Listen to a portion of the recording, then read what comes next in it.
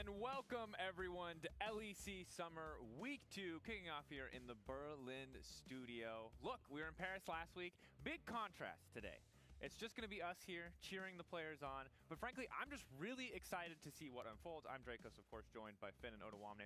But before we talk about more about what we're going to see behind us on stage today, let's talk about what we saw last week. Oh, where can we even start? Because the fans were absolutely insane. It's been 5 or 6 days and I still have the chants in the back of my head. Now, I don't understand much from what they were saying, but the beat is still there and it's still ringing. And now that I'm thinking about it, it's already back in my head. I mean, casting that series was so crazy because I felt like I was always competing, not against my co-caster, but against the crowd. It was so loud in the arena. Look, we were all shouting ourselves hoarse. It was an incredibly good time. And I don't think you have to understand French. I just hope they weren't being mean, because I was ready to chant along. Like, I'll just try to my best to rinse and repeat.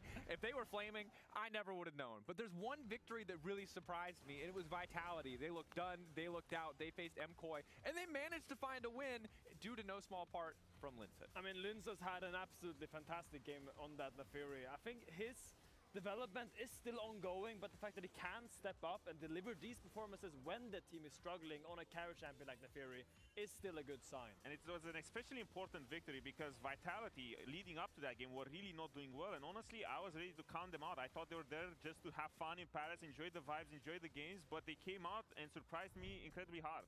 And they also had a lot of fun. So there are still some questions for Vitality. Before we talk more about Vitality, let's take a look at the upcoming week schedule. Now, it's a little bit different than what we saw in spring.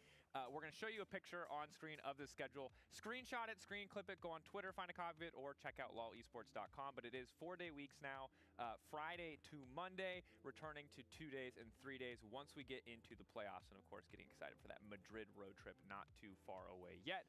But that does bring us to today's schedule. Seeing a couple teams that we have not seen yet this season. Team Heretics playing up against Vitality, and MKOI playing up against Shifters.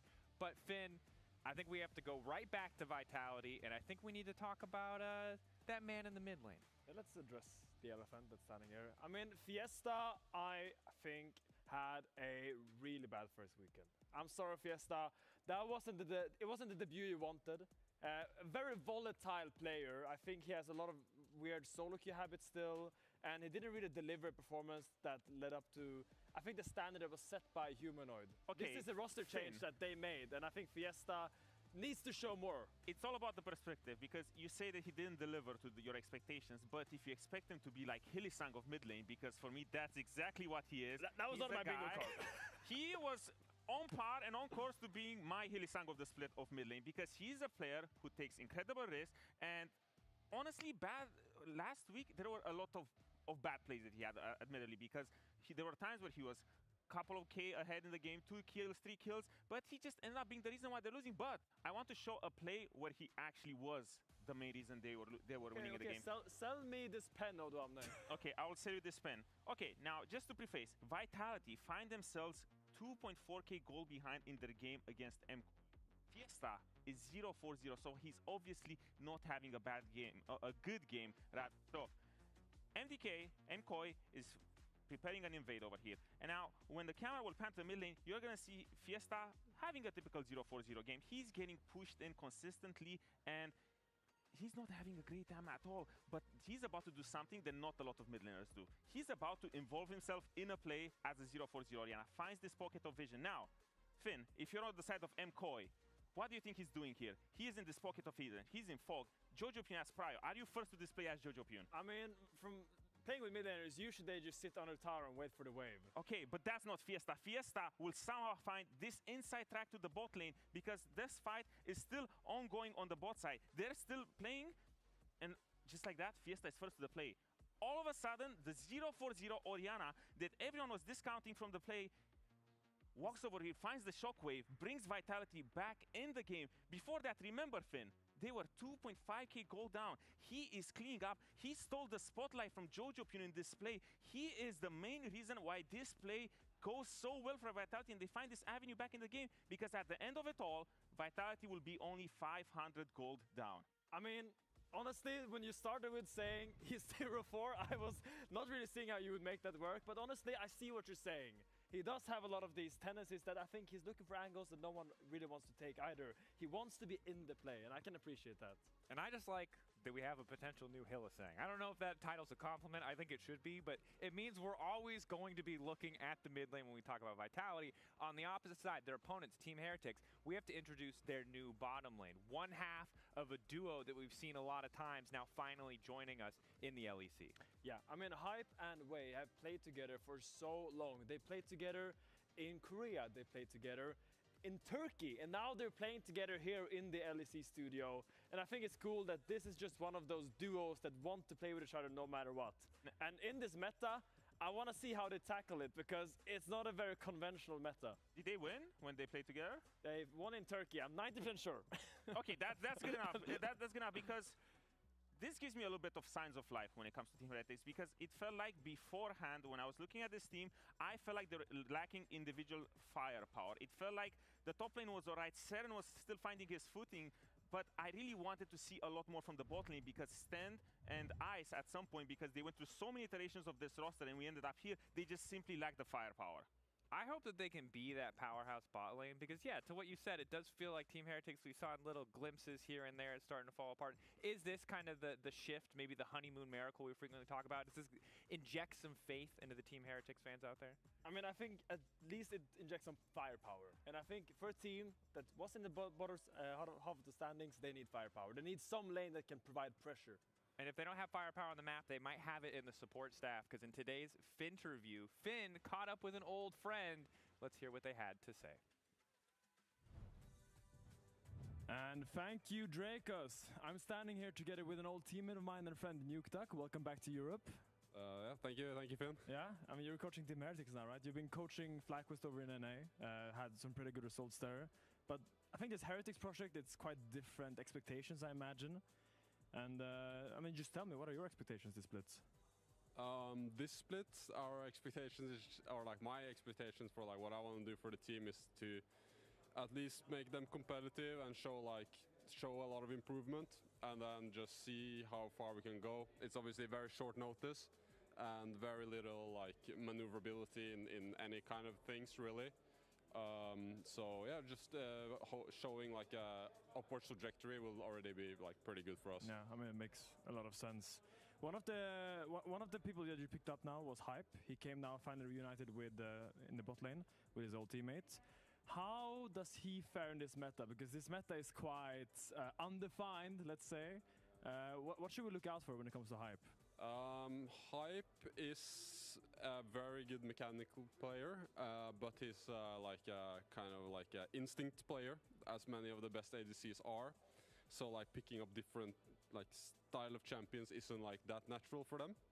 So I would say, yeah, he has good mechanics and he is not scared to play aggressives. And together with Wei, they're very like they have very good synergy together. They love to play aggressive. When it comes to the new meta and everything, I feel like he may int or may not int, you know, like it depends. Like I don't really know how it's gonna look. Really. Yeah, I don't really know how it's gonna go, but okay. like, yeah. All right. Well, one final question, and I had to ask this contractually: is it the year of the duck? yeah, for sure. Yeah, year of the duck. Yeah. All right. Go. Thank you very much, Nukeduck. Now, Team Heretics coming right up. I think that's the least enthusiastic I've ever seen someone about it being their year. I mean, I think really Team Heretics has leveled up their coaching staff now with having another Norwegian in the league. I'm really glad, very happy. And I think you can see the enthusiasm from us Norwegians here. Incredible enthusiasm all around from Nukeduck as he does join Heretics. He said he wanted to level them up. He said he wanted to improve them. They went 1-8 last split. Pretty easy. You can't really go down from there, You Jack. could go 0-9. So, but yeah, pretty easy record to improve. And I think as we're going to head into draft, that's pretty much the prime area where a coach can come in and help the team out, especially since he hasn't been able to make much roster changes. Of course, they're bringing in Hype, but that feels like kind of it was a foregone conclusion already when they brought in Wei earlier in the year. Yeah, it felt like a duo that they wanted to have back together in Wei for Spring Split, and now Hype coming up from Misa, where he did play with Stand and they did top the TCL. Pretty fun that they like swapped places, yeah. Little switcheroo. I mean, that's often how trades work. That is true. In computer games. But and usually in League, League, there's very rarely trades. It's often, usually yeah, like one you're person right. gets kicked and then You are. You're very right there, Jack, as we are about to get into draft for the first series here for Heretics and the fourth for Vitality. You'll be happy to know that we don't have a team playing 7 series in their first 3 weeks of the split and then not playing again. The schedule is a lot more balanced, but we are here every Friday, Saturday, Sunday, and Monday for the foreseeable future, so we hope to see you here as well. And I'm curious to see how Hype slots into this roster, because it felt like in winter and in spring, the only real way that Team Heretics was able to pick up wins was through ice. I think he had like 4 pentakills, some crazy stat. He was just the pentakill demon, and was really the only way that Team Heretics could win. And they decided to replace him with Hype, so big shoes for him to fill in there to try to kind of bring this team together and take down a Vitality that's been a lot weaker than we anticipated. So this is a good time for Team Heretics to try to show some of that. Ljudi moji. Evo nas u još jednom danu Let's-a, a sada Heretici i Vitality. Iskreno, sviđa mi se botlane Heretika. Hype-ivi. Ali mislim da bi Vitality ovdje trebao da ih išamara na najjače.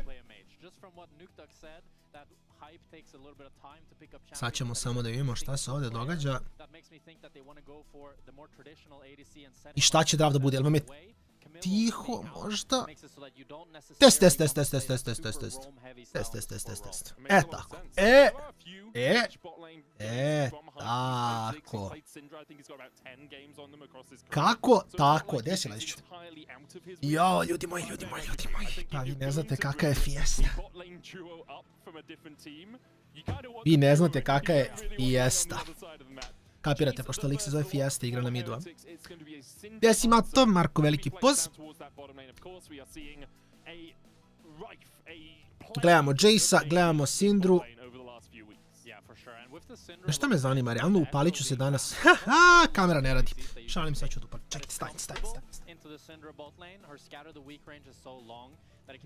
Danas moram u oči da vas gledam, ljudi. Mislim, malo sam... Nema veze. Golišav. Što? U teoriji samo diže gledanost. Tako da, znate šta, stvari koje radim za preglede. Ali bože moj. Reci im, Laziću, ostao si bez... Te realno Marko na 12k smurfuje. Ok, gledamo draft, Jace. Jace, Xin, Leona, njima sad treba mage i mage, ali tako? AP mid, AP bot. I ne znaju gdje je Syndra i zato nisu tele pikaju ništa. Pantheon je poprilično jak. Hvala Kevine. Yoriku Jace'a, counter, ok. Vitality sad samo banuje countere za Syndru. Interesantno Ori Casio da nije uklonjeno. Jer Ori Casio su normalni banovi, a... Eko Vlad su cheese banovi. Sad ćemo da vidimo. Nedovoljno proteina za Lazića. Sad ćemo da imamo šta će da urade ovdje. Sim, ramišljamo o tome, u fazonu sam, Casio Oriana je vanila ban. Znači, kao da ti tamo sladoled uzimate, ovo je vanila, ovo kao realno je safe bet. Gdje je Klara? Otišla šeta Luja. Klara trolo, ja mislim da je neozbiljna, nema veze, rešit ćemo i to.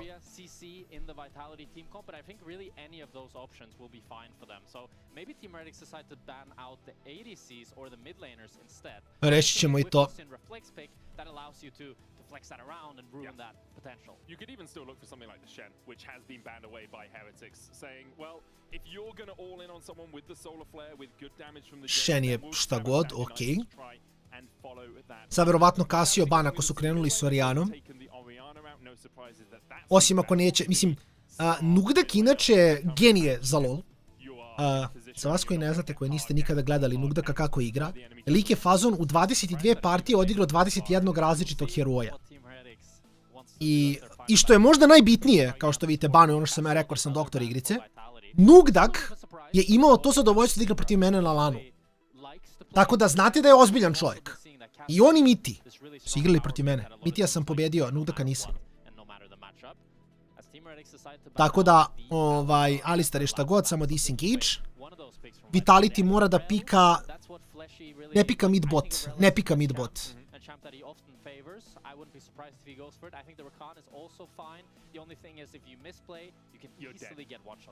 Supporta pikaju ovde. Ovde pikaš šta god hoćeš da igraš u rel. Što možda bude u Leonu, pardon. Rel.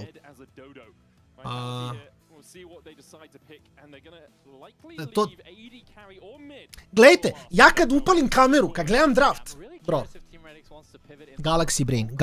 Trebam da coacham neku LEC ekipu, stvarno, brate, previše sam dobar. Ok, magevi. Sad šta radiš? Artillery mage, problem je što moraju da uzmu 2. Ja bi uzao 2 koje mogu da flexaju. Pikaš Ziggs, plikaš Jace bot. Onda je Jace bot. Ziggs. 100% Ziggs. Nije 100% Ziggs, ali Ziggs bi bio jako dobar. Silas mi se ne sviđa. Mada i mislim. Lockit. Heretici lokajte. God za draft, hvala. I sad Vitality šta god da radi, ovi mogu da flexaju u bot i mid. Mislim da Heretici žele da mečuju Ziggsa sa Syndrom.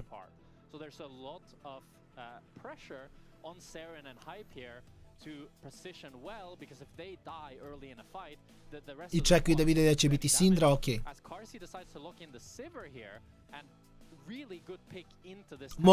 Mogu Jace i Ziggsa da switchaju. Što je fine.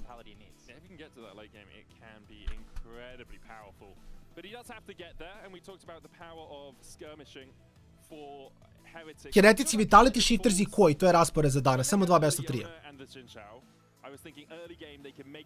Malo mi je krivo što nije Jace bot, jer nisam to video ja u partiji, kao da gledam da pratim.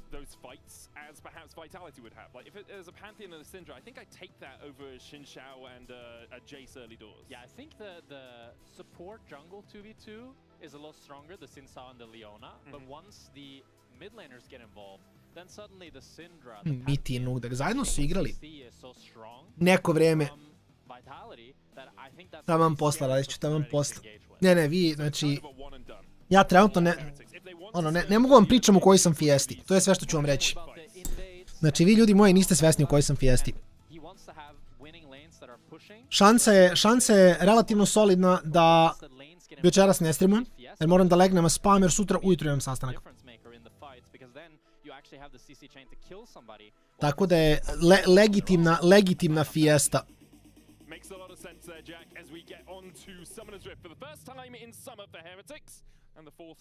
Samo da im gdje sad trebam da pomerim sebe sekund. Zato što...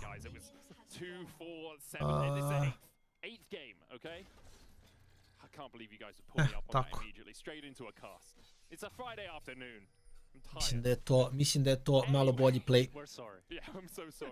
Danas dobijate analitičkog shine-u jer mi treba malo da razmišljam o League of Legendsu, iskreno. Verovali ili ne. Tako da ćemo gledamo šta se ovdje događa. Ne sviđa mi se Jake'su Syndra, jer Syndra može samo da čuva scatter za kad ovaj uleti u melee range od levela 2. Kad dobije scatter, očigledno. Jace bot si igrao u NA-u, mato. Ako te zanima da vidiš, ako nisi gledao, u NA-u su pikali, mislim, Jace-a na botu. Karzi, ne sviđa mi se cool start u ovom matchupu, mislim da je W malo bolji. I before kripa.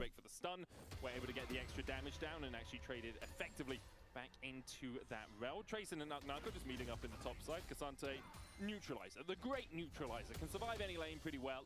Yorick, if he hits him with the morning mist, can chase him down with a few ghouls, but for the moment, Tracing should be just able to do this, path make it in, hit the Q3, Nako.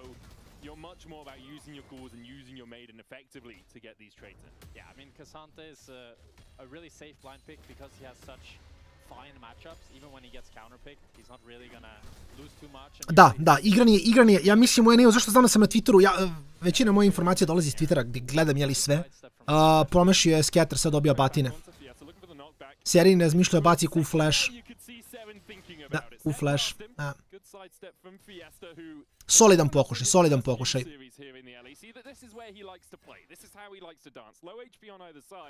Nema previše healtha. Ni Fiesta, ni Serin, Accelerated Shock Blast. Pogledajte, stavio 2 poena u Q. Zašto ga ubija iz EQ-a? Ne brini se, Kevin, ja sam upalio Gilder, ni komp mi blue screenovo, tako da stvarno nema tu ništa preterano čudnih stvari. Ovo bi mene pogodilo. Ne, Karzi ima pressure na botu, obrnuto je. Samo treba da nastavi da basicuje s W aktiviranim i on je fine da pusha u Zigza ovdje. Ali Karzi je odlučio da varduje, iako je njegov jungler gore. Da, i krabica.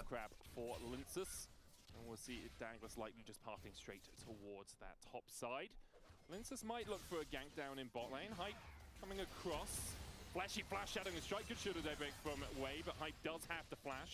Someone has burned on either side. I Karzi samo treba da puša ko besan, bukvalno. Opušteno mato. Mislim, šteta, jer ja sad ovdje breakdownujem sve, ali ono, to je okej.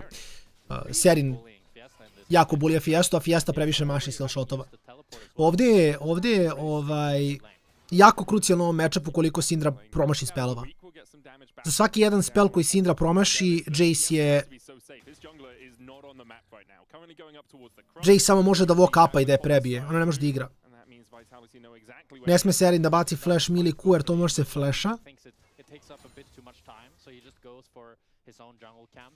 Jaceov Q hammer formi vam je kao obrnut Cho'Gathov Q. Tako je kodiran. Tako da može se flasha. On skoči, poleti, padne i tude padne tu radi damage. Flashaš, nisi na zemlji, primiš taj damage.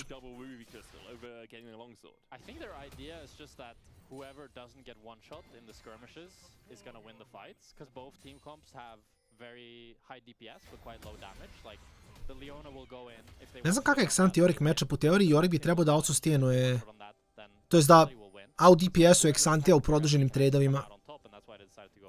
Vidi, polako, čekaj. Čekaj, Mato. Čekaj, Mato, nije još kraj serije. Možda, znaš.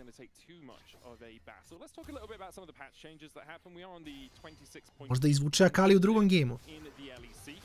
Ne, what the Dobro. Nekada upališ duha. Ne, znam, Kevine, to je bukvalno free win za Spike. S tim da džabe to kad će on reći igračima nemojte se bijete i braće moje će da se biju za trećeg Drakea kod im život zavisi od toga. Problem! Imam jednu anegdotu koju mogu da podelim s vama, sad sam se setio te anegdote. Kad ćete o tome kakav je život coacha. Inače ovo nije više bitno, samo je jedna jako smiješna priča. Kad sam coachovao Zvezdu, i sećam se kod je juče bilo meč, je bio protiv Aleksine ekipe. Ne znam, Asus ili ne znam za koga je igrao Aleksa. I sećam se, Akiles je bio na midu, igrao je, ja mislim, Korkija, double im igrao Kamilu u džungli. Ja sam Akilesu iscrtao petting Aleksin i bio sam u fazonu, brat, uzima red buff level 2 te genkuje, nemoj molim te da umreš na levelu 2. Znači, rekao sam mu da će biti genkova na levelu 2, nisam da ne ogrešim dušu, nisam siguran, sam mu rekao sa koje strane lejna, ali kao, Alekse, reci, uzeo je red i genkujete, da li sa level, ali kao level 2 te genkuje. Level 2, Akiles hita, CTRL W Valkyrie, pravo u protivnika, izleće level 2 Kamil, ubija ga i ja sam u fazonu, ne ovako. Tako da to ti je život coacha. To ti je život coacha.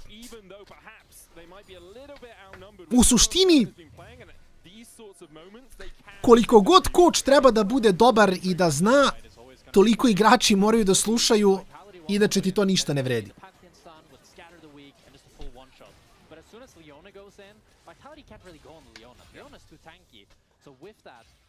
Tako da to je nekako moje viđenje. Yeah, really good early start here for Heretics. Naka was also coming down from the top side, but wasn't able to get there in time to make it an outnumbered fight for Vitality. So Heretics now about 400 gold ahead. I džabe ti igraču kažeš šta će se dogodi i sve, nema veze. To je isto kao ovo. Ja sam siguran da je Mata rekao svojim igračima, ljudi, outscalamo, nemojte se bijete, čekamo samo pravi trenutak. Ali džabe tebi kad u game igrač odluči da klikne. Šta da radiš? Tako da, anegdote sa strane, se vratimo na analizu ovog gema, jer sam nešto danas veoma analitičan. S tim da moram da ugasim... Što mi je Steam upaljen uopšte? To je pitanje.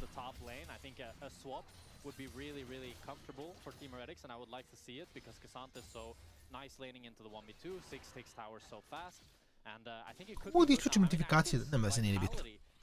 To je okej. Oskara?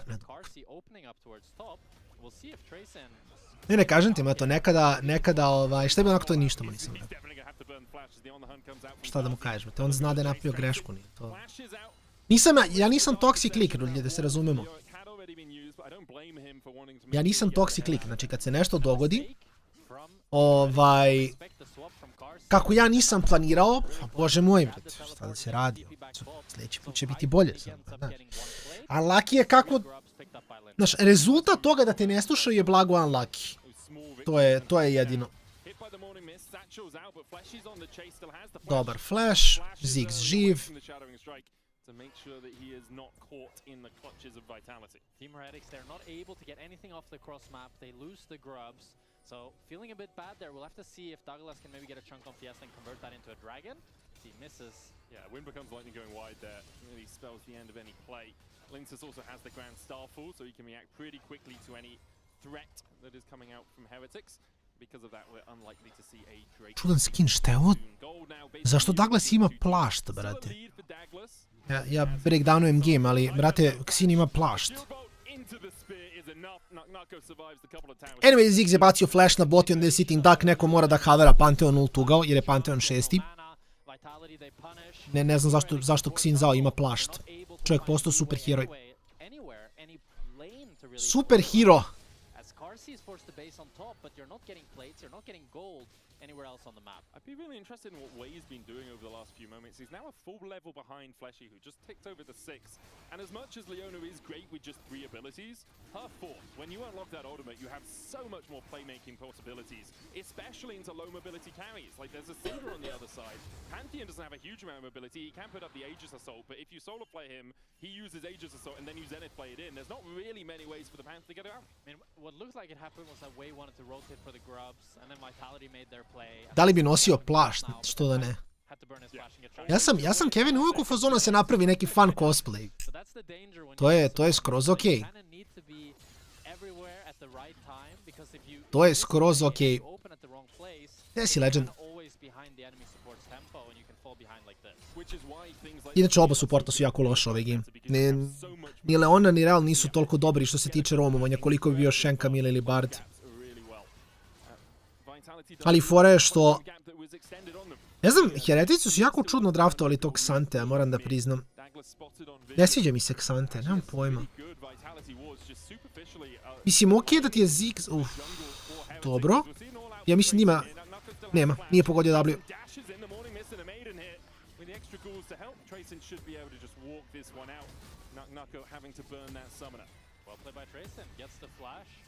As Linces is here, but there is a ward. I think Trayson... Nah, but he's got Aegis Assault movement speed here. That's what he's going to use. See, immediately just sprints towards Trayson. Oh, I was expecting they'd go for that, I'll be honest. He already has the Pathmaker back up, so then he just Pathmakers the Linces stun. Yeah, but if you Dark Procession as Linces jumps in... Okay, I don't know what's Dark Procession, I don't know that one. It's the cage, dude! He's already used it. Dark Possession? Ok, nisam se tako zove ako ćemo, ali nema veze. Douglas ne flasha, ovo ne zna gdje je Pantheon, ne zna gdje je Syndra, lik i dalje ima plašt i dalje mi nije jasno odakle mu.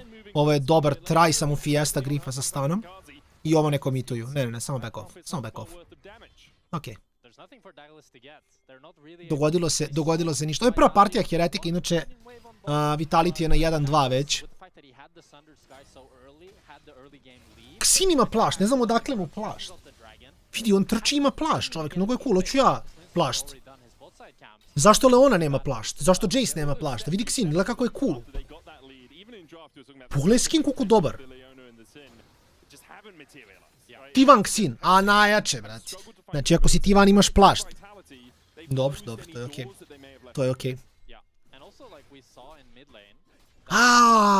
Onerova jakna jer je Oner nosi kao na majmuna ga tako nosi. Jeste, upravu ste. Da, Oner nosi jaknu preko tako.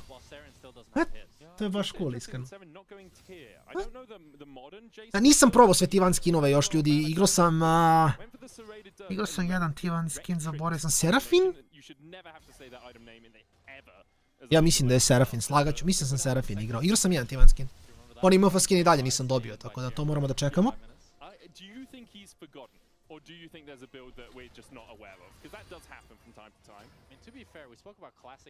To je fora. Svi igrači pitali šta maš. Znato, polako. Reci im da imaju još da igraju, braci. Imaju još da igraju i onda ću ti dati moje mišljenje o svakom igraču posebno ako žele. I ako želiš.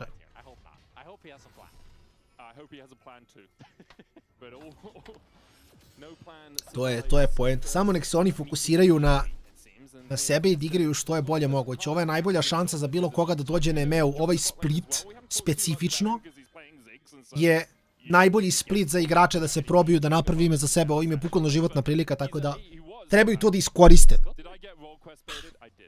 To je moja poruka njima. Legend ne znam.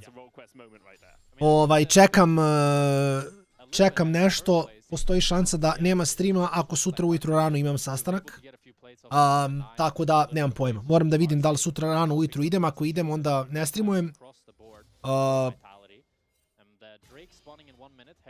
Mada opet i zavisi. Zavisi koliko će let trajati, zavisi kad sutra i ako idem, kad idem i sve to.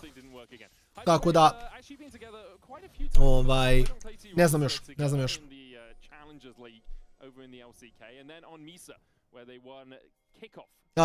Mato, mislim da je championship poena, ako se ne varam. Mislim su u pitanju championship poeni.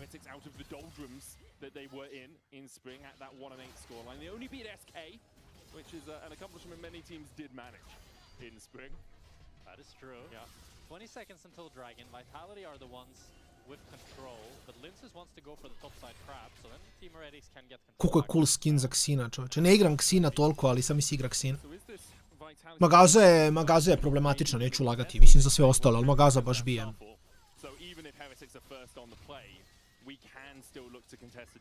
Magaza baš bije.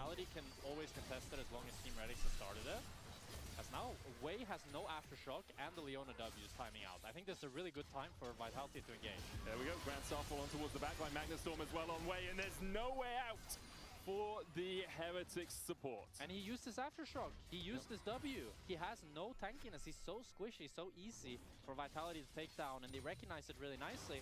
And that does mean that the second dragon now is going over to Vitality. The only saving grace for Heretics is the fact that Fiesta used his TP when he really didn't need to. It was a cherry on the top of the cake, but the cake was already gaton. It was no longer gâteau, you know?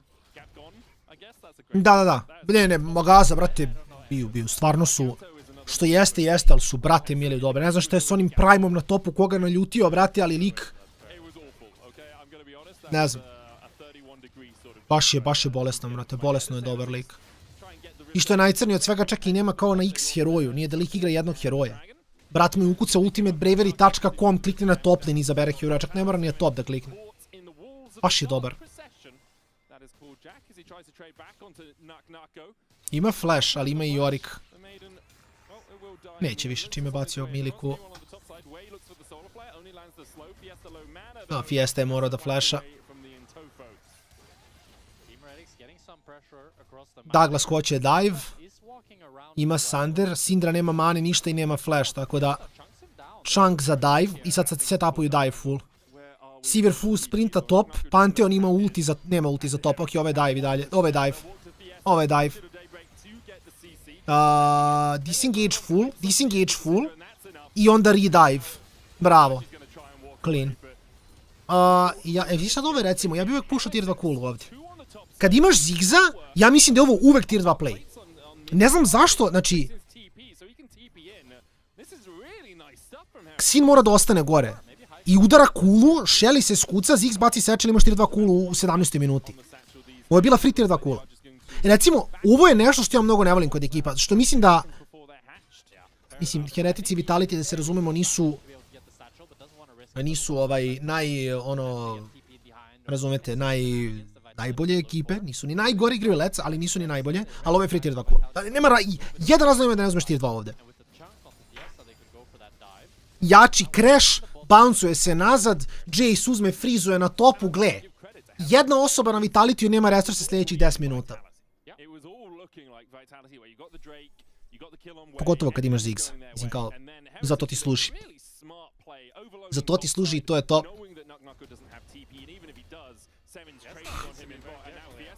Sad, jel hoće Vladi u Spike ili hoće Matu u TSC-u, znaš, ko će ga znati?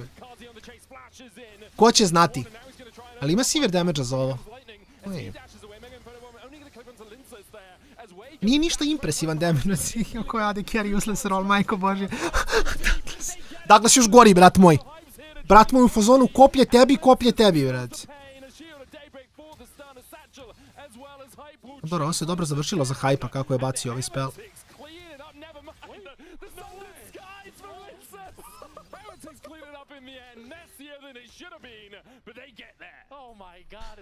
Ako je neka granata pogodila gornje vlasotince, ja se izvinjavam. Nije Ziggs hteo, slučajno je to uradio. Da.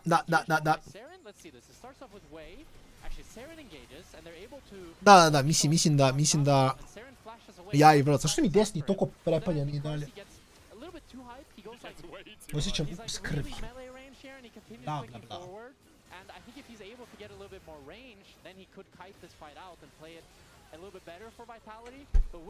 Ali čekaj, stani. Samo jedna stvar. Imam pitanje. Jeste gledali kako je Krompir igrao Siona na midu? Ja i dalje ne razumem zašto ekipe ne idu na... Mislim, bit će promenjeno sljedeći patch, verovatno, ali za ovaj patch... Razumem što ne idu po mojoj formuli. Top lanera šalješ da igra mid lanera da igra bot, AD carry-a na top. Koristiš se, u životu nisam probao. To je zašto sam bio kod Zubara jučer. I onda me Zubarka malo me ispeskirala, što obično zapali malkice desne, i onda je sad to još malo upaljeno. Ali bit će bolje, prođe to večeras. Mislim, to ti je ono glupo što zalepiš, što staviš ovdje. Valjda, nemam pojma. Ovo to klinci. Da, pa... Ovo ti vele ona besmrtna. Nije se prokao protoplazim dovoljno brzo.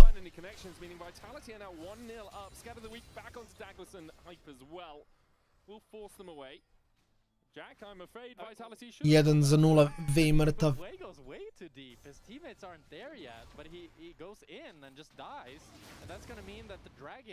Is free for Vitality, even though Team Redix were the one with a 4,000 gold lead with better items. So Fiesta. Uff, dobro, hype damage. He's fine, man. This guy knows how to party.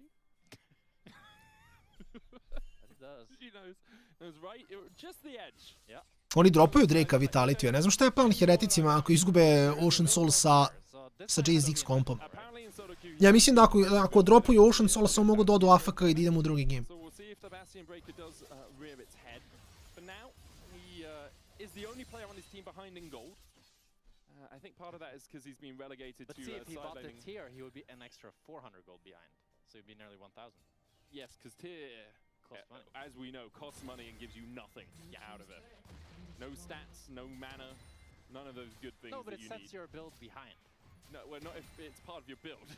Yeah, but it sets it's not like he's buying 4 control wards, you know? He could be doing that. Yeah, that would be bad. Or just a random elixir every now and again. It's like, hey, we might fight this. Mislim, okej su hype i mene samo brine što su dropali 3 Drakea u sol koji im je luskon.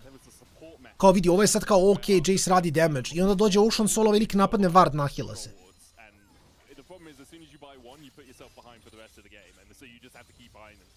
I kao tebi otišla cijela kompozicija. Mountain je drugi najbolji ovdje, a Ocean je daleko najbolji za Vitality.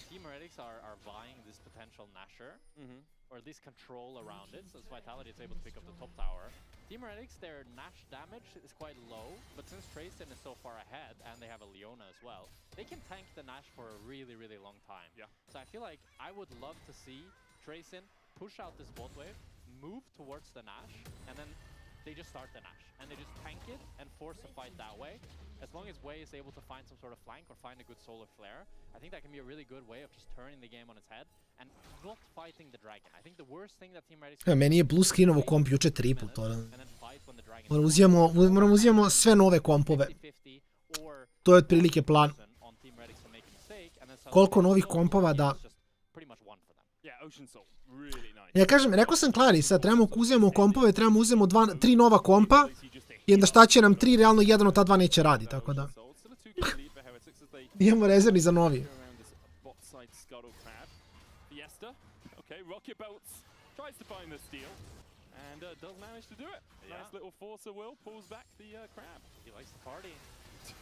Dva i po minuta, Leonu ne brstaju, ne komituješ full na Leonu.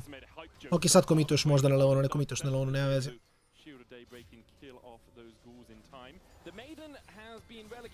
Ja mislim, Mato, da su oni cave, ako mene pitaš.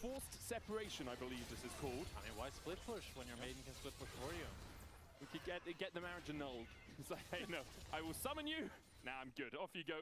Down towards the bottom side. Trayson's going to answer that pressure, though. Some good vision from Vitality towards this red buff side of Heretics, who have slowed down pretty much on the pace of this game. 2 items on Trayson, on Douglas, on Seven, on Hype as well, maybe. That's the moment they think they have enough poke. Realistically, Teamretics now, they get one more opportunity where Trayson could push out this bot side and rotate towards the Nash. He's actually choosing to not push this bot wave. Mislim, oni imaju minut 50 da provale šta rade, to je otprilike play. Really generate the pressure that Teamretics needs though. So they're not gonna really leverage this into anything. Hype is basing. See if he has any sort of, just a needlessly large rod. Just. That's 1,200 gold okay, but it's not a Rabadon, investment. You know? We were thinking it could be a Rabadon.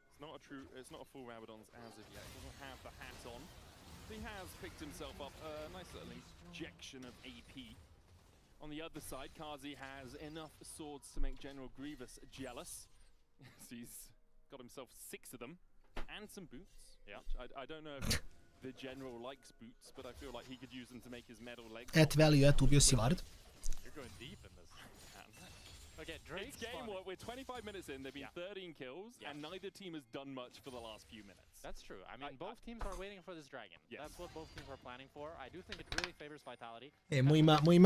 Moj ima moju karikaturu sa strane, tako da to je, vidi, znači samo to je ozbiljna cijena.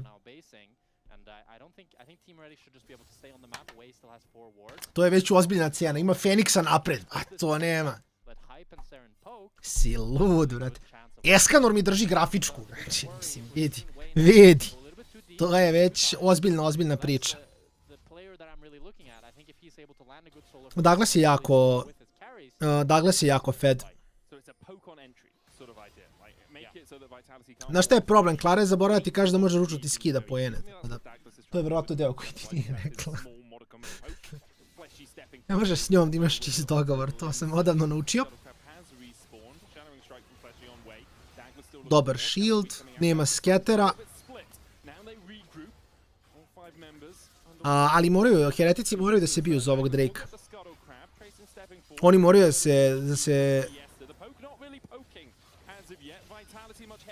da se tuku za zmaja. Jeste Divine, karma je sve to. Sve je to karma.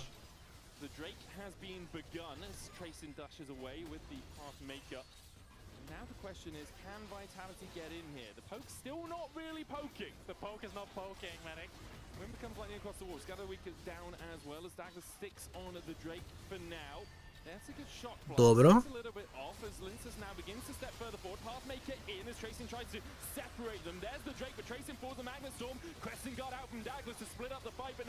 Uzeli su Drake, ojojojoj, dobre. Ziggs ulti je bio popričao huge ovde i Douglas je mrtav, samo nema flash. Nema flash, nema ulti, ali uzeo Drake-a, bole ga uvo, fajn je. Ovo je fajn. Vlada na streamu. Idemo, vidi, ništa me ne bi me čudilo ništa, iskreno. Sve je to sve je to moguće, sve je to moguće.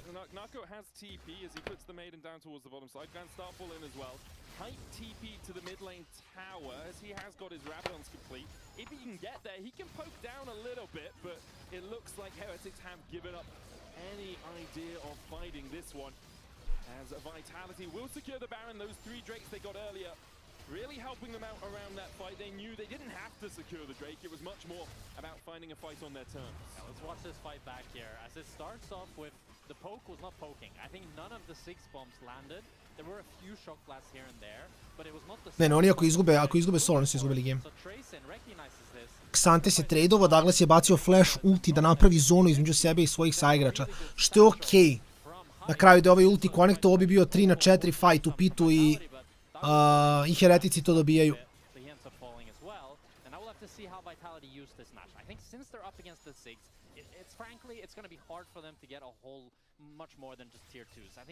Jedini problem koji Heretici ovdje imaju je što Vitality ima Sibir. Sustain damage je mnogo na njihovoj strani. Mislim, Xinti je... ne znam. Xinti je najvanila jungler ikada, ono. Nema ugao za ne znam nija koji wow play. Ali... kao, bit će konstantan. To je fora. Biće konstantan. Ja isto nisam ogroman ljubitelj Xina. Okej. Što se Fiesta vratio u kometiciju bombu nazad, to nikad nećemo znati. Ovo mogu da engage, ne mogu zašto Lana nema ult.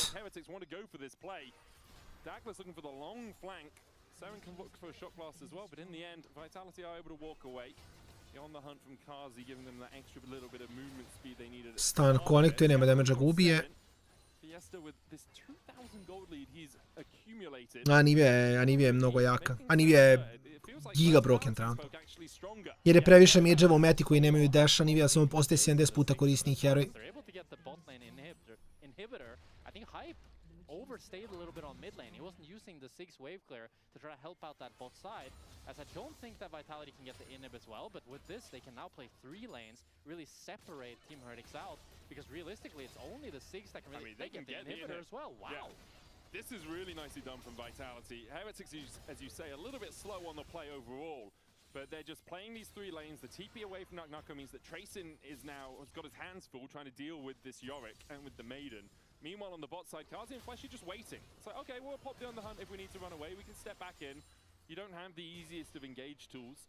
Meanwhile, in the mid wave, well, it looks like they are going to back away now. In the end, Vitality got quite a bit out of that Baron. Not as much as they'd like. They didn't break an inhib, and they only broke 1 inhib tower, but they still took a ton and developed about a 3,000 gold. Mislim, nebitno je, za minut je Drake. Akali flex, Skarner flex, Akali Skarner bot. Akali Skarner bot.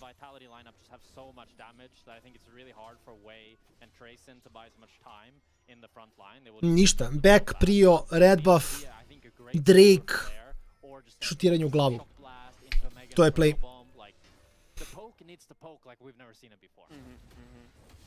Unfortunately, they just haven't been poking that way. There's been a lack of pokage, really, overall. Drake up in 30 seconds, though.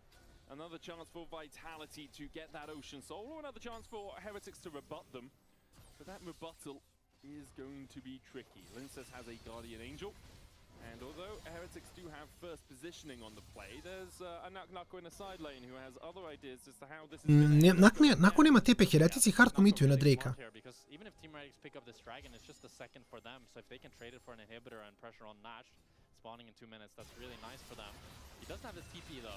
I sad mora hoda ka njima, Jorik. I Fiesta ne može se bije, okej, big. Fiesta nema TP, heretici su kupili još vremena. Da, okej su. Linkas će prova baci flash smite da ukrade. Ali oni gube bazu, gledaj Jorika. Pogledaj odvrtnog heroja.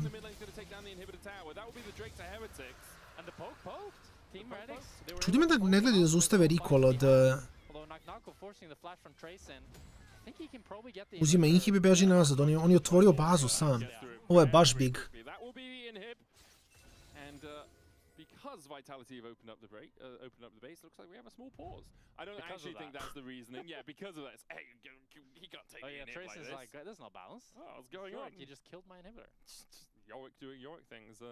Yeah, it does feel like... Ne znam šta je s pauzom. Very much outscaled. Ne znam, meni je... A cijela ta meta na topu mi je jako diskutabilna. Mada kažem, sad se mijenja meta opet. Sljedeći patch buffuju Fleet, buffuju Zergs, daju MA rade carryima.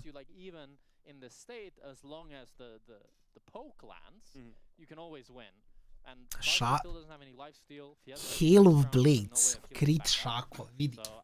Vidi. Brate, ne možeš da izgubiš game, ja ti kažem. Znači, ja ti kažem. Moraš, Mato, moraš o tome da razmišljaš. Pogledaj, dobiješ Orianu first pick. Pikaš Orianu.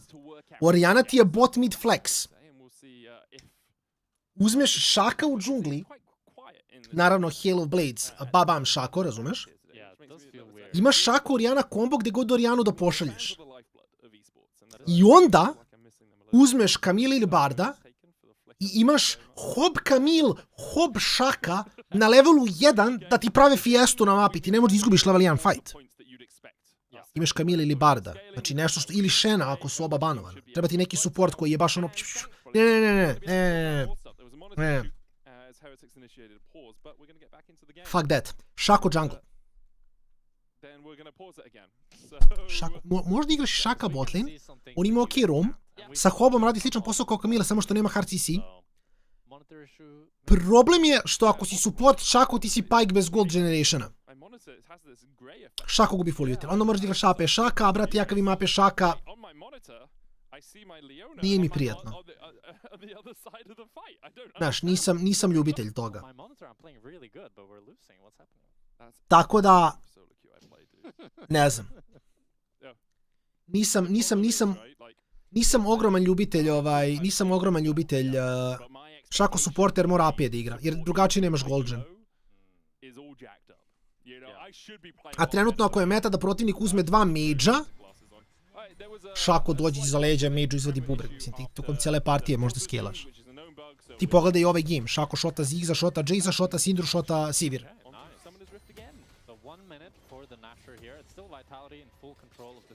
Ne možeš šaditi zašto nemaš gold gena, to je problem. Jer da bi AD Šako skillovao, on mora imati gold generationa nekako, mora nekako da zarađuje gold. Pike zarađuje gold kroz ulti, pa opet ne skilla dobro jer je Pike i 5 levela si down. Šta ti da radiš kao 5 levela down Šako? Ništa. Uletiš, kritaš Syndru, skineš je 150 health i u fazonu si moj posao ovdje je gotov. Da. Ali onda vidite, ako imaš roam supporta i Šaka na levelu 1, ti ne gubiš ni 1 2 na 2. Osim ako protivnik ne igra Darius supporta za hand jungla, razumeš? Ne znam koji pairing dobija to 2 na 2.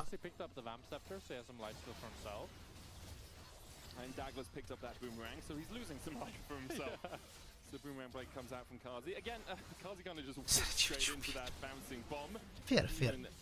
Taking the Mega Inferno bombers into the minefield. Okay, wait, Hype does damage. Yeah.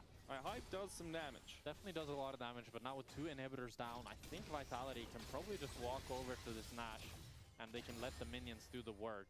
Team Redix does have 3 teleports though, so they should be able to send someone down towards the spot line and be able to answer with the TP if Vitality wants to start this Nash right now.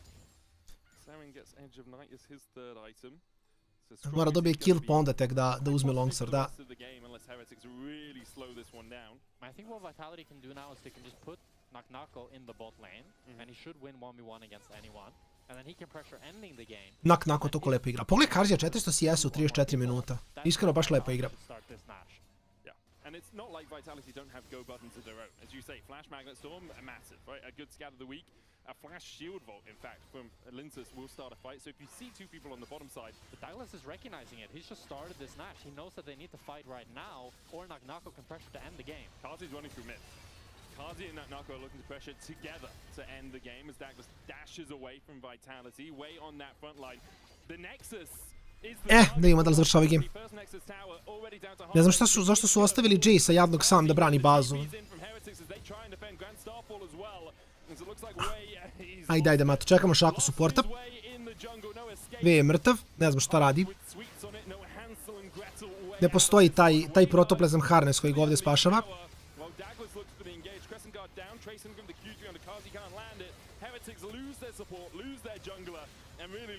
Ja mislim da je u samo game, ne? 50 sekundi. Tracer će da ulta za W još jedan. Mislim, jak je, radi dobar damage, naskilovo je, ali nije naskilovo, ode Fiesta, nije naskilovo dovoljno. I sad će Nako da promaši kulu da je ubije. Nako stakuje, brat moj, gleda. Stvara dečicu.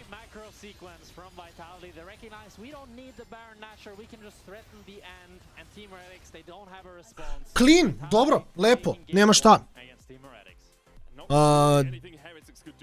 Čak i... Vo? Karzi je ispalio Linkasa, drama. Dobit ćemo intervju zašto ga ovdje ispalio, vjerovatno. Ništa, ću ne stanem, tu sam brzo, vraćamo se u game broj 2, pa ćemo malo se prdamo opet.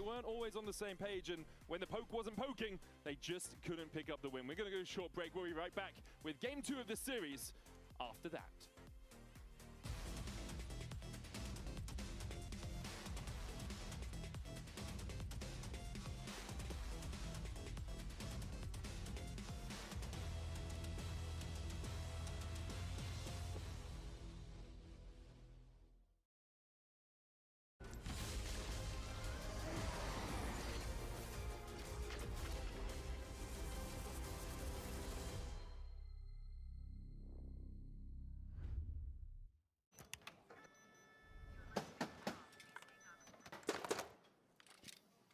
Brother, let me try.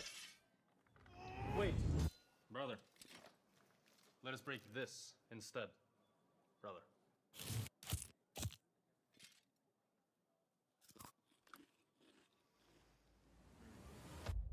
Have a break. Have a Kit Kat. What is this, brother? Perfection.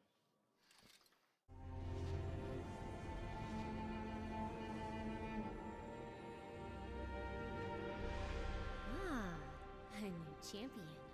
Welcome to my shop. You'll need the right build. Choose wisely, because every upgrade brings you closer to the next level.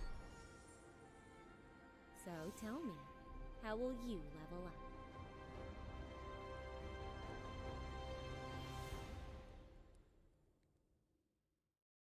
Want to find your fastest server every time? Express like a pro and optimize your connection in one tap. Express in game without ISP throttling. Express and shield yourself from DDoS attacks. Express and choose the VPN trusted by gamers everywhere. Express VPN. Experience gaming the Express way. Fast, stable, competitive. Outplay the world. It's time to Express. Unlock free Hextech rewards, exclusive skins, and more. Scan to subscribe.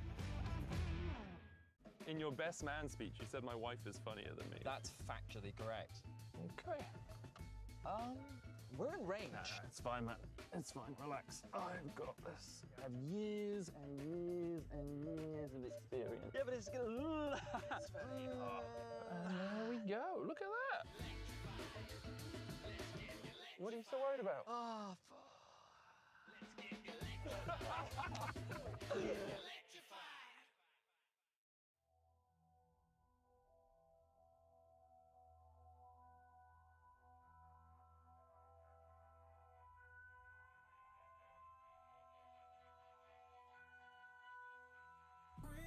Heavy is the head that the crown seat soon. Feel it weighing down on my shoulders. Cruise are meant to break, but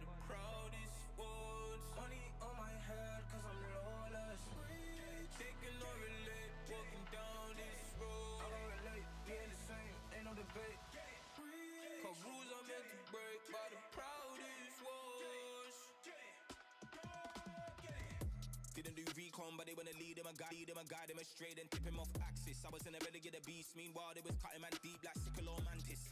I've been winning off practice, not clout or digital captions. World's in madness, how am I gonna manifest greatness if I don't make actions? I don't need reasons, I just need money and power and stat lift. I don't wanna do it like that. That method's too underhanded. The big man said it ain't landing. Never gonna profit off badness. Never got a dollar off sadness, but I've been sunk so I don't do sanctions. Heavy is the head that the crown shit suit. Feel it weighing down on my shoulders. Rules are meant to break by the proudest ones. Money on my head cause I'm lawless. Taking over lit, walking down this road. We ain't the same, ain't no debate. Cause rules are meant to break by the proudest ones. Came in this game with a serious killing instinct, man. I never did courses. Look at all the times in the past they rejected him. Now they wanna imitate patterns and forces. Stone eye vision like organs. Terrified look in his eye when he finally realized all of the weapons that he brought to the war ain't forming. I've been giving this heart and body and soul and mind and organs. Knocked to my fingers bled. Now it's through skeleton keys and door kicks. Treading with means and caution. Man, I had bellies to feed from morning. So if they start selling me dreams, I'm walking. Yeah. I was uncomfortable, man, I was scared. Looking for solace and they wasn't there. Now I'm a problem and they wouldn't dare. Yeah. Doubling down cause this game isn't fair. They loaded the dice, I came in prepared. Feeling it so out of body, I feel like I'm floating on air. How do you cope when they never gave you hope? Really left you in the cold, and it's weighing heavy on your soul. To be honest, I don't know. Either way I had to grow. Get it together wherever the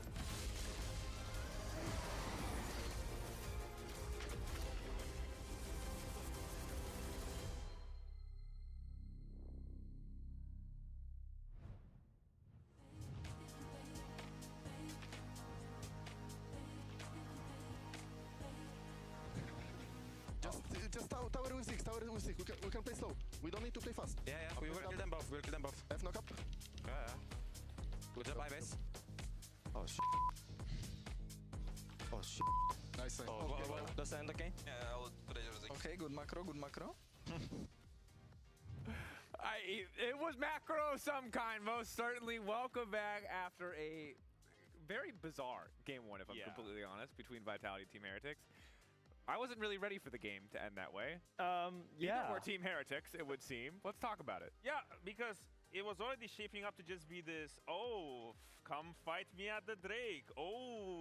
It's Nasher time, let's fight at Nasher. But no, Nagnako is like, hey, there's a whole different universe out there. I mean, it's just such a luxury when you're playing Yorick. You can split push side lane constantly the entire game. Why? Because Vitality started the game with 3 dragons. Now, okay, never mind. Let's just talk about the split pushing because the ending was maddening. Yeah, because all of Team Heretics are just completely tunneling on the fight, and Nagnako, he's right there. Pause he's just pushing your base. Okay, you are doing this Nasher with these 4 boys over here. On the other side of the map, yeah, I mean, we already saw Nagnako, but we see Karzi over here and Nagnako pushing. Who is your damage dealer on this Nasher? Because for Team Heretics, while you're doing it, we can roll out the clip. But we're doing Nash. They're showing in your base. They're hitting your buildings. They're realizing they can back off. But the problem with this Nash is it takes an hour to finish it because your only damage dealer is Ziggs. And now let's pause it again. The reinforcement came in, but all of these guys that really need to go to their base over here, now you're being flanked from your own base by Vitality, who can easily just take this pathing over here. So this world of chaos that we know Vitality and we love them for, I mean, we loved them before, but now with Fiesta being there, we love them even more. They seem to thrive in it, and it was very weird. It was extremely bizarre, but I really liked it because they just threw that boring game script out the window and they just made it all about this. Let's just fight everywhere. Let's just drag you around the map. What? Okay. You guys have both been in pro team atmospheres. What do you say? You're Nuke Duck and Mithy, you're Hedon, you're backstage, you're like, all right, we got to say something to the boys after this game, clearly, because that was a disastrous ending. But what do you just say go next? Like, is there a lesson to be learned? Look, if you are playing Sigs into Sivir, you should be getting some damn Drakes.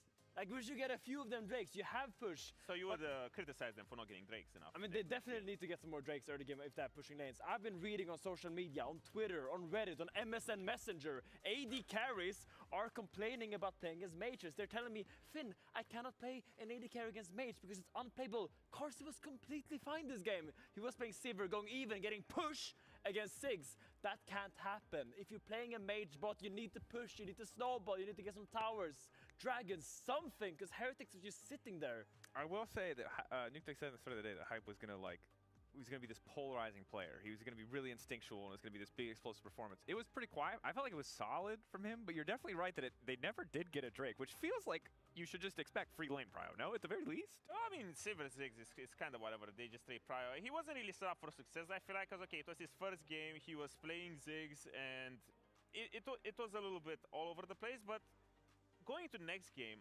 I really want them to just play on Drakes a little bit, get them a little bit more tools, because if you can bring out the draft, I had a couple of issues with what happened. I felt like it was a pretty good draft from the side of Vitality, and it felt like this whole identity of the supports had in week 1 got taken a little bit too serious, because the Team Heretics was sitting at home and was like, okay, boys, Camille is in the meta, we're roaming supports, we're going everywhere, let's just copy all of that. But the problem was that the Leona this game, which we all touted in Paris, it was the best support in the meta and it was completely OP, just had nowhere to go to. It felt like we're making this game about 3v3 mids, but you're already losing mids. I disagree. I think that's why you're not a coach. I think Team Heretics draft is so simple.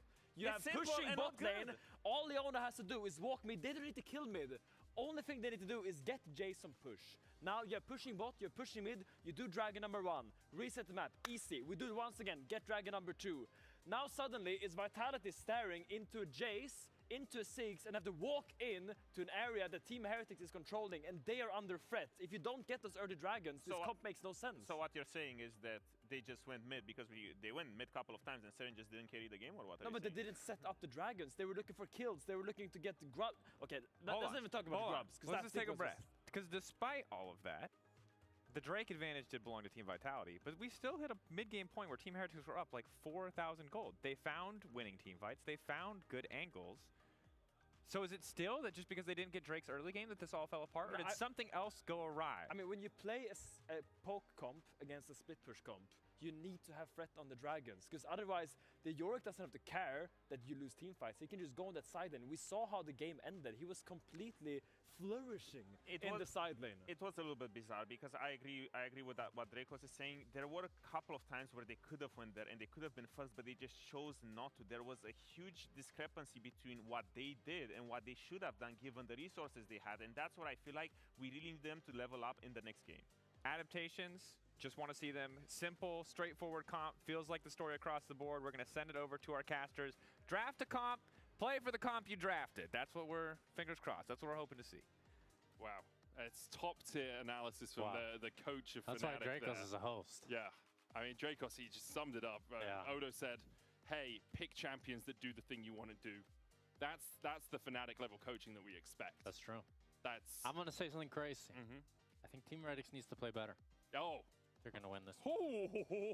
I know. Are you in Nuke Duck's ear right now? It's like, hey, Might be whispering. Mr. Duck, have you thought about playing better? If you want this to be your year. Man, I think they'd be happy if they just get a day instead of a year. Right, let's start small. We're going to start small as we get into draft as well, with Vitality on the blue side. This time, Heretics with first pick, I believe. Maybe, no, Heretics second pick. They chose second pick. So we'll see what's open. We're going to have Poppy and Viband out, unsurprisingly, to kick things off. I wonder if we will have the Orianna sneak her way through. We'll have to see. But I do like a lot what our analyst was saying about the Dragons. I think both of these teams are kind of down in the mud right now, and Dragons is really going to be the name of the game. And to get Dragons, you want strong early laners and a strong skirmishing jungler. Both teams kind of had it last game, and we'll see how they draft in this one, as the Ezreal is now taken out by Vitality as well. We're kind of seeing Ezreal as this premier ADC that most teams are either willing to pick incredibly early or ban away. It's because he's kind of a mage. He's kind of a mage. He's basically an AD mage. That is true. AD caster, you know.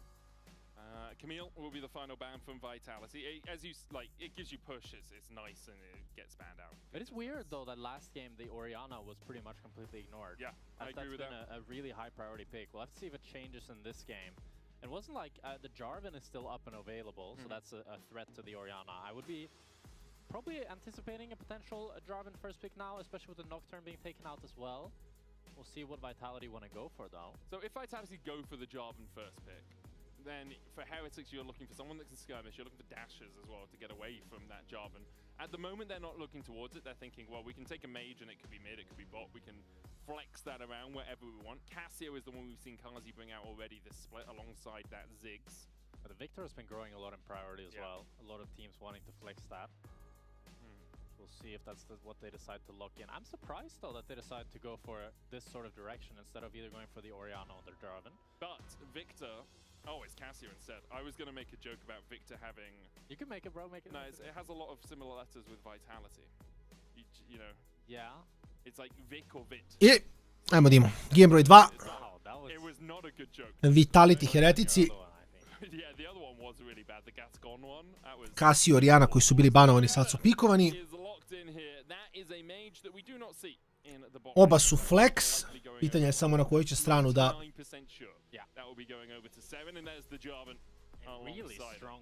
da ih šalju.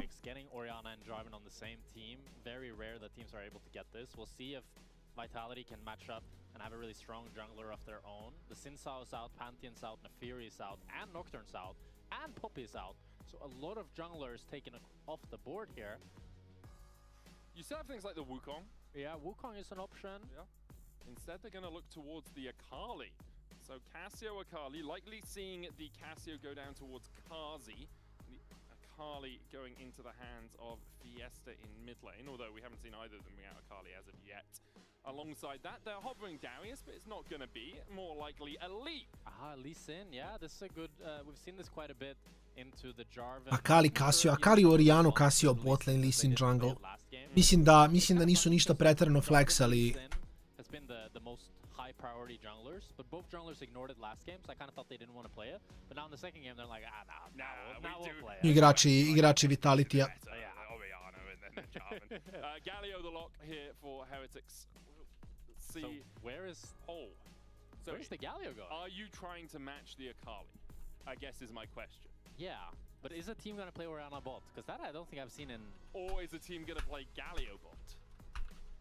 That's a good question. Right, because the Akali, we've seen Super already bring out Akali bot lane. So, could also go top.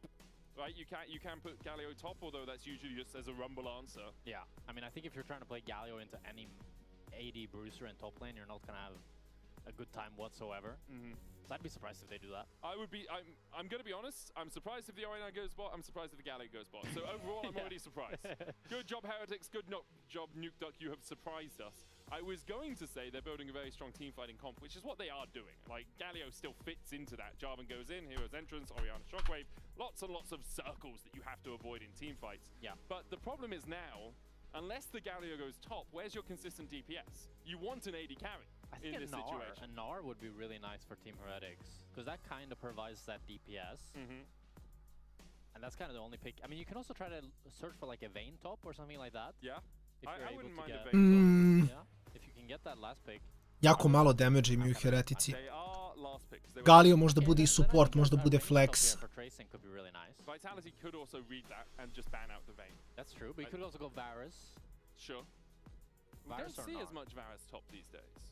It was played, Genji played it today. Against T1, they lost that game. They did lose that game, but Keen was very fed on. I'm gonna say, Heretics, if Genji can lose with Varus top, maybe you shouldn't be picking it. Just gonna put that one into the ether. Although... They would be very heavy Besa u šta, ne znam što igraju gore, da. I mean, he doesn't have to, but he's kind of only good if he goes AP. With the Terminus change, I wonder if there is a possibility that you could like try and go a little bit more physical damage. You could go more on it. Renekton. See what Vitality... I think they're gonna ban out the Gnar. That would be my prediction. Ok, da. Vayne i sad možda Varus. I mean, that makes sense. The Ambessa ban from Heretics kind of leads down the we want someone a little bit squishier in the top lane. Možda Varus i žele. Da, slažem se s kasterima. The Galio could be support as well. We didn't talk about that. A nisu oni, ja jesam, jer sam go, hvala puno.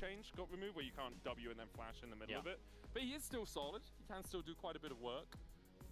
The problem is Justice Punch is quite easily dodgeable by good more players. Flexes, more flexes. This could go top as well. Man, it's like you in the gym, flexing all over the shop. Shen flex, Galio flex, Orianna flex. I have no idea. jako clean. I think they're I think Galio it is, you know. I mean, Galio bot lane makes the most sense in terms of where we are in the draft. Yeah. Vitality do not need more magic damage, so they're not going to go Rumble top. Yeah. There's no point in that at all. They could... I think now Vitality go the Gnar, and then just a standard engage support. Yep. Yeah, Nautilus makes a lot of sense. So then Gnar here would make sense. A little bit squishy as a lineup, but they have a lot of damage. Yeah, maybe a tank is better. Then you go Sion, but Sion doesn't feel great either. Could go a Kali top or Cassio top. There's no way they go another AP champ. Ne, ni. Currently we're hovering the Annie, dude. Ne. That would be very strange. Lee Sin solo Adi nije play, Annie moraju da switchaju. Annie support Nautilus mid. Adi im treba, Aatrox je fine. Ooh, I like the Aatrox though. Okay. I mean, a lot of melee champions on the side of Team Heretics. So this Aatrox is going to be feasting. I mislim da Varus, ne znam kako idu Aatrox, mislim ne ide pretjerano dobro.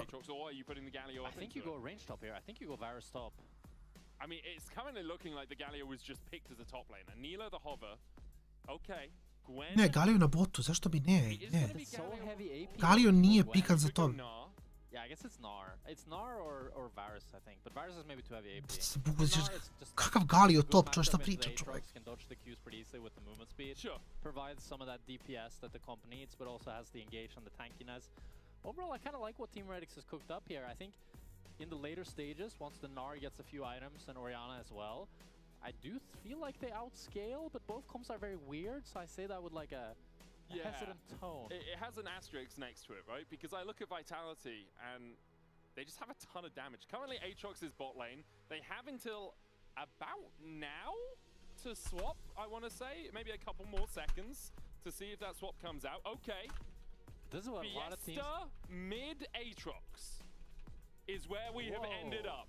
Into Galio for 7. And they were waiting for the last second to do that swap. It's something that I feel like Riot is eventually going to change. That it's just a meta of like... Mislim da će možda pauzirati ovaj swap, što je najjače. Seems to do it with all 5 players, just constantly swapping. So I do think that will get changed. But where we sit is a Kali top, Lee Sin jungle, Aatrox mid, Cassio AD carry or bot lane, and Nautilus support for Vitality. And on the other side, it's Gnar, Jarvan, Galio, Orianna bot, and Shen support for Heretics. Holistically, how do we feel about these teams, Jack? Vitality really outplayed them with the swaps, I'm not gonna lie. Because now Akali into Gnar, really nice matchup. Once Akali gets level 6, she can go for the solo kill. Aatrox into Galio, really nice matchup for Aatrox. You're just constantly winning the trades. And then Cassio into Orianna, it's just whatever matchup, they're both just gonna farm. But if it was the other way around, if it was Akali into Galio, then Galio is chilling, just being able to push her in. And Aatrox into Gnar, then Gnar is also chilling, being able to push Aatrox in. So with this swap, they're able to convert 2 losing lanes into 2 winning lanes, and then also really good skirmishing power with the Lee Sin and the Nautilus as well. So I really like what Vitality's cooked up. I still think if the game goes late, I prefer Team Heretics, but Vitality have so much skirmishing power now, such good lanes, that I can see them just easily snowballing this game off that. Yeah, I think that's exactly what they're aiming to do. Find some skirmishes early doors, use the base stats that they have on all of their carries to get that extra damage down. And one thing though... Oh, hit me with the one thing though. I am confident that Nakanako can play Akali well. I have no idea if Fiesta can play Aatrox well. I understand your perturbations, and I think I must echo them. This is his first Aatrox ever in the history of his career, at least on a professional stage. I'm looking to see if he's got some Yone games. Yeah. I guess that's AD kind of. Similar champs. Some Lucians. Jace, he's got 25% win rate on Jace, which isn't the best. Yeah, it's not really his wheelhouse. And I don't think it's any mid lane, his conventional wheelhouse. Where would you put like... Leader. He could probably play it for he could probably, but we still didn't Samo see him dopalimo do it. kamericu. It does round out the physical damage. Samo možemo gledamo šta se ovdje događa. Vitality je mislim bolje mnogo prošao u swapu. Sve se igra, nebitno je. Nemaš više šta je botlane, jer sve je botlane. Botlane je ono što si odlučio da igraš na botu taj game. Nema pravila. Moram da pogledam i nešto od kvari, onda sam lagan. A ne mogu ovo slušam. Tako je, nikad više neću vidjeti. Is what it is. Čo? I baš jesu. Čekaj, Laziću, koliko ti, si Olinovo s 36? Flashy's already in mid lane. Dobro, probaje. You get what he's going for. Neka. Ovo kogod je omašio imao je viziju. Silly when Saren doesn't flash. A nekada je vizija sve što mi treba. Brat moj dropovo 4K. No, if he justice punches because he has to go back and then forwards. I think he was predicting the flash. Okay, I mean, either way, he didn't. It did work. Did not do the thing. There's the justice punch forward. Ima treće Q. Jel imaju damage gubio? Nemaju. Ja sam mislio Douglas možda traži nešto, ali nije smeo. Not the start that Vitality was looking for. As Fiesta is forced to burn the flash, he's going to be able to teleport back in. The wave is in a good position, so not feeling too terrible about it, all things considered. Saren's going to have to TP back as well, try to push that wave in. Linces does have a it's going to be bad for Trayson. The wave is not in a good spot for him. He wants to step forward and get a couple of these minions. Nako is just going to bait him in a little bit. Shuriken's back to the minion. There we go. Linces dashes across with the safeguard. Dash away Lep, cool, clean. And has to use the flash. Resonating strike had connected. Tempest Cripple there would have slowed him. And then Trayson, if you're slowed and then you flash, you're still slowed. Yeah. And Linces, he doesn't try to do the flashy. He doesn't try to predict the flash. Makes it easy. Gets Trayson's flash. Are we calling that the flashy from now on? We're calling that the flashy from now on. We have the Insect, the Expecke, the Messiah, and the flashy. The Yellow Star. I guess all supports get a bad play named after them, apart from Mad Life. Hylissang just gets used as like a crazy player. Yeah. So. That's true. Fiesta is, I've seen a lot of people calling him the new Hilly. That's true. But in mid lane you have a little bit more ability to int in the mid lane, not just blast landing. Dobro. With the ghost forward, Hype has to flash away. Saren going in. Ja mislim da Vitality dobija iskreno. To je moj take. Sad kad je betovanje zatvoreno, verovatno. Ne, mislim da Vitality dobija. I kako to kažem, first blood za Heretiki, ali Flashy samo ide za poke. Vitality might have overcommitted on both sides. No, Douglas doesn't want to go for it. Still 2 minions as well, so they're not even tanking the tower as they walk out. And Hype lost a lot of minions though, that's the biggest prize that Vitality gets. And Flashy put so much time into the bot side while Wei was in mid. Does mean that Hype is going to be down quite a bit of XP now on Carsey. We'll have to see if that manifests into a potential Drake fight, as Carsey will hit level 6 much faster than Hype. It's only his second ever game on this Casio for Kazi. He lost the first one last week, but Pazit ću napravit ćemo neki rigovani raffle da dobiješ jedno 100 jaja da imaš čim da se betaš. Mislim da je to ugao.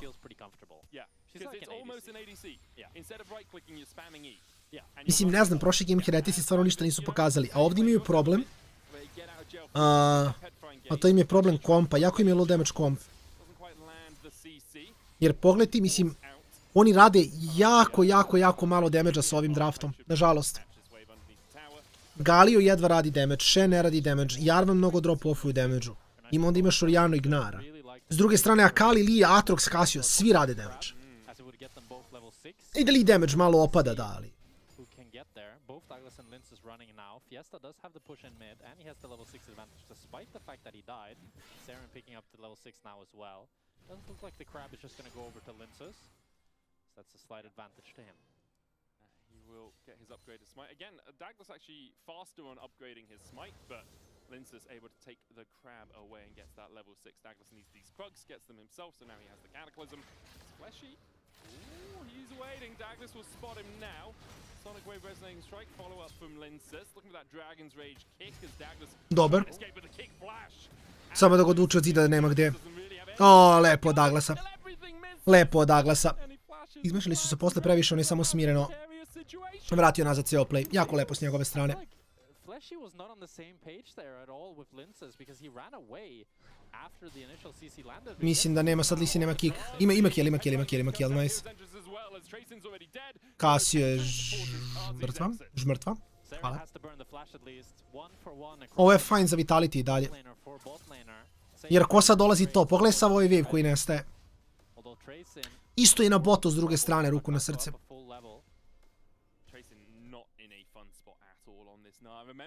Heretics are relying on him to put down some of that physical damage later on in this game. He is getting put massively behind. You can see he's got parts of a ton of different items because he's never going back with the ability to finish a phage or to finish the no magic boots, the Merc treads. That's what they're called.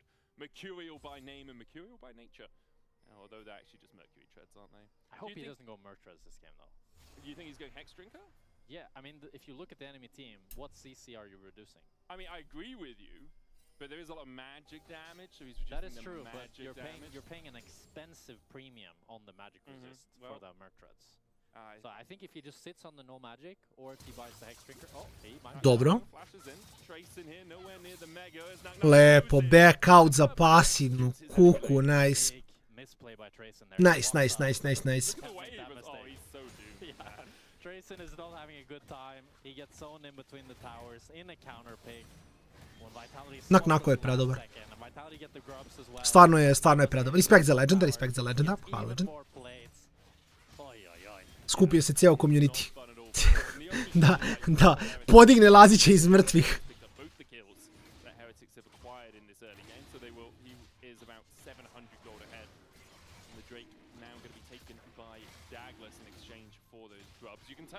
Like, Vitality know they have pushing lanes, so it's like, well, we'll prioritize the grubs. We're playing well around top. If we can get some of those mites spawning as well, we get a ton of damage down on these towers early doors. Okay, we're getting the replay of this? Bro, this feels like bullying. Like, I mean, well played to Nako, he flashes in. It's just kind of... Koliko lepo igra. Koliko lepo igra. Igra Nako. Baš je dobar igrač. Saren is fed. But that's pretty much the last member that you would want fed on Team Heretics. He is going AP. Jo, ipak ne čitamo do kraja, hvala puno. I don't think he's going to be carrying any of these later game team fights. Yeah, it's pretty hard to carry on a Galio. Very hard when you're dealing with the amount of damage that is coming out from Vitality. You want a little quiz, Jack? Sure. Who do you think played the last Orianna bot lane in Tier 1 professional play? We'll sit in European player? The year? We'll guess the year to start. I think like, I think 2018. 2020 was the answer. It was a player from Unicorns of Love. At the time, not European. They were playing for the Commonwealth of Independent States region, I believe, CIS. Oh, was it? I think I know the player, maybe. Yeah? I think I know his name. I think I played against him, but now I'm like blanking on his name. He was an inspector. Gadget. Yeah. I played against them. They won. It was at Worlds 2020. Okej, dobro. I sad će što da se uspori samo game, kažem, problem je što Heretici nemaju damage, ako nisu gigafed, niko neće radit damage.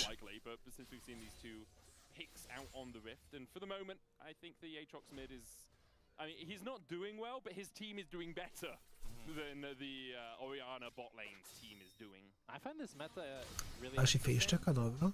Because as a ADC player, mislim, oba supporti idu na protoplasm harness. Like a spectator of esports, I think this is very cool. Yeah, it's an interesting development, yeah. People didn't say the same about lane swaps, interestingly. No, but that got really boring. Dragon's Rage kick on the top side is Trayson. Što ne neće, samo ću ja mislim da stavim traku za hodanje, malo se proštam. Trebaju mi koraci najviše. Tako da idemo gore. Vodim vas na avanturu.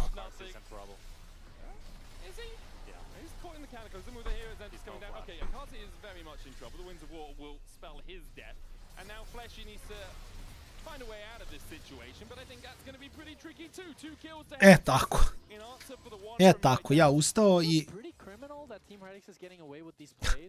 Heretici dobili 2 killa, pa to nigde nema.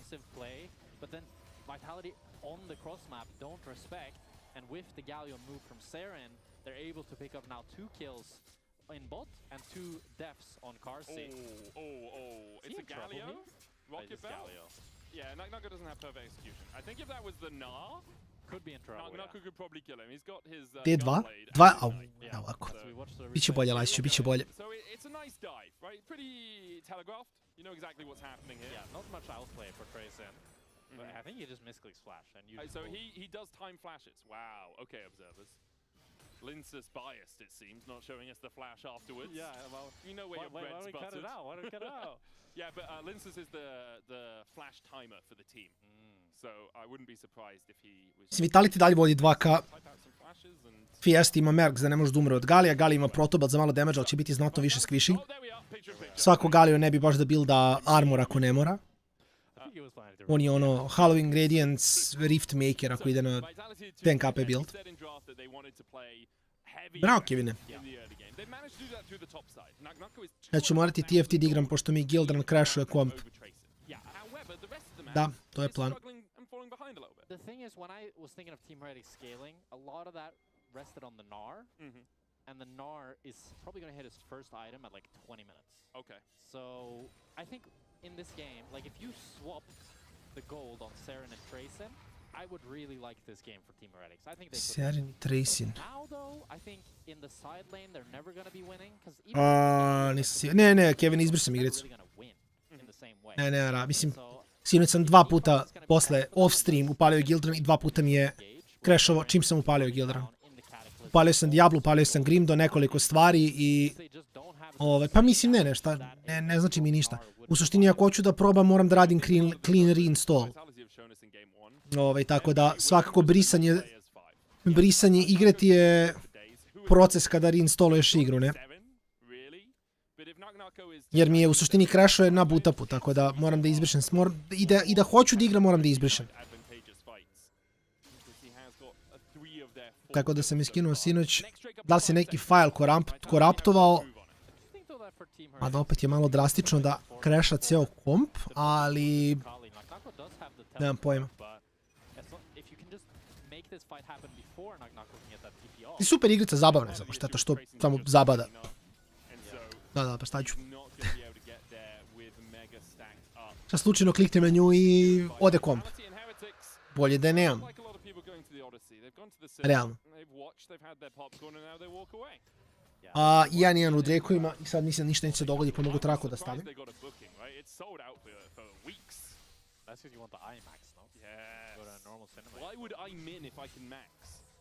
That's the question. That's true. I need to see the full extent of the bodies of the giants that attack Odysseus and his crew. Or something else that happens in the movie. I haven't seen it. Mislim možete me čujete i dalje, zar ne? And I don't know the source material. Apparently it's been out A dok se ovo radim još mogu i da vidim kako ide game. That was funny. Backstage Oda was like, "Hey guys, I watched the Odyssey. Can I do some spoilers?" And we're like, "Man, it's been out for 1,000 years. I'm pretty sure we all know the story." Ja ne znam, a dobro, za Let Summer Finals ima. And then the spoiler was something that wasn't even really about the movie. It was about a general... You should... It's like, if you have trauma in your life, you shouldn't be degenerate in dealing with it, basically. Yeah, you should seek therapy. And it's like, okay. We agree on it. I think I just need to listen to that Simon song once. That would be good. That's the problem with the modern age, right? We have therapists, incredible, right? Therapists amazing, highly recommend going to a therapist. Yeah. We don't have any sirens, you know? I feel like the sirens is the short form content. It's doom scrolling. It's the sirens of the modern age. As Naknako gets pulled back with the shockwave, Stand United on Douglas as he flashes away. Like, looks for a little bit more of a trade, but now Naknako's able to dash across the wall with his ultimate. A lot of pressure from Naknako there. He forces the Stand United, the shockwave, the flash from Douglas. Fun fact, nisam hodao na traci, slagaću vas, ima 2 nedelje sigurno. Tako da ako zvuči kao da... Ne znam, šta se događa, to je zašto je traka, treba će malo da se, da ovo ulje prođe kroz...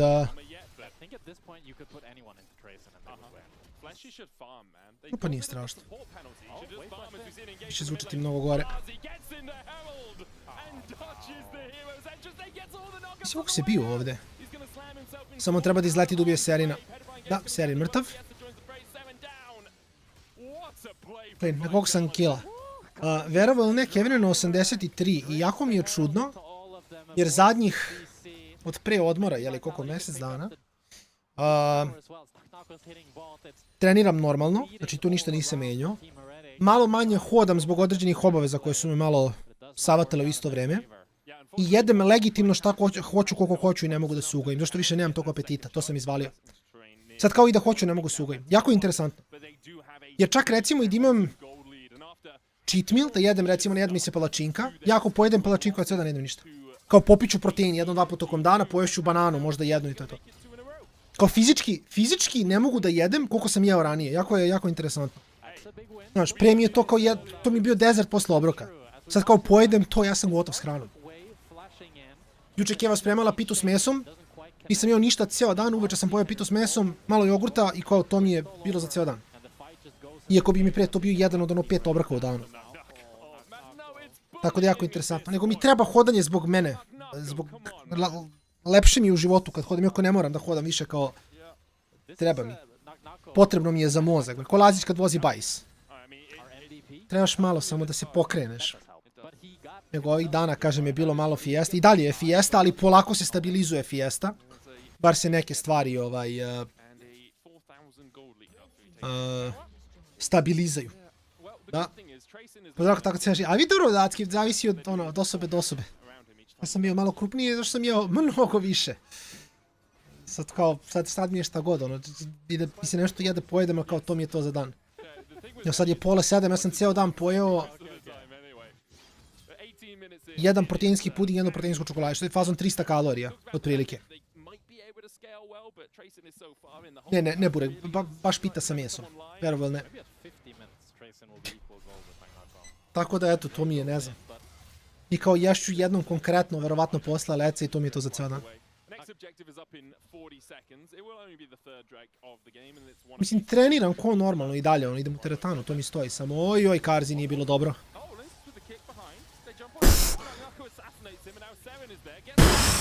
The fuck? Zašto Nako vadi bubreg? Gdje smo vesnili? Zašto Nako vadi bubreg?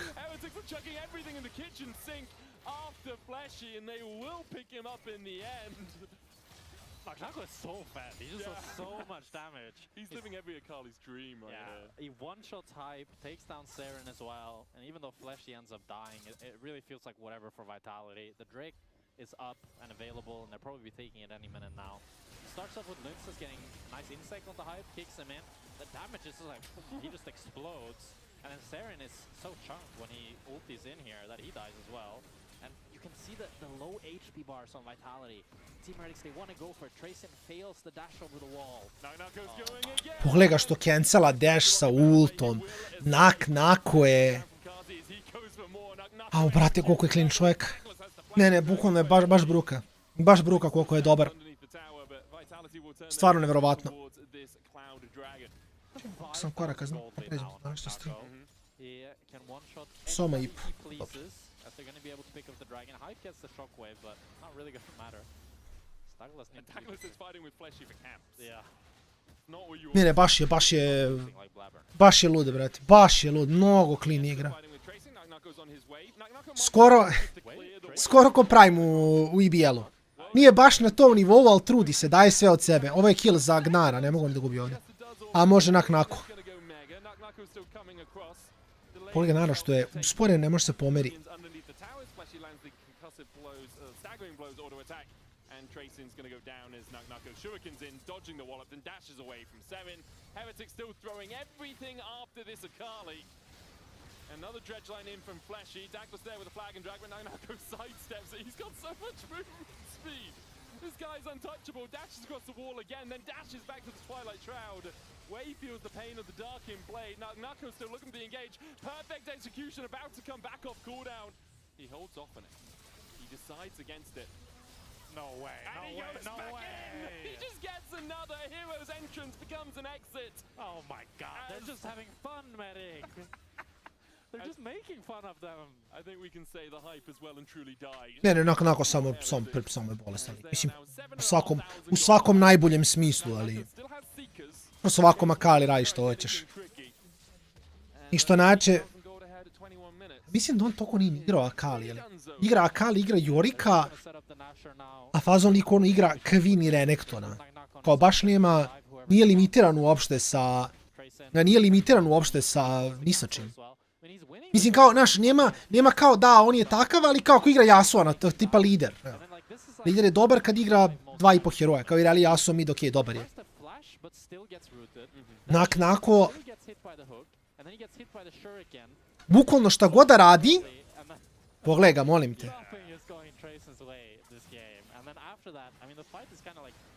Šta god da uzme, brate, izgleda neverovatno.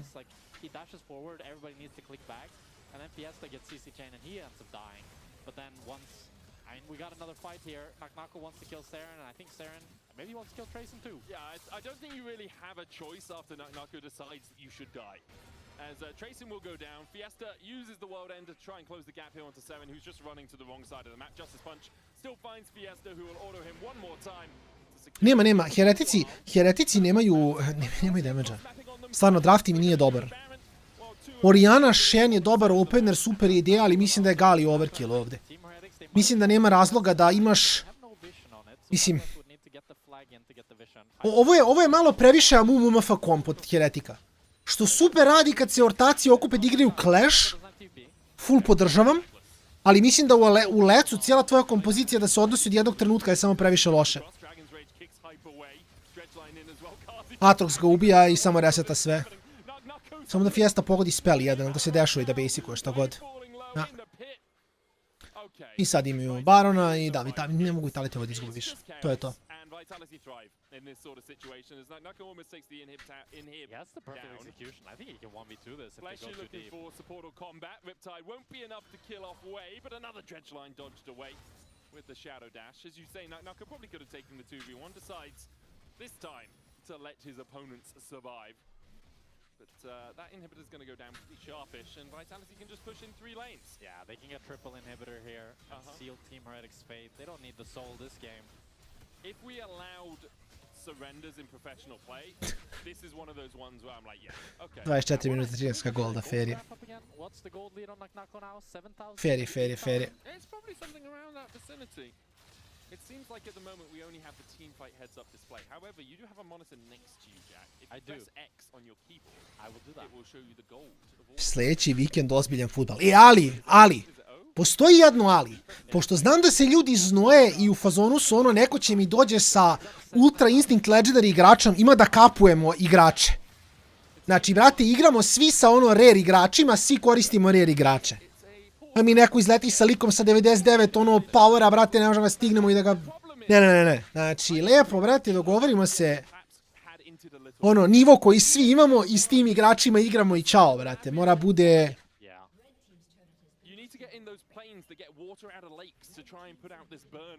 Mora da bude kako treba. Da bude sve balansirano.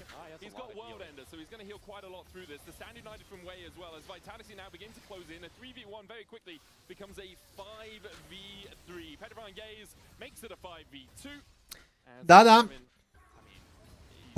Sljedeći vikend je 5-5 goals beta ili šta god.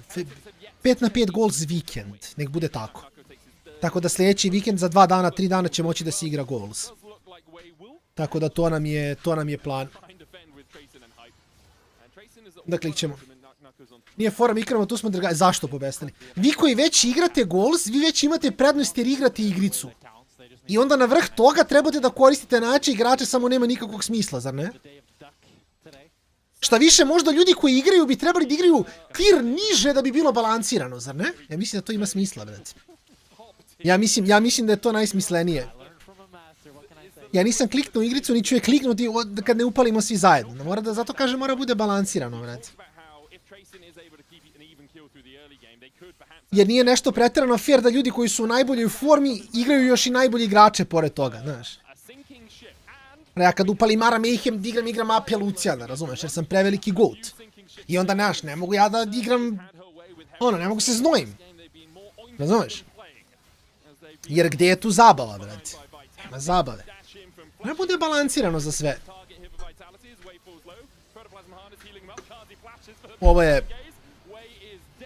Ovo je jedan klasičan, tako to ide. Ja igram odbranu, ja sam lagan, šta god, sprdamo se, igramo se. Samo gledam da bude balansirano kogod može biti.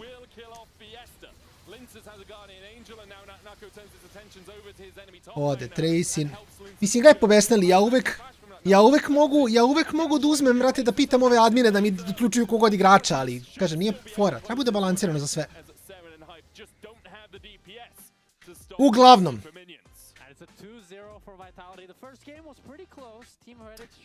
Called it, Vitality je vino game, što smo donekli očekivali, ali definitivno su bili mnogo bolji. Heretici malo nesnađeni i u draftu i na riftu, tako da lep game. Nako je by far player of the game. Mi imamo pauzicu, pauza bi trebala da bude nekih 15-ak. I onda se posle vraćamo sa drugom serijom, tako da dosta brza prva serija dana. Ja sam brzo i gledamo drugu seriju. To će doći. As they leave the stage with their second victory here in LEC summer. For Heretics, a poor start, you have to say, to the split, but they did meet up against a team that placed first in spring regular season. Yeah. And has had 4 games now, or 3 series up until this point, of practice on a warming up to take down Heretics. I would like to see hype on a more traditional ADC. Not that he was the problem in either of these games, but I feel like when you're bringing this bot lane into the league, I kind of want to see more of what they have to bring, and I don't think you can really show that on the Ziggs and the Orianna. So we'll see with an interview with Naknako what he has to say after that performance. Much, gentlemen. Naknako, what do you have to say? That says okay, a Kali game, like went pretty all right. It was all right. I mean, you should have listened to the draft though. Like, I think no one knew like which champ was going where. Okay, so it's really clear to me that you knew how to play a Kali. Did your mid laner have any practice on Aatrox? Because you got a good matchup. It didn't look like he got a good matchup. I mean, he doesn't have the practice. He was asking for the building game for my jungle, and he was saying, you know, I mean, as long as he survives in the lane, I think the draft is pretty solid. Look, you made it worth it. I was a little nervous at the start of the game, but clearly you just completely popped off there. Do you think that that matchup is just unwinnable for Nar, or is it just the second that he makes one mistake on the opposite side, he can't play anymore? I mean, I think he kind of griefed the level 1 because he got electrocuted by Akali on level 1, so he had to give the prio. I mean, besides that, I think it's not that unplayable matchup. It's completely fine for Nar, as long as he can buy Null Magic Mantle or Negatron. So, I mean... Well, you were able to dominate regardless. I'm curious, what's the contrast like for you? Last week, it's first week, you're playing against all the perceived top teams in the league. You're playing in front of thousands of cheering fans. How do you keep that motivation and momentum going after you guys upset Koi? Coming into a studio that today is very quiet, very chill. Is it hard for you to like kick it into high gear playing on this stage? It's just peaceful over here without the fans right now. On Friday, you know, I don't hear any. I can hear every one of my teammates. I mean, in Paris, I couldn't hear my mid lane a single bit because the fans were kind of... Yeah, they were loud. They were smurfing. Credit to them, but they're interrupting the comp. So now you can finally hear your mid laner. Now it was pretty peaceful. No one is booing, no one is clapping. So there you go. Life was good. There you go. One last thing. MKoi, you took them down last week. They're playing Shifters today. Quick prediction on that matchup. Shifters is winning. Shifters is winning. All right. Well, that is maybe a crazy prediction. We'll find out from Anna when we get back from break. But before we go, just a reminder that you are a Kia player of the series. Congrats. I think unsurprising when we saw the solo backdoor, you kind of ran down mid lane in the game 1. I don't know. So it wasn't really a backdoor into the Akali performance. Well done, Naknako. We'll see how you do. SK in a couple weeks, I think, is when we get to see you guys again. I have no idea about the schedules. That's fine, brother. You just had a great Akali game. You've done all you need to do. That's enough from us here. We're going to send it to a break. When we return, Series 2, MKoi versus Shifters. I am good. I take CS. I am good. I can go to bottom. They are looking here. You can take Arrow, take Arrow. I take. Can fight? Yeah. Look, Jarvis. Can fight. I look.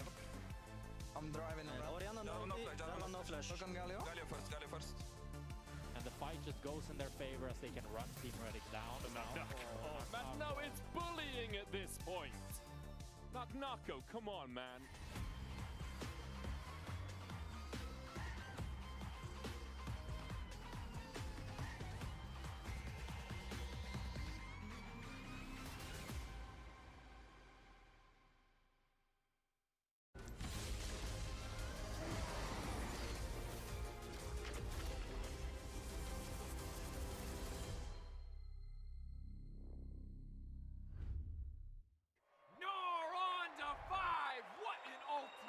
Incredible play there from... Oh, that was incredible. You love to see it. Right, yeah, let's really What a move. He's just so good. I mean, the persistence, the patience to find the angle. You just don't see that from rookies. He's got it all. He's got the pizzazz. Have a break. Have a Kit Kat. Ooh, that looks good. Do you want to maybe share a little bit? Yeah. What a move.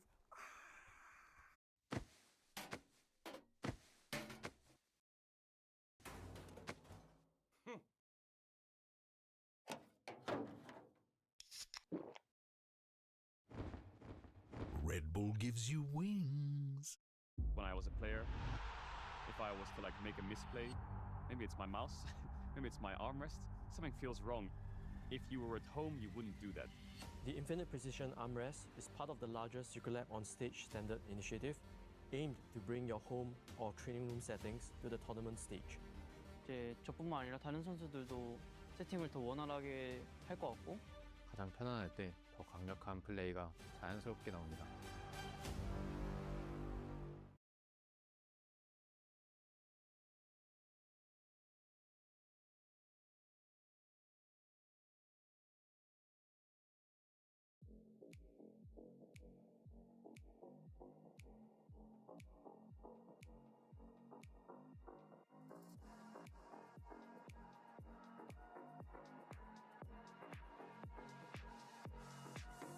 Time for a show, show 'em how you outplay. Go and check the replay, dubs like all day. Boy, you better know that it might be just a little hyphy. Trying to call about these watches go, cause the games are straight fight. Every team fight coming down to the wire. The whole world trying just to look like us. Take a look at your league, wish you played like us. Now time to shook reality, you're facing a tragedy. When the European legacy keeps sucking down your pride to be those feelings of anxiety. The future you don't wanna see, the wrath of our whole dynasty, it spells LEC.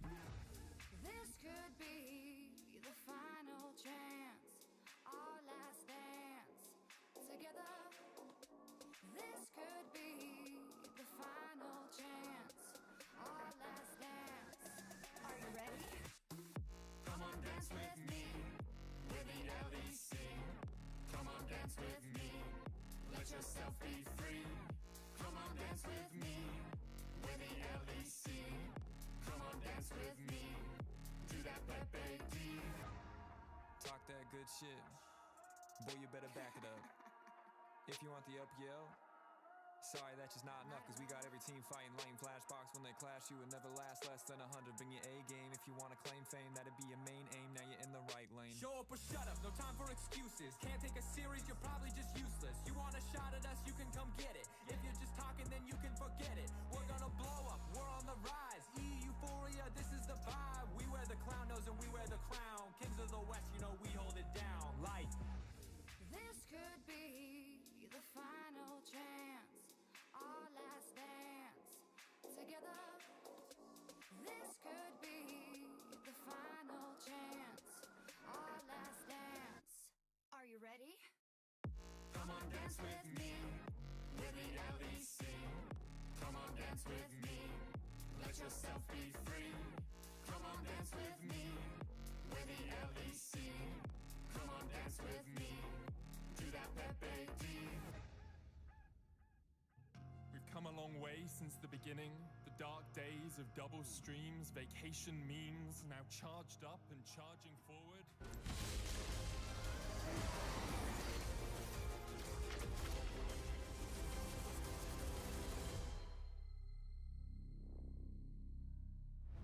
I mean, I think these talks about Slayer or me didn't really affect me. I think it's more of a motivation, and I think people really misunderstood what's the message from it. I think the whole idea behind of what's going on in our team is more like, if I slack, then MCO has another top laner, because our most important goal right now is making worlds and doing good this split. Yeah, as long as I keep working, I keep doing things well, nothing will change. But this is a good opportunity for both top laners. Slayer is going to be working with us, and he will learn a lot for the future. And if he does well and I use Slack, then I deserve to be replaced. I'm the first one that will accept it. So yeah, I think a lot of people are panicking, and as you say, Slayer will play, but I think it's really misunderstood, and people didn't really understand it basically. I think this pressure is something that every player has to know how to deal with.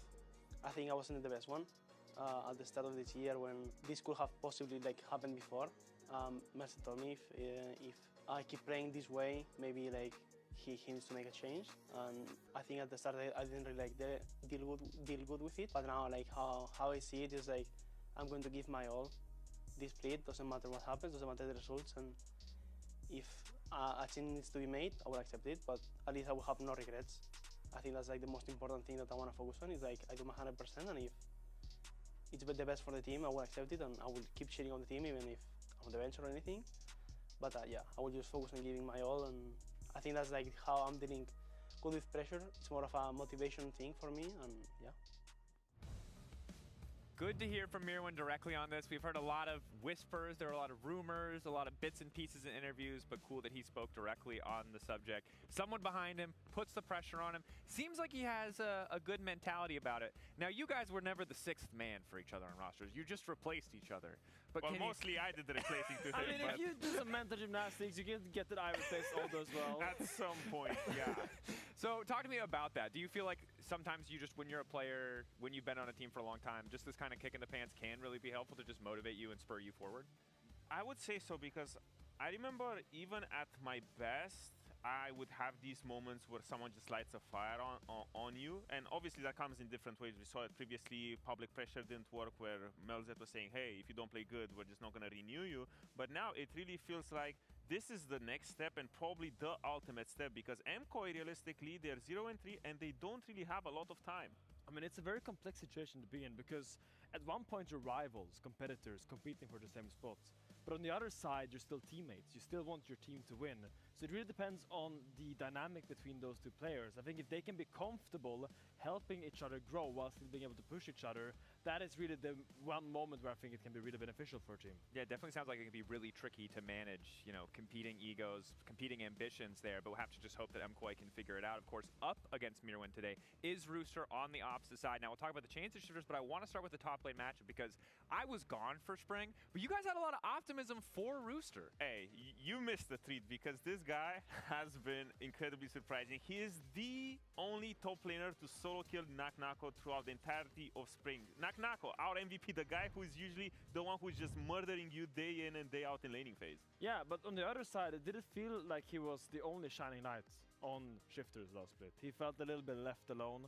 It felt like he really was trying his best but didn't get a lot of help.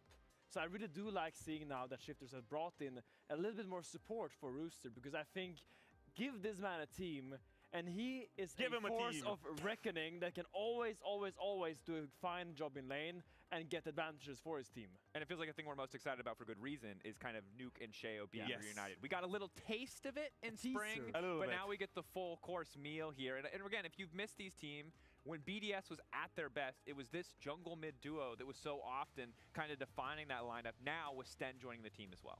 Exactly, we saw it at the end of last split. Nuke was so happy. It felt like he was just depressed for the whole split, and finally the light came back into his eyes, because it's as you said, Nuke and Sheo were in that BDS. They were in that consistent top 3 role where realistically they were the gatekeepers to make worlds, but now it is exactly where they need to get back to. Be this gatekeeper, be happy, because Shifters has really not been up to the standard that I expected them to have. And I mean, sometimes going back to Rex is the correct play, clearly. Yes, thank you. Just like don't take that advice, please. Wherever you are out there, it's not the right play. In this case, it's different. However, we have to address yet another. We're addressing a lot of elephants, I've realized today. Yes. The one we have to address today, we can bring up the Photoshop now. I take full credit for this and the flame that it might inspire in the Karpas. I didn't make it. I don't want to take credit for that. It was my idea, though. The LEC top 3, boys. After last week, my confidence is shook, and it feels like one of these teams is not like the other. Is it fair for me, as a pundit, someone looking from the outside, to be like, it's over. Movistar KOI are no longer in the clear top 3. Before I hand it over to you, Finn, for the ultimate glazing of MKOI like you usually do. Yes, sir. It is true, because they are 0-3. They have 2 games this week. If they end up in 0-5, that's just an ultimate. It spells ultimate doom for them. So it was extremely surprising for me to see them to have this fall from form, because it felt like it was a whole team problem. It wasn't just a Merwin problem. Jojo wasn't playing well. Supa, I felt like he was making some adaptations, but ultimately I felt like the whole team failed to come together. And now, Finn, tell me why MKOI is going to make top 3 like you always do. Look, I have seen a lot of things. Saying that there's a clear top 2 in LEC, super valid. G2 and KC. But saying that MKOI is not in that top 3, here it comes, boys. I think is heresy. Complete heresy. Because they have consistently placed top 3. MKOI has never placed below top 3 with his roster throughout this entire year and last year. Sure, they had a rough showing against Vitality last week. It's a weak one. Although I know you're a massive Game 1 Andy, Week 1 Andy in general, you like to overreact on very simple results, but MKOI is a team that has shown they will bounce back and come together when it really matters the most. If they lose shifters here, are you off the train? No. You're holding on to faith? But this guy always holds on to everything he has. But MKOI is gonna make top 3, like there's no way they don't. We'll have to see ultimately what it takes to shake the faith. Excitement for the top lane matchup and for this face-off between shifters and MKOI. Let's send it over to Casters to get us into game 1. Finn is delusional. Like, he just is. Like, saying they're guaranteed to make top 3 because they haven't not made it in the past. Flawless logic. It's great logic overall, but also if they lose to shifters, they're 0-4. Right? Like, you're not making top 3 at least regular season. Yeah. At all at that point. You're not making your own roadshow, most likely, where you need to be top 4 at the end of regular season. Is it not top 6? No. They need to be top 4 so to make the roadshow? The first week of playoffs, we invite our top 4 teams to go to Madrid for a roadshow held by MKOI. Oh, that would be pretty spicy. If you lose to shifters, I'm just saying there's going to be a lot of KC fans with tickets and perhaps not as many MKOI fans with tickets at that point. For MKOI, yeah, really, really disappointing first week. For shifters, we've yet to see them. The question is, have the changes done enough to elevate them from the 1-8 where they sat last week? I am cautiously very optimistic about shifters. I think Sheo, Nuke, BDS vibes, right? This team was always top 3. They were always one of the best teams in Europe. They were never quite the best, but they had such a consistent, easy to replicate playstyle. And I feel like with Sheo coming in, having a lot of practice now over the break, they should have really molded back together and bring back the vibes that BDS had before. And Rooster, really good soul laner, like the analyst said. I feel like there's a lot of good parts about shifters. I think Paduk is maybe the person I'm looking at that can be a little bit too crazy, a little bit Fiesta vibes. He goes a little bit too deep, does a little bit too many crazy things. He has like a few standout really good games, but then also some really bad games. Yeah. So that's really what I'm looking at in this matchup, because I do think that Supa can be a player that can really punish a weaker ADC. Yeah, very much agreed, especially if we see Paduk sticking towards traditional AD carries, because Super, we've already seen him bring out the Akali.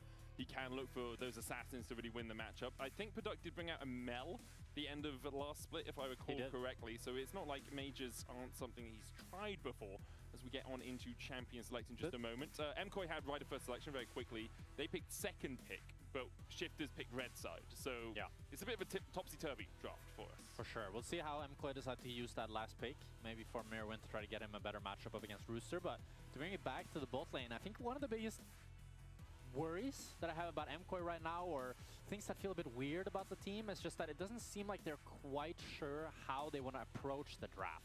Because they did put Supa on the Akali, they've put him on Syndra one game, but they've yet to put him on something like the Six, something like the Casio.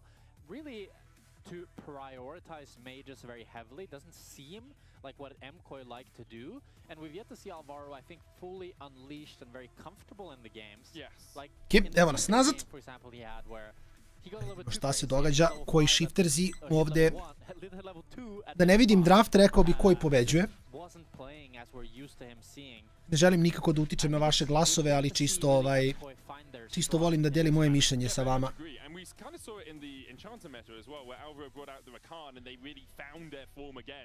It just fell off a cliff a little bit coming into summer. Lock banned out, something we didn't see at all in the first series. Casio is going to be the lock here for shifters. Something that Nuke loves is his Casio, but we do have to remember everything can be flexed. Everything can be flexed. It's also worth noting that lock got nerfed. We didn't talk about it so much in the patch. Vidi, nemojte odmah, znači polako. Znači ja mislim da je koji bolja ekipa. Draft je okej, Vi Oriana je banovana, Shen je skroz okej. Ari bi trebala da bude pik, mada mislim da žele da vide gde ide Casio i da li je Sylas otvoren. People kind of realize that, wait a minute, Shen is actually just a really good champion on its own. Yeah. And we see that happen quite often, that a champion is really OP, people find a counter, and then people realize that the counter is good, and then people find a counter for that one, and that's how you can have this meta that just evolves over time, as we see happen so many times at Worlds, and now the Rel locked in for Sten. Yeah, kind of that cyclical nature of any role. You will find something that counters the Shen, and then the thing that counters the Shen is Camille, and then we're back to the start of the whole cycle, as the Olaf and Rel are locked in here for shifters. They want things that can really run you down. And they have a lot of damage already in this composition as well with that Casio. Anivija bi bila nice. Mislim, Ari je ono što najviše žele i mislim da je Anivija bolji pick, iskreno. Viktor ako hoće da ga flexuje na botu, Anivija ako hoće da flexuje na topu, Galio mi se ne sviđa. Nisam ljubitelj Galija, zaista. Viktor je okej. Imaš mida ili ti topa, flexaš pik, to je sasvim okej. And if he then can survive the burst, live through that, lifesteal back up, and just avoid your CC as well, Olaf can wreak so much havoc in the back lines. I really agree with you, and actually something I've been seeing a little bit in solo queue, Olaf Yumi bot lanes into majors. That would be crazy if we see that. I mean, he has not going to see it here because Rel's already locked in, but that's true. It could be you Olaf can't outpoke it, right, because it just survives. And then when you get towards level 6 and you just ghost towards someone, you have infinite healing and shielding on top of you, and you got the slow from the prowling projectile to make sure that your undertow lands. So it's like Garen Yumi 2.0. Exactly, but with a little bit more aggression. Yeah. Which I like. You're not just spinning on top of people, you're slaying them with axes, I guess. As Shifters put their first ban towards the mid lane, and Nivea are going to get removed, or top lane as well. I guess they put it towards the bird. Lucian taken away by MKOI. They're trying to pinch the pool of Paduk a little bit, who was one of the first players in our league to win on the Lucian after he went on a 13-series losing streak. Yeah, I'm thinking Lucian and Anivija je dobar ban također, kažem, Anivija mi je super kao flex. They decided to take ban the Estrol as well. It's Paduk's two best champs, really good in Gađaš Padaka s banom i moćeš ga na midžu. It feels like he probably doesn't want to go for the mage. I think maybe a Jhin could make sense here to have some utility. I banuješ mobilne AD carry-e kako ako Padaki igra AD carry-a normalnog, mora da bude imobilan AD carry. Like you're going utility no matter what, but do you want it to be AD utility or AP utility? Yeah, that is the question. And for Shifters, you're having to pick these not truly blind, because you kind of know what the enemy comp is at least trying to do, but you don't know what your lane assignments are going to be. The Victor could still be flexed mid. With Ziggs getting locked in, that's most likely going down towards the bottom lane. The Shen could still be flexed top, remember, and we could see a different support coming out for MKOI. Veruješ u Rela? Syndra bolja od Ziggsa, Yasuo, ne verujem.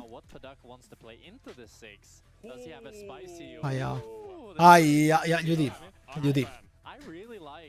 Rekao bi nešto, ali morate razumeti da svi ovi igrači kad se probude ujutru u fazonu su daj da pogledam Shine Stream da im što igra. Znači, gde su svi moji hejteri Vladimira? Morate da verujete u Vladimira, ljudi. Znači, morate da verujete da ja ne pikam stvari random. Ovo je sve deo velikog plana. Vladimir, ovo ću na story, evo moram da stanem s ove trake, da slikam, da stavim na story, samo da vidite šta se događa. Is something that we've seen making the rounds a little bit, at least in discussions. I think Viper played it in LPL, I'm pretty sure. And for me, I always think of Viper when... I don't see it there on your I don't see it, well, this is only summer that I'm looking at right now. I don't see it from Viper either, but it's possible that the database I have in front of me isn't 100% accurate. So I only have two, both of them played in the LCP. It's very possible that Viper has brought it out as well, Jack. Don't feel like you are entirely misremembering. But we have seen a couple of them already in, at least in 2026. And we'll get our stats team to have a check on that to make sure that we are correct. No, there's an LPL game there. Viper into lock. Yeah. Vladimir into lock. Yeah. No, Viper into lock as well, but yeah, that's the biggest sometimes on this biggest Vladimir that I think of. And I'm super curious to see how Paduk can play it. I think the early matchup can be a little bit difficult with how low range he is. He does have a lot of sustain. Tako. Odlično. Znaš šta je veliki problem? Ja mislim da je koji mnogo bolja ekipa, ali s druge strane mislim da je Vladimir samo giga goated. After a very disappointing time in Paris, have now come back to Berlin and are hoping for a little bit more victory than they saw over in France. The last Vladimir bot we saw in EU, by the way, was Hansama in 2018, and Vlad, as Viper has played it a couple of days ago in the LPL. Games of Legends, an incredibly good statistical site, but LPL data quite hard to get. Yeah. They also don't have CS data from LPL, which is always annoying, because it's nice to see like the CSD at 14 from different players. Oh, I thought you meant Counter-Strike. I didn't realize that we all had a Counter-Strike division, but you know, I'm a League of Legends fan through and through, Jack. I don't know what you want to say about. Tako da je sad stvarno što je najjače 50-50. S jedne strane dobri pikovi, s druge strane ekipa koja mislim da je bolja. I'm the bigger League fan because I hear CS and all I think is creep score. True. What's a Counter-Strike? Yeah. What's a well, it's Jack's Z. Jack's Z. Yeah, nice. You're getting it now, Jack. You're getting it. All right, so on to Summoner's Rift we go. The pause was a couple of settings weren't quite right for some of our players, so they wanted to get those rectified. I wonder if one of them turned on Legacy Cursor when they played a classic game and then had. Evo, Solti, chillamo ga na Max, upalim kameru. I played it without. Pali sve to da se gledamo u oči. Tako. Danas Solti fenomenalno, hvala na pitanju. Jako raspoložen. Okay, so what do you think about these two drafts? Because I feel like shifters the scale Lagani chill, malo šetnje. Čekam neki sad info još da vidim da li sam sutra ujutru zauzet ili nisam. Ako sutra ujutru imam sastanak, onda večeras verovatno ležem ranije. Ako nemam, onda ću da streamujem i večeras. Sutra uveče svako Patreon Game Night. U nedelju Movie Night, sve klasika. Tako da, chillamo. Pa dak, Vladimir u Zigza nije toliko dobar, iskreno. Definitivno mnogo bolji u Sindru, što sam i ja pikao. Ovako te samo outrangeuje. I Jojopium bi trebao da outrangeuje Casio s laserima.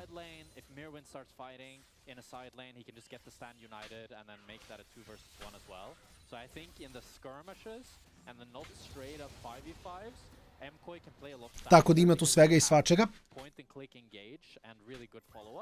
While it feels like shifters, they need a more standard 5 versus 5 to really make use of that long fight. It's actually super interesting that we talk about the drafts like that because we now see Nuke and Sheo back together, right? That's New Duck. That's not Nuke.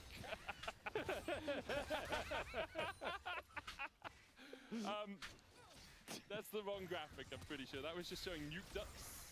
Oh, no, that was Nuke and Sheo's accomplishments together, but it was a Nuke Ducks picture. Oh, okay. So they, Su li vidjeli drugu stvar, jeli? A i ovdje je Solti prevruć. Jutro sam išao na neki sastanak, nešto rešavao po gradu, znači kako izađeš iz čega god, auta, razumeš, ili gde god da si, kako izađeš van klime, u hlad, tako te stuče 40 stepeni. U hladu, a ne, mislim, ako izađeš na sunce, vidi, ko živ, ko mrtav. Ako izađeš na sunce, to je otprilike to.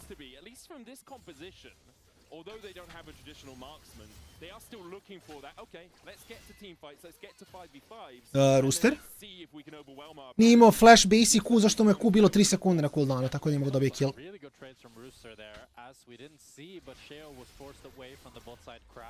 Due to the fact that Mkoy had the bot lane prowl, even though Sheo's playing this Olaf and really wants to be proactive in the early game, he's just gonna go crab for crab, but I think when you look at the nature of the comps holistically... Neću Solti, morat ću nešto te pitam posle. Ovako malo random na Discordu da znaš, tako da...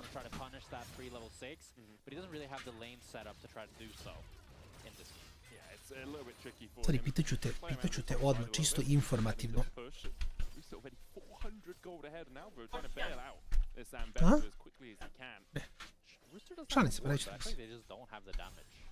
Rooster did just go mini, which can make it a little harder actually to kill him because he can just outspace you. Yeah. But can also make it a bit easier to kill him because he's a lot squishier when he's in that mini Gnar form. Both the AD carries or bot laners have been, I keep saying AD carries when I mean bot laners, have been left to their own devices. Paduk using the transfusion to out-heal Super, and this is the problem for Super, right? You can put some poke down, but if Paduk gets that empowered transfusion, just walks up to you with the Crimson pack stacked up, he's just going to absolutely out-heal any damage you can really put down. I hate Vladimir. That is like the #1 champion that I just hate laning against. Like, I've laned so many times against Elite 500 on bot, and he plays Vladimir, and it's just like, he just heals. Ovo je... Yeah, when you see that yellow bar go all the way up, and then he presses Q, he heals. Jack Spectra? 2 charges on it, there's the Q. And that's the transfusion from the Hemomancer. Not a vampire, importantly. True. Hemomancer in the bot lane. Blood Mage. Mine sounds cooler though. I use the Latin words, which always sound cooler. Because they're old, like me. Miasma Dab from Nuke onto Jojo Pum. Puts the Twins Fangs as well. Noxious Blast didn't connect at the end there, so Jojo is able to walk out. Sten was coming in from the side as well. Another new replacement here on the Shifters lineup. We're across from Heretics. Oh, Risk level 6 here. Yeah. Needs to build up that Mega Gnar. Mirwin hits 6 as well. Has the public execution. Pretty easy to dodge that these days, especially considering Rooster already has his plated steel caps. That has the extra movement speed. Alvaro invested the heal here. Both mid laners fighting it out. Nuke needs to crash this wave. He's so chunked, but he is going to hit level 6 here. I don't think Jojo can really stop them from pushing into this. I think it's too low mana, but they'll go in with a flash remount. The miasma down, and there's first blood to Shifters. And that's the support jungle here from Shifters. The new additions making work, allowing for Nuke to get the first blood, push in mid, and it's nearly 1,000 gold lead with the gold lead from mid and top. As now Elyoya might be in trouble. Shero just looking at the Scuttlecraft, Shadow Strike down onto Elyoya. Mirwin has to move. Should be able to get this smite down, gets it, Ragnaroks immediately, and is going to chase onto Alvaro. Elyoya coming in from the side as well. Mirwin has to move from the top side, flash away. On je mrtav, samo pitanje da možda nađe kill, ali ne može. He's on the wrong side of the map. First kill of the game. Over to MKOI. Okay, Sheo got a little bit too excited there. He wasn't, I think, fully aware that Mirwin was moving and didn't match Rooster's recall. So he ends up going down, trying to take down Alvaro. And a kill back for MKOI to nearly equalize the gold lead that Shifters had built up. A bit of a waste of the first Ragnarok as well. Like it's already a third of the way off its cooldown, so it'll be back up pretty soon, but I guess if you're Ragnaroking there, you should just run away. You got the Scuttlecraft, just get out of there. There's no real reason to try and chase down Alvaro. You did get his flash at least, and Shifters still have about a 400 gold lead. Most of that, apart from the kill for Nuke in the mid lane, going from Rooster, who has 22 farm advantage. Nuke is gonna flash on him.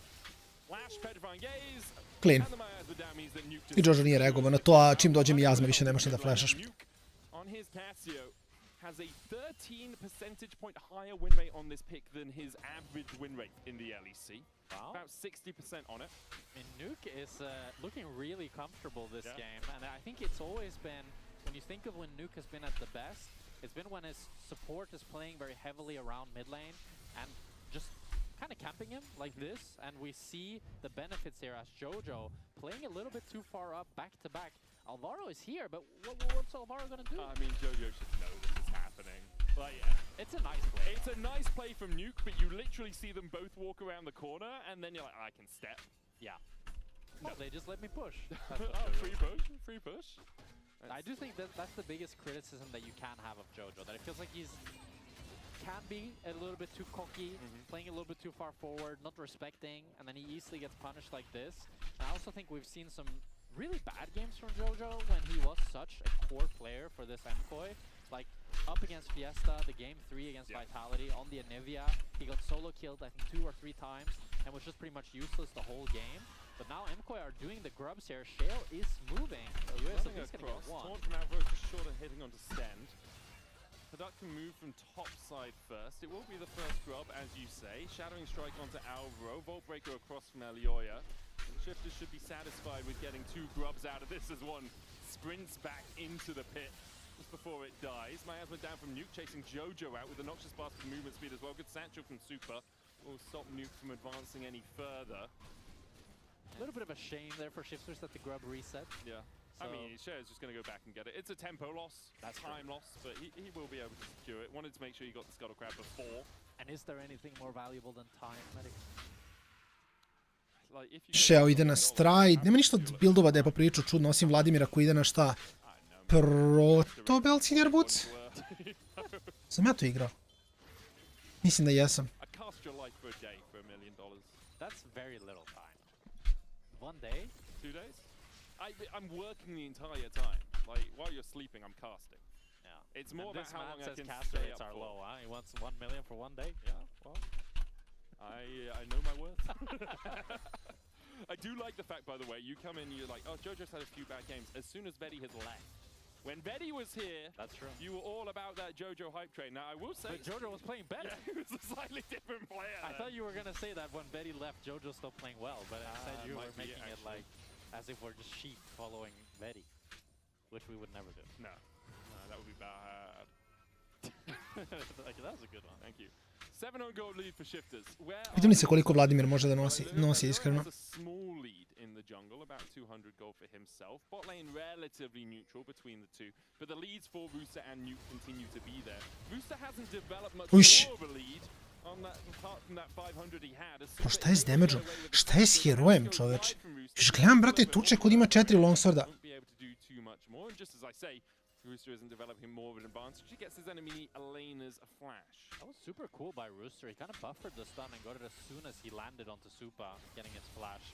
As you say, Manic, the jungle and ADC very equal, but it's really in the solo laners for Shifters that have a pretty sizable lead. Still no dragon for either side. I do think, though, that Shifters are the ones that want to start looking towards it. And you can see that MKOI are putting numbers into the top side. So I think Sheo should just now go and cross-map for this bot side dragon. Rooster wisely stepping away. Builds up a bit of that Mega Gnar bar, but now with Stend he can step up a little bit easier. Loses 2 minions to the turret and a third to a bouncing bomb coming out from Super, being a little bit too scary for him to step forward. Paduk and Mirwin trading on the bottom side. Mirwin having much better time than he was against the Gnar earlier on as Sheo starts up the drink. This is really clean macro from Shifters. They put Stend up towards top lane. So now MKOI can't dive. Ooh, they might still look for Flash, Magnustorm, Rooster, look for the chaser. Super V4 flash. I'm a free kill. Great engage from Sten. That's the second time we've seen him catch. Vladimir će dumre, neće dumre dole. Mora baci Q, ostaje se, okej. Ladno ga je klipovao na neku foru. Nice. Sheo nije trebao da uzme kill od Vladimira, nikad uzimaš resurse ovako rano. Ako Vladimir može dobiti kill oko 10. minuta, daješ mu sve. And Shifters are just winning all across the map. And it's so clean by Shifters. Stend covering for the dive, and he recognizes that MKOI are going to do the dive regardless. So he pulls the trigger. He makes the play happen. And that means that it's 2 kills now as they get kill on bot, kill on top, and they get the dragon. It's just wins across the board for Shifters here with really great map play. And great stuff from Stend twice now. Once on the mid lane with the mount-up play to catch out Jojo.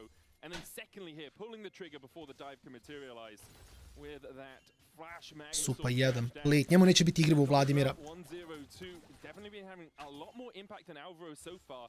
Alvaro still short of that level 6. No Stand United for that extra protection either. It feels like Shifters are just so much more prepared for today. They have this really cool draft that they're pulling out. This really great map play. They understand what MKOI want to go for. I think MKOI also made it very obvious that they wanted to go for that top dive, but the fact that Shifters can respond to it so nicely, I mean, this is showing real signs of life of a team that can be really, really good, as now Stend on to Supa. Super with a good satchel. Gets himself out. First items coming in across the board. Both the bot laners have theirs. There's the roll quest as well, as Alvaro tries to step forward here. Sheo on the chase. And using a little bit of extra movement speed to see if they can close the gap, but instead they'll just deny a little bit more vision. No jungle camps here for Shifters to thieve away. I think Nuke needs to be careful in bot lane here. Elioya can look to dive him or force him under tower. He does still have Flash and Petrifying Gaze, as you say. Elioya looking to chase. There's a cease and desist. Petrifying Gaze for the stun. Mega Inferno Bolt coming in as well, but doesn't really do too much damage. The Stand United though is enough, and a Taunt comes forward. Elioya gets the shot down. Really good use of the Stand United there. Make sure that Elioya can pick up that kill. Nuke decided not to go for the flash. Not sure if he thought maybe even if he flashes the taunt that he's still dead. That means that it's a kill for MKOI without really much of a return from Shifters, so they can't make a play happen on top, and MKOI can pick up the bot lane tower. Yeah, they did look for some damage on the top lane. Najcrniji od svega, ja sam rekao koji dobija, ali Shifters i boga mi kroz ovaj draft izgledio poprilično solidno. Vladimir će biti apsolutno prejak, ja ne znam kako oni igraju njega kasnije. Ako ga ne šotaju u jednom kombu u suštini od Vaj, to je otprilike to. Time he faced up into Rooster in the 1v1. Yeah, the play started off there with Mirwin chunking down Nuke so that he had to back off initially. So Mirwin actually starting to get strong now on this Ambessa and swung the gold in his own favor. That does mean that going into the next Herald fight, I do think that across the board, with Jojo now picking up his first item, that MKOI is pretty strong, unless Sheo and Paduk can wreak havoc with their untargetabilities. I mean, CC immunity. Yeah, it would be really interesting if MKOI miss-targets some of that CC, really, because you have to think, you don't want to go for Paduk. He's got the Sanguine Pool. Yeah. You don't want to go for Sheo. He's got the Ragnarok. So you are looking at Nuke. But if you jump onto Nuke, he puts a Miasma down and has the Petrifying Gaze. If you jump onto Rooster, he can dash away as well. And if he's going Mega, you're jumping into someone who's got a wallop for the CC. Yeah. So it's very important that MKOI around the next fight, which either is going to be the Rift Hold, which is coming up now that Shifters are setting up for, or the Drake in a minute. MKOI have to pick their targets. Mirwin begins to dash away, repudiate. Shattering Strike goes to the side. Nuke stepping forward as well. This tower's still pretty healthy. Magnetstorm. Mislim da sam umire ovde. Još sam besa koja ne može se deša zbog mijazme. Okej. Sve ne živ. Fajn. Okej, shifterzi. Ovo se nisam nadao. Ali ovo baš lepo izgleda. Za sad jako clean. Izgubit će 2 plate na botu, Rooster respektuje. Na midu ne znam zašto nam ne dao kameru, Ziggs je na 2 plate, ja mislim. That Shifters is not going to pick up the top tower. They're going to get the Rift Herald, and MKOI all they got was some plates on bot lane and denied a wave or two from Rooster. With the Drake still 30 seconds away, Shifters can reset in time. Shale will be here a little while longer. There's the smite, gets the Rift Herald. Sten stepping forward though, without numbers on this side of the map, was greedy. MKOI play around the fact that Shifters assume they've backed away and managed to steal away a kill and steal away a blue. I like what Sten is doing in the sense that he's trying to protect the weak side, trying to let Rooster farm, but he overestimates a little bit how tanky he is or whether or not MKOI had already based, so he ends up falling there. But it is going to be a Dragon as well going for the side of MKOI, so a bit of poor timing from... Wait. I mean, it would be... Want to try to they're gonna battle hold it. They have the Hemo Plague, they've got the Petrifying Gaze, charge in, TP in as well, but the Rift Herald's just going to make a quick U-turn, go through this minion wave and go towards the tower instead. As Share gets some damage down on it. Shifter should be able to take this, although Flash taunt in. Olaf samo out, Ragnarok, fajn, nije nešto puno investirao ovde. Shifters, they really didn't want to give up that Dragon, so they ended up kind of overcommitting for it, using the Herald, using the TP. They're able to get a crash in mid lane and a little bit of damage at least. But not exactly what they wanted, but Jojo is in trouble. Pa Nuga baš reda. Sten nema damage ga ubije. And now Sten realizes he may have overextended as Elioya is on his way across, but as is Paduk, gonna go Quackers for this play as he does just back away back to mid. Alvaro's had the stand united, so I think that's why they knew that even if Sten lands the combo onto Jojo, they're not able to take him down through that, especially when he missed that Shattering Strike. But I like the proactivity from Sten that we're seeing in this game. He feels like he's both trying to cover the weak side, he's trying to make proactive plays on his own. The def right before the Dragon though is definitely going to cost them, as that makes it so that it's going to be really hard for really either team to play for soul this game. Yeah, especially since that's it felt like that's what Shifters wanted to do. They wanted to set up, make you take team fights against them. They'll scale up, they'll get to 3 Drakes, and then they'll be pretty unkillable for all intents and purposes. But now that's been delayed, MKOI can look more for picks. They can give up a Dragon to side lane play a little bit more effectively. And because of that catch, it kind of delays all of Shifters' game plans. Definitely. And we'll see how Elioya can use this Vi ultimate as well to continue making plays. 3-0 right now on the Vi. As he's hovering towards mid, they might be able to just one-shot this mid tower, especially with the satchel. Yeah, it's gone. That's a really big play for MKOI. Getting the mid tower for 6 is so nice because now he can walk much further up in mid lane. One of the weaknesses of this Shifter's composition is they have very little long-range engage. So it's really easy for 6 to take a lot of space in fights and really poke and be really annoying on the mid waves. So taking that tower is going to give Supa a lot more freedom. Ja ne znam ko dobije ovde Vladimir ako potraje partija.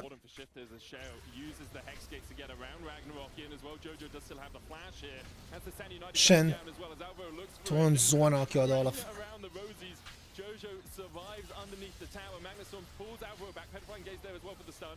Double TPs coming out as Alvaro's going to fall. Elioya looking for the engage. Cease and desist available to him. He'll go for Nuke. Mega Inferno Bomb clicks him on the edge. Another TP from MKOI as they're sending everyone towards this fight. Jojo back in the action. Nuke's going to fall to Jojo. Sten falling almost towards the bottom side of the fight as well. Public execution.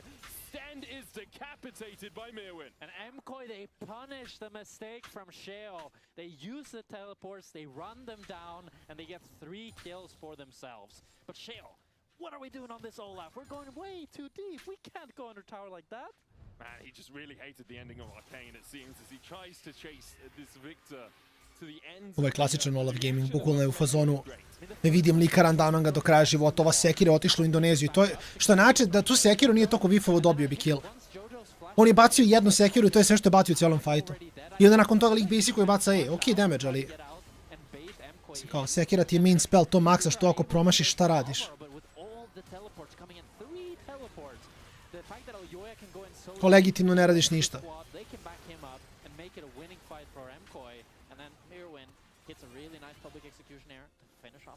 And Rooster just isn't there. Rooster's pushing midway the entire time. Didn't have TP up, it seems. Wasn't able to join the fight, and now MKOI have a 1,000 gold lead. Most of that sitting on Elyoya, but Super's joined the party. 777 gold ahead. Unlucky for him, it seems, as Rooster tries to escape Elyoya, but gets caught mid-air with the Bolt Breaker, and Elyoya just absolutely rinses him. A Mega Inferno Bomb there for the follow-up. Elyoya on a rampage. This man just refusing to lose this game. And Nuke TP'd in as well, and Elyoya is having a stellar performance on this Vi.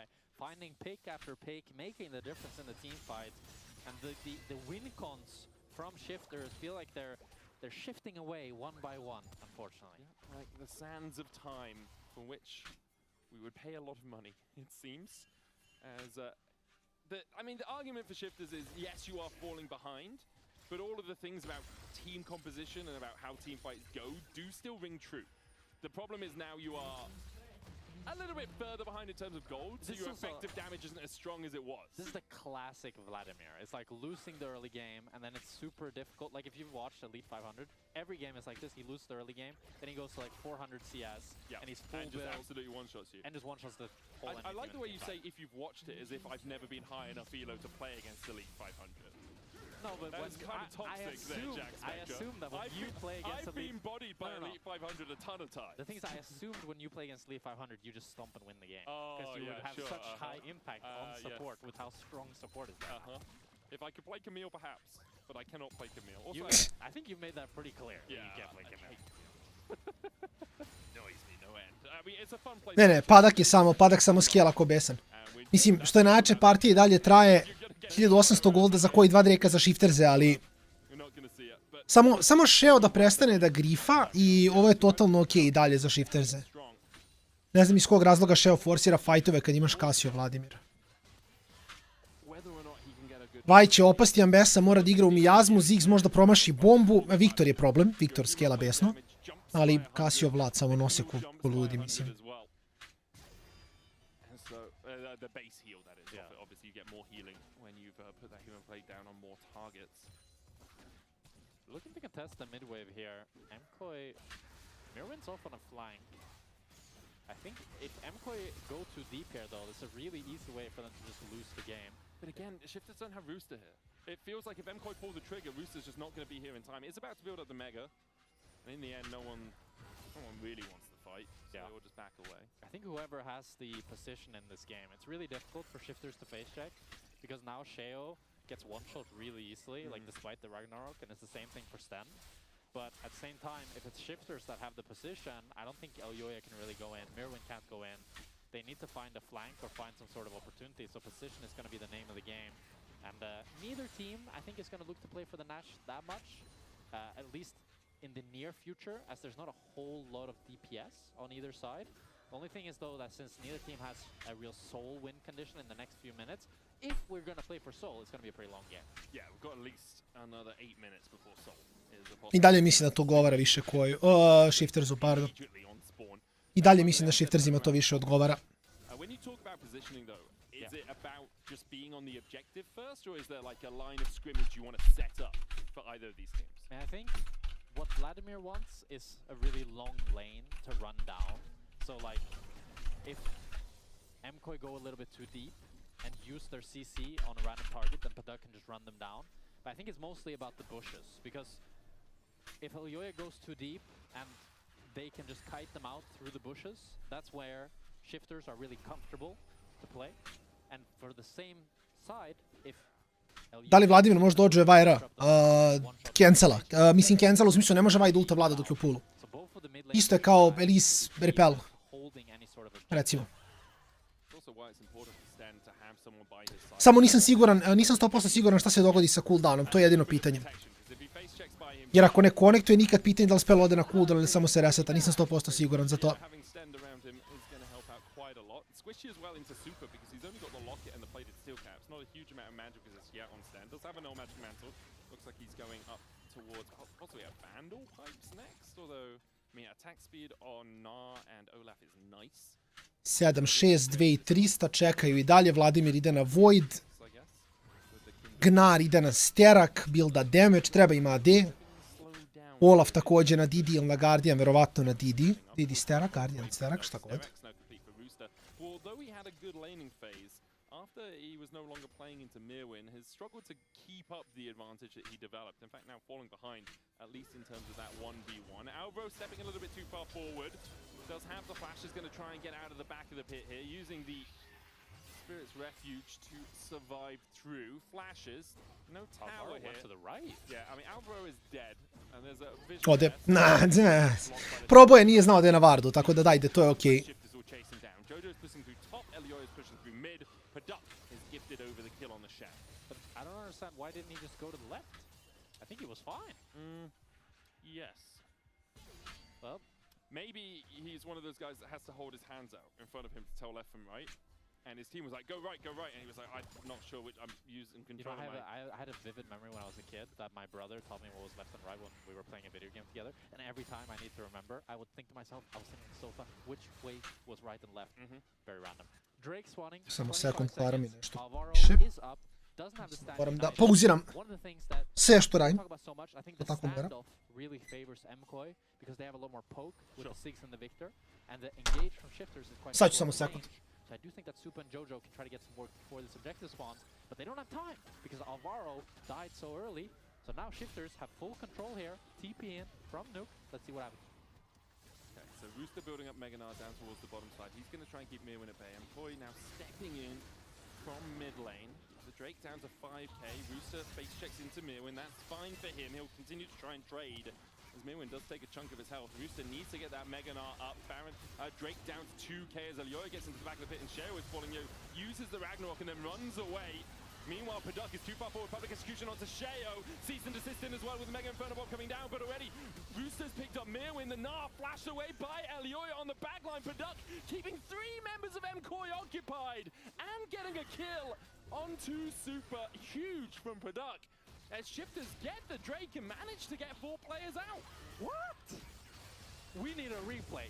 We need a replay, and we need to look at what Super just did. I think he forgot what Vladimir does, because Paduk doesn't pool the initial CC, and it starts off with Sheo gets the Drake. That's fine, right? Shifters get the Drake, that's fine. But just look at Super. Paduk should be dead here, but Super's just ignoring the Vladimir, just walking onto him. Yes, I see your point, and I agree. Elioya does a really nice flash to dodge away from a Gnar, keeps him alive, but that is sole point now for shifters. Super has his flash, has his TP, doesn't have his Rabadons yet. Instead, Para trola, ono njeno, klasično. Oblivion Orb for a bit of heal cut. Baron is available. Shifters will do it pretty quickly. And Paduk has the Void Staff now, so he's going to do a whole lot of damage. Still doesn't have the Zonius, which is really the key pillar that he would need next to be unkillable, because then he can Zonius, pool, Zonius. It usually is the key tool. Samo se spustim dole, nam se nisam propustio ništa pretjerano bitno. Becomes a lot easier to not have to use a Zonius. You know, why buy stasis if not die? As shifters vie over mid pressure, Alvaro towards the side here, no flash on him, nor on Elioya. Makes their engage options a little bit more sparse, but still pretty sizable if they do find a way in. I still think it's really difficult for shifters to try to force Nash, but now ne forsiraju Nashora. Shiftersi ne forsiraju Nashora. Wait and play for the dragon spawn and then do the same fight all over again. Šotovo je super. Da, ali oni ne igraju, ali kao legitimno. Shiftersi samo čekaju winaju game. Kao shiftersi legitimno, samo čekaju winaju game. Ne, oni ne gube. Oni ovog ne gube nikako, bre.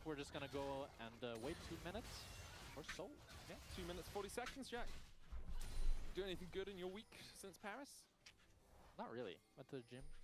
My boiler doesn't work, so I have to shower with cold water. Oh, I mean, some people would swear by that. That's true. I'm more of a warm water guy, at least tepid.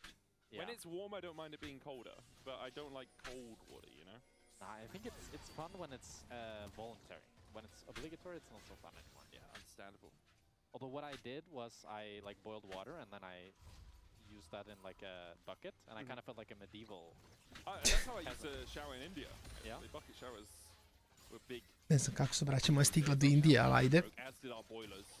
Living on top of a mountain, it was hard to find good maintenance staff as well. Yeah.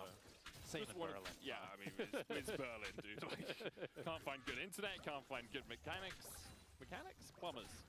We're seeing good mechanics on the screen right now, Medic. The segue back into the action, which is not happening. Yeah, still another minute and a half. If this was Mislim, iskreno jadni, oni ne znaju o čemu da pričaju, ako ćemo iskreno. Jer oni čekaju. Pričaju o bojlerima i u Indiji, jer se ne događa ništa, jer ekipa Shiftersa želi samo da potraje partije još sat i po i da se ništa ne dogodi. Sorry, I'm gonna go grab my drink very quickly. No, but yeah, we have a couple of moments. But MCoy, they are Pričaju, pa Indija, tuširanje u Indiji, očigledno. ahead in terms of the map, it feels, and we are getting to the point where Shifters have scaled pretty substantially into. Mislim, nezgodno je i za njih. Ja radim WatchParty pa chillam, pa me bole u tom nekom smislu, ali oni... Jako je teško analitički breakdownovati da se, kad se ne događa ništa. Jer ovo je ono što je sad rekao. Ti u suštini nemaš... Shiftersi nemaju razlog da se biju. I ako prođe kako treba za Shifterse, ne događa se ništa.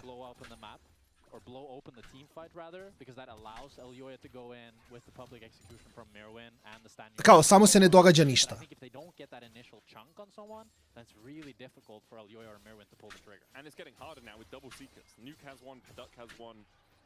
Your targets are running out. I think really Rooster might be the main target. He hasn't even got his wits end complete. Gdje si, Mato? Si nagovorio igrače. Slušam.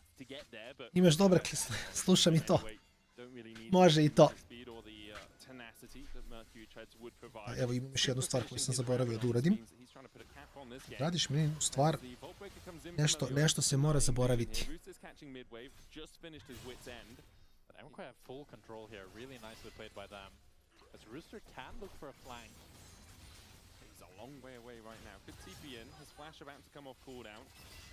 MCoy will start up the Drake. Shifters more looking for the fight than for the objective. Mirwin getting chased out. Flash shadowing strike onto Mirwin. Transfusion out as well. Moram da rešim ovo, ali moram i ovo da vidim, tako da... Prvo vidimo pa gledamo.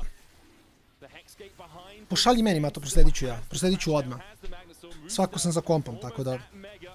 The Drake at 3k, Shale forced away, still has that Ragnarok as they dive in. Stopwatch from Jojo, Hema played down as well. The Nam into the wall and MCoy are getting routed. Super and Elioya just running for the hills, trying to survive. Voltbreaker will get Elioya out for the moment, but TP behind as Product chases Super over the wall with a flash. And the tides of blood enough. Super flashes, gets to the blast zone just in time. A Voltbreaker out from Elioya.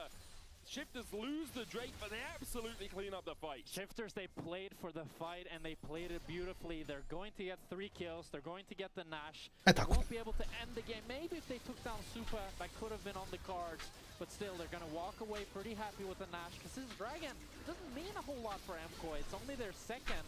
They are up against the 6 and the Victor wave clear, though. So we'll have to see how much they can get out of this Nash. And probably it'll just be some tier 2s as we watch this fight back.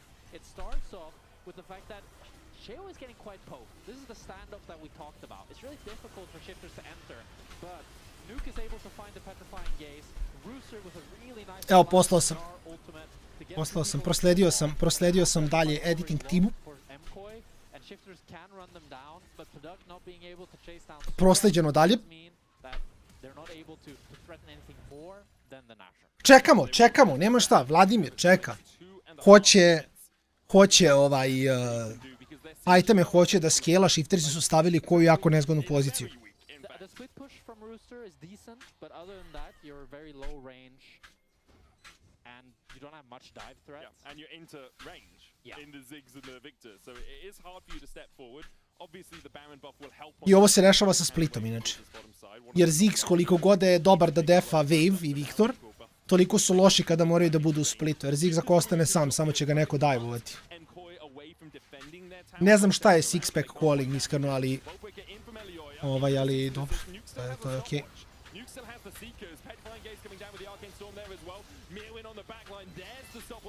I sad engage-uješ u Vladimira. A nisam siguran zašto on engage, on ima Stasis i dalje, Vladimir je okej. Samo da klikne dugme Vladimir, ne znam da klikne Stasis unlucky. take the kill. But still, MKOI holding on here. Elyoya, Jojo, and Super standing strong. And that's a big win for MKOI because they deny any sort of Baron power play. Yes, shifters, they pick up... Samo Padak nije kliknuo Stasis na vreme. I to ga je koštalo. Sheo je okej, ne mogu da ga ubiju zašto Supa nema mane, Jojo nema mane.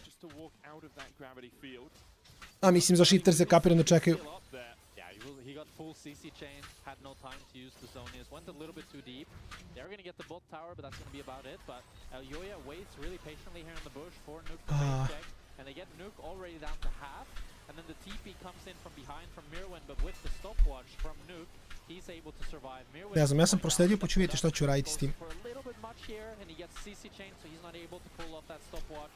He ends up dying. And overall, I think MKOI can walk away really happy. Ja sam prosledio dalje, probat ću i da objasnim kada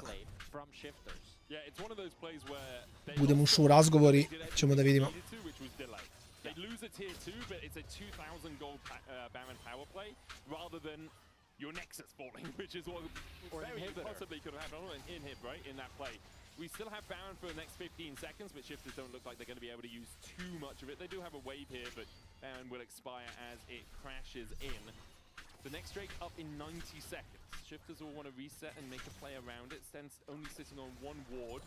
And I think shifters should be really disciplined here and take the base early. Make sure that you're setting up for this dragon first. Don't allow the mistake from the last fight where MKOI had full setup. They were the ones poking you out. Because if MKOI have all the pressure, it's really easy to put down the 6 bomb, poke them out, and make it really difficult for Sheo to enter. While if Sten is the one with all the vision, then Elyoya has to do something heroic to try to win the fight for MKOI. And that's exactly what they've done. I actually liked from Stend as well. He was backing in the MKOI jungle and said, all it takes is one person to walk up here and I'm dead. So takes the Hex Gate out, backs across the other side of the wall, even though it could have saved him a couple of seconds. Instead, doing it patiently. But MKOI are first though. They have full setup. So shifters need to re-enter through bot and do the same thing that they did earlier. And it's still going to be really hard to enter against this Ziggs who does so much damage with these bombs. Rooster no flash on the Gnar.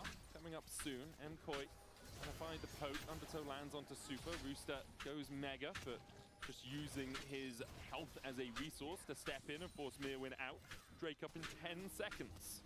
And Rooster not having the Mega Gnar is going to make it a lot more difficult to fight this. He also has no flank. Shifters are going to struggle to find a point of entry here. Ajde ćemo da gledamo. Ne znam baš da li je finalni fight, ali definitivno fight koji može dosta da odluči. Užasan engage. Jako loše za shifterse generalno. Dobar stopoč od Roostera. Što ima stopoč na Gnaru, ali ajde. Imaju kill i Guardian, Vladimir je živ. Vladimir je vino fight. Da, i Sol, ode Viktor. Vladimir je živ, Vladimir je živ, Vladimir je živ. Brate, brate.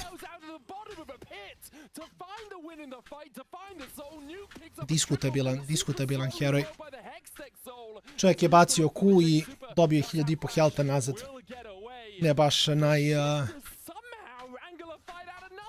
najbolja situacija.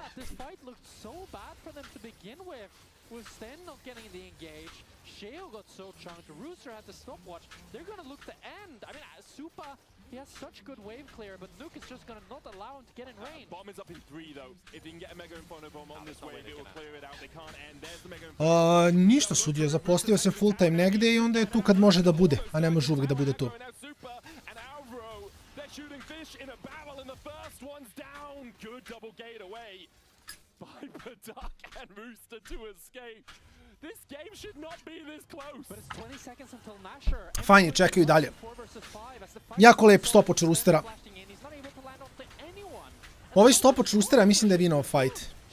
Jer je sprečio da Ambessa uđe u pit sa ultom i da mora da flasha preko. I onda nije imao flash da napravi play kasnije.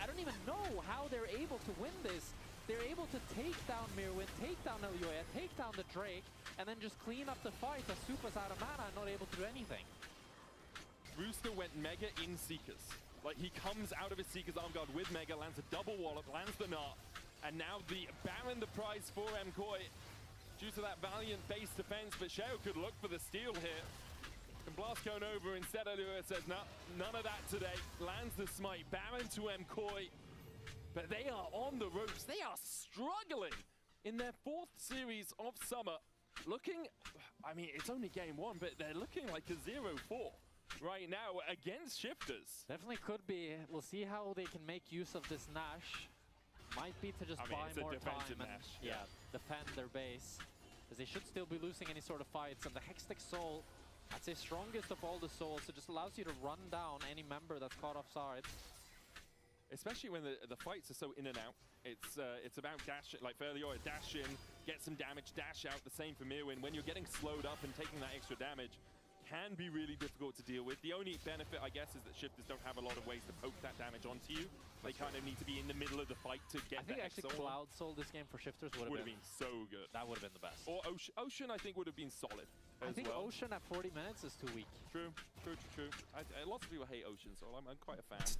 Proverim nešto dobro za Like it just doesn't. It used to be like I remember when Souls got released, it was so OP, but then they nerfed it, and I feel like ever since it's been kind of. I think we should bring back the old Chem Soul map. No. I don't think we gave it a good enough chance. Rengar just jumping at you from red buff somehow. Those are the good old days. Put the smoke back on the rift. Elioya is really far up here. Goes in with the Bold Breaker. Sten with the engage as well. They put him down on the miasma and Elioya is dead. Outbro trying to find the taunt on the backline, but through the Ragnarok he can't do it. Mega Infernal. Shen je gotov, Sten je mrtav, ali Rooster, gledaj Roostera. Dobar. Dobar stopoč, ali nebitno je, ne mogu da igraju više, outscalovali su ih skroz. Chased out by Paduk and Rooster as well. He'll try and escape. Super in the middle of the pit. I don't think Shifters really care about him, but they can still clean him up with the Twin Fangs and with the double axes and Koi. They're going to try and get Mirwin out, and he will not escape. An ace for Shifters after MKOI stepped too far forward. And Shifters have done it. They've taken down MKOI in game number 1 here. They're going to do the victory lap and walk. Ovo je manje više game, nema tu šta. It's only going to be Elioya anyways. They're not going to be able to hold the gates. And it feels so bad for Elioya. He's had such a great game. He steps a little bit too far forward, and he ends up getting one shot. And the rest of MKOI, they want to help him out, but that defines their demise. His Guardian Angel was not back up. Shifters don't have a wave as of yet. As you say, Elioya up in 3 seconds. The Nexus Towers have respawned. Sheo's going for the mid lane inhib. There's Elioya. Still 8 on Jojo. First Nexus Tower the target. Ragnarok. Ma kakvi, ne igraju, samo su full outscalovani, to je to. Jumped on, but has a stopwatch. And Sheo, he's had enough of this game. He's just targeting down that Nexus. Shifters. Dun, clean. 1-0 za Shifters. Lepa partija.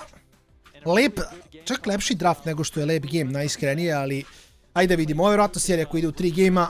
Iznenadio bi se da Shiftersi vinaju ovo 2-0, ali vidjet ćemo. Odra pauzu, tu sam brzo, pa se vraćamo sljedećim gejmom. Thank you very much, gentlemen. That was a crazy game. Talk to me a little bit about kind of how you guys were thinking about approaching team fights, because they looked really easy for you once we got later in the game. I mean, I think draft-wise, like, if we get to late game, it's like impossible for us to lose. We have Olaf into Vi, Cassiopeia into Vi, Shen, like all those stuff is like so hard for us to lose. But yeah, I mean, they had strong side, which was kind of scary this game. So our goal was just to scale up until late game, so we could just win by team fighting. Definitely a strong start. You had almost 45% of your support's time was spent around you in the mid lane this game. How does it feel to have your support camping for you? Does that just feel like an excellent way to start the season? It feels really good. Just flashing on the enemy and killing them, pressuring them. So enemy support in the match, so we could kill. So it's good. I'm happy. Looks like a solid setup. Good luck. I'll let you go back to your team, brother. Congrats on winning that game 1. Boys, he got camped mid. We saw the Cassio kills. But the rest of the game, there's a lot that I think we have to talk about. I don't know why I still have this mic. I have one on my face too, but I'm gonna keep holding it. It makes me feel authoritative, like I'm somehow extra special. I mean, man, where can we start? That draft was something spicy because it's as Nuke said, as the game went on, the explosion just kept getting bigger and bigger. It was like a clock ticking down every single second, and it felt like there was no way for MKOI to come to answer them in the late game. It was just a demise. But we have some moments where there might have been some counterplay, right? And here we see, again, as I highlighted, insane jungle proximity. They can't mid. Nuke got 2 kills early, but it's not like it was a clean snowball. Like, shout out to Sheo. some reportable early deaths there from him. I think the scaling I too love Nuke Duck on the Casio, but my I thought it was great. It's always there the duck, baby. Nuke and Paddock, bro, I can't. But yeah, I mean, Sheo, he kind of ran in. He was doing his Haaland walk, you know, on the Olaf Viking, just running straight for the towers. And just, he had a few oopsies. He had a few oopsies, but the thing is, they brought it back, and it does feel like good drafting for sure, set them up, and then later, it felt like pretty solid team fighting from them across the board, I'd say. I mean, it felt like MKOI's comp, it was drafted in a way where they want to go in and one-shot a target, but then they press tab, and there's like, guys, we can't go on anyone. There's like a Gnar, are we gonna go on him? No. Olaf, he can just immune it. Casio, are we diving a Casio? That better be a good dive. Vladimir has a pool. Oh, I guess we gotta engage everything on the Rel then.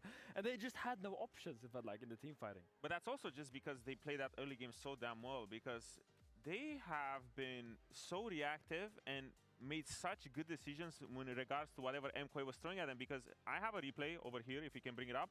It all started from minute 12, where honestly, for a team of the caliber of Shifters, I really did not expect. So, if we can roll out the clip, they're doing Drake, while MKOI, if we can take a look over here, they're doing a cross map. They're ready to set up here and set up a dive. But Stand, pause right now, he knows what enemy wants to do. He feels like he can go one step beyond and counterplay them before the fight even starts. So let's roll the clip. Elioya is stuck here on the side. He's just spectating as everything is unveiling in front of him. He's not even in this fight. By the time he gets in there, the fight's already over. Yeah, I mean, keep in mind, this is set up from Rooster forcing Super Slash before as well. This just culminates in this disaster play. And meanwhile, I think Mervin is just getting way too desperate in the bot lane. He's just trying to dive the Vladimir on the tower. Bro, Olaf just took Dragon. You have a ward in Banana Bush. You know where he is. Exactly, but again, sure, it's a misplay on the side of MKOI, but the fact is that Shifters put them in this position where they're even able to make this misplay, because the Shifter of old, I would not even see them take this sort of gamble and invite them to outplay. I'm sorry, I don't think we've ever said attack the play in the setup in a Shifter. Yeah, exactly. This is cool. This is a brand new sentence. And this, the thing is when we see new players added to rosters where we kind of have this baseline expectation, the number one thing you want to see is a sudden explosion in performance. I don't want to come in here when we see a roster change and be like, we'll see how they develop over the course of the split. That's the hype killer. This is a summer roster change, boys. There's not enough time. You really have to hit the ground running, and credit to Shifters, they really did. Exactly, because the draft was also ballsy, and we saw as the game went on, they just started getting more and more confidence. They felt like team fights were on their side. It felt like they were this impossible wall that MKOI had to try and break at, and I felt like MKOI just wasn't making the correct decisions when it comes to it. We have one more fight to look at, right? I think there was the Dragon later in the game. Let's take a look at that, and then I'd like to talk about what do we need to see from MKOI. But let's start with that Dragon fight. Okay, I mean, already the question I like is very great. If you can pause it right now. What would we want to see from MKOI? They are stuck up in a ball, and Shifters is trying to flank from everywhere. MKOI, buddy, just choose anything. Choose here. Choose here. Choose the guy that's trying to flank you. Pick up any of these. I mean, anyone, to be clear. Yeah, anyone. Pick one thing. But it's so frustrating because they just let all of Shifters entomb them from every angle. It's like you're out in a desert riding on your camel, you know, and you see a sandstorm in the horizon, and you're like, oh, there's a sandstorm there. And you don't react, you don't run away. They just let this happen. All of Shifters just walked behind every single person. They could have just chosen a single one to engage on. I think the Gnar was the best option there. They could have sent everything on him, but exactly, yeah, because disaster. Again, we saw it very well. Time was not on their side because you have the backline. Your backline is Victor and Ziggs. You need to do something because the Vladimir that honestly, he was first time. I have seen him 2 or 3 times this game where he's just getting comboed. He's about to die, but he got so much value out of that pick. And this just goes to show you don't need to be an excellent driver of that champion. You just need to be in good positions, have the proper setup, and you will do wonders in every single one of those team fights. So what's the bounce back for MKOI? Obviously, really tough losing streak, really tough couple of weeks, and the difficulty is it's single round robin, right? It is best of 3, but 0-4. You can come back, but that's putting a lot of pressure on every single week out from here. So how do they turn this series around? Look, man, I mean, we have to address, I think Jojapin is having a horrible split so far. Like, Jojapin, this game just died two times before 8 minutes. On the Victor, that should be a pushing matchup, or at least a contested matchup with the Casio. He outranges her, he can have control, but he just died to stand drones time and time again.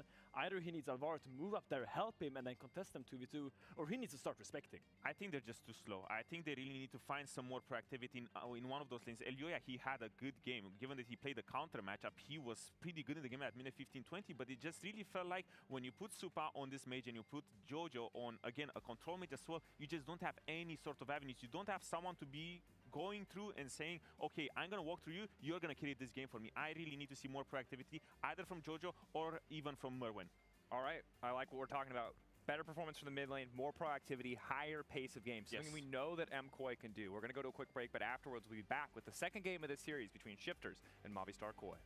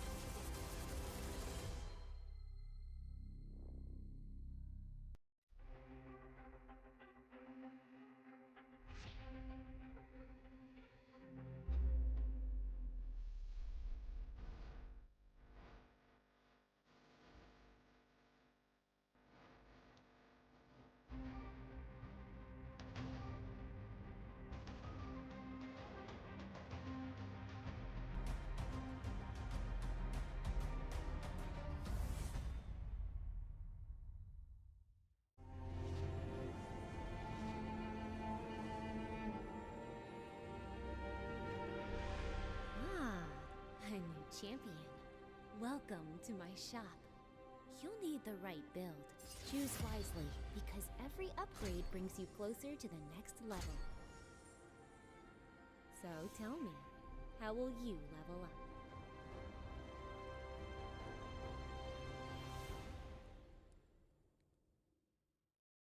Want to find your fastest server every time? Express like a pro and optimize your connection in one tap. Express and game without ISP throttling. Express and shield yourself from DDoS attacks. Express and choose the VPN trusted by gamers everywhere. Express VPN. Experience gaming the Express way. Fast, stable, competitive. Outplay the world. It's time to Express. Unlock free Hextech rewards, exclusive skins, and more. Scan to subscribe. The whole room was howling. Howling? Oh, that's not howling, buddy. That's... Did you steal the LEC trophy?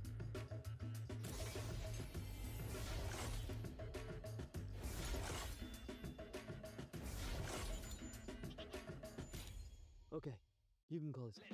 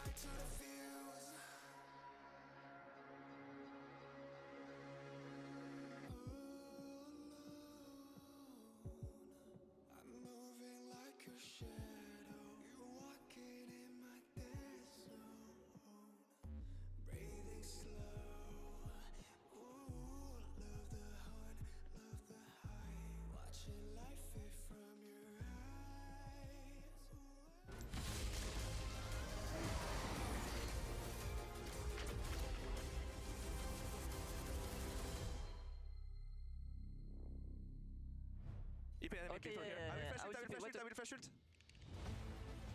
I TP.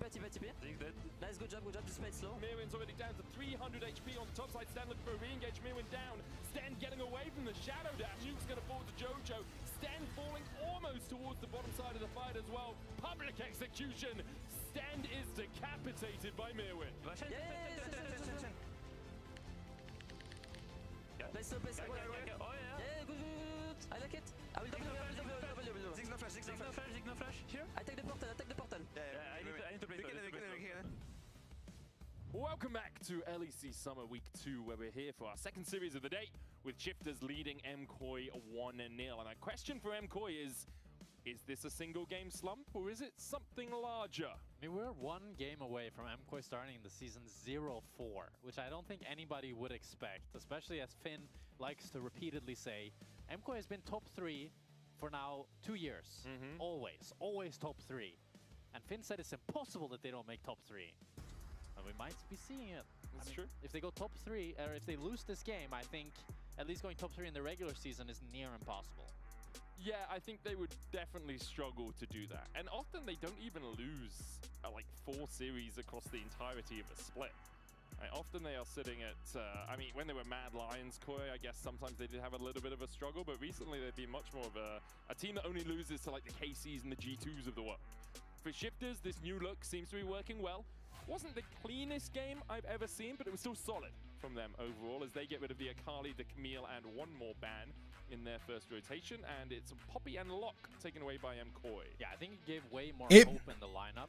evo nas nazad, vraćamo se u gameu broj 2 da vidimo šta mogu da urade. That always felt like the biggest criticism I had for Shifters, but I felt they were a very dumb team. They only knew how to group up. Ekipa koja je počela, kažem opet, jako dobro. Juče, prošle nedelje. Danas nešto slabije, Shifteri su ih full outdraftovali, tako da Striker i Menkyu odličan posao. Pedak također odličan posao s tim da je bio sposoban da odigra Vladimira i to je jako dobro. The skirmish heavy team. There is a Syndra ban next to the Lock and the Poppy for MKOI, even though that's not showing up in your screens. I can see it here. So they haven't missed a ban. Syndra is removed from possibility. And they'll lock in the Jace to kick things off. Yeah, Jace really strong power pick in the current meta. Has really good poke. You can flex it 3 ways if you want. Hell, put a jungle if you want to be crazy, you know. It's going to be answered by the Astral though. This is Paduk's favorite champ, his best champion. Also the premier ADC in the current meta. Pedak je dobio Esa do duše. And we'll see what Shifters decide to pair up with it. Probably a jungle pick if I were to have a guess. Mislim, Vladimirov bi bio neverovatan. Nisam baš siguran šta je ovdje najbolji ugao. For Sheo would make a lot of sense. Yeah, I agree with Jarvan. I think that's a solid pick overall. Orianna being available means that that's a much more likely pick. There we are. Orianna, Ezreal. Well, you say much more likely after it's happened. So I'm saying that's a much more likely pick. I'm not saying I'm predicting it. I'm saying yes. Picking Jarvan here makes more sense. Likely is probably not the best word, Jack. Okay. Okay. Fair enough. It makes more sense. Most teams, if you 9 out of 10 dentists agree that Orianna's second pick here was more likely than Jarvan. Lee Sin is going to get locked in for Elioya as their answer in the jungle. And again, it is skirmish heavy, right? Like Jace, Lee Sin love to skirmish in the early game. We'll see where they decide to look. Something like a Leona would make sense if you're looking for good supports. So they decide to drop the mid pick.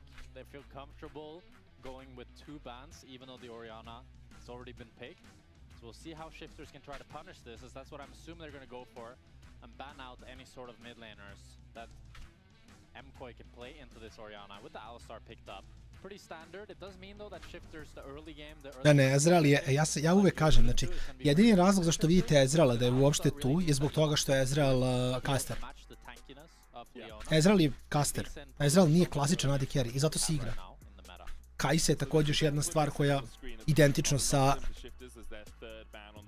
Ezom radi kao caster. Silas going to get taken away from Shifters because you were talking about this Jace as a probable top lane or AD carry pick. It can still be played mid if you want to. You can take it in for Jojo Pum, but Silas banned when you've got an Alistar already on your team. Don't want to give him the cowl. Sense. Yorick will be the ban for this Jace, which means that likely the Jace is going top for Mirwin. Yeah, makes a lot of sense. We'll see what the second mid lane ban is for Shifters, or if they want to decide to target ADC instead. So they take away Super's Kai'Sa. Makes a lot of sense. It's his best ADC. And it's a good pick into the Astro as well, and it suits the MKOI comp in general. And I think now Super will probably look towards a mage, because the damage profile of the team would want some of that AP, and we're just seeing so many mages across the board. If he decides to go for an ADC, something like the Jhin would make sense, but it's kind of like, why would you play Jhin when you can just play a mage? You can just play Mel. Yeah. Right? I think Mel would make a good amount of sense overall. So we haven't seen much Mel. We haven't, which is interesting. I wonder if she was nerfed and I've just missed it. Because there's always that patch between like MSI and the next tournament that nerfs happen and you don't always see them. The Fury for Sheo though, very explosive, high damage, has really good ball delivery for the Orianna, and has propped up to be really the only assassin that we currently see in the meta. Kiana sometimes. Kiana sometimes, yeah. Kiana sometimes. And it's going to be Lucian for Supa actually. So he wants to go for this really... I Lucian je također poprično dobar. Mislim, Lucian i Ezreal su jedina dva AD carry-a koji ole rade. Of the Ezreal and the Orianna. Also, stepping up into an Alistar Neferi is not something you want to do too often. And MKOI will round out their draft with a Galio locked in. So likely Jace top, Galio mid. The Irelia ban specifically targeted at Rooster because he does pop off on that pick, although he often goes 0-7 and then pops off on that pick. And it's going to be Cassante in the end in that top lane to try and neutralize the Jace a little bit. I much prefer Shifter's draft, to be honest. I feel like they have a really nice, easy front to back. You have good ball delivery and Alistar and Neferi. It's really easy for the carries of Shifters to play. They don't have much to worry about. Like Solar Flare is kind of whatever for the Astral. Maybe Nuke needs to worry a little bit, but even then it feels pretty easy. Well, for the side of MKOI, if you're Supa this game, that's very difficult. You need to try to deal a lot of damage to Cassante and Alistar. Oba drafta su dobra. And you're being outranged by everybody else, and you do have good Razmišljam ko skeluje bolje. Na prvi pogled mi se više sviđa draft Shiftersa, ali mislim da ovdje nisu nužno... What the fuck? Jel vidiš sa prozora? Nenormalan svijet, šta reći?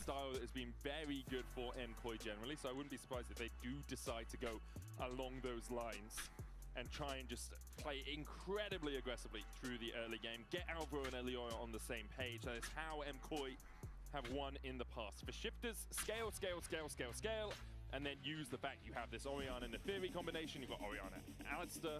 You have great team fighting, and you have safety for your carries. The Orianna, the only one that should be able to be caught out, and even if she is, she has an Alistar and a Cassante there to block the lines for her. I also think Paduk this game can really carry for Shifters because there's so little threats on the side of MKOI.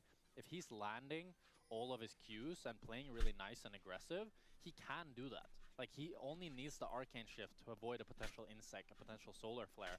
And as long as he's doing his due diligence, I feel like he can do so much in the later game team fights. As MKOI want to go for an early game invade, try to utilize this early game strength. They're going to try and split the map. That will deny some vision here. Elioya will play towards the bottom side. This kind of locks the supports down towards bot lane as well. Alistar doesn't want to roam around and just leave his Ezreal in a 1v3 in essence. And Sheo does go for the counter invade, will be spotted out on a ward as he goes in on the Neferi. So what this means is that MKOI have a lot of pressure in this bot side. They can look to trade really aggressively, and if they get a great trade, they can go for a dive.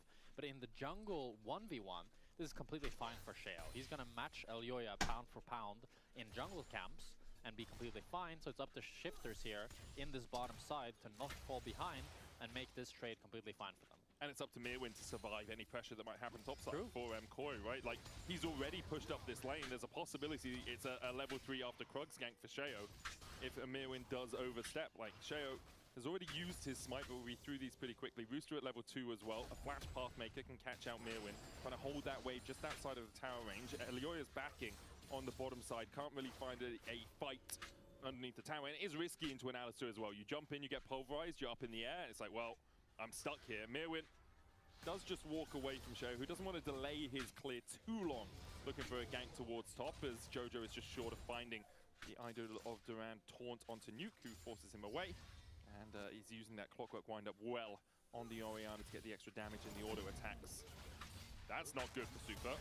That's really not good for Super. Just underneath the tower, gets caught out by Sten. Duck, unfortunately, doesn't hit the Mystic shot, but it could have been much worse. And the big thing that Alistar has over Leona as well is the sustain from the passive. Yeah, So now Popali. the fact that they were able to chunk down Super with Product hitting level 3 here, if he lands the W on Super and now can shift forward. Zato što ne igraju svake nedelje sve ekipe. Imaš određene ekipe ne igraju u specifičnoj nedelji. Shiftersi samo nisu igrali. Ko je igrao, on je bio u Parizu, Shiftersi nisu. Ko je igrao protiv KC-a, protiv G2-a, idemo sjeti koja je bila četvrta ekipa, treća ekipa, šta bude na lanu. I ko je izgubio sve 3 serije. To je fora. Ja sam Legend imao show sa Gildranom sinoć. Upalim Gildran, crashujem i komp. Opet upalim Gildran, opet mi crashuje komp. Ništa, završim stream, sve to off stream, upalim Gildran, crashujem i komp. Ja izbrišem Gildran. Smorio sam se. Mislim unlucky, ali šta da radim? Vidi, svakako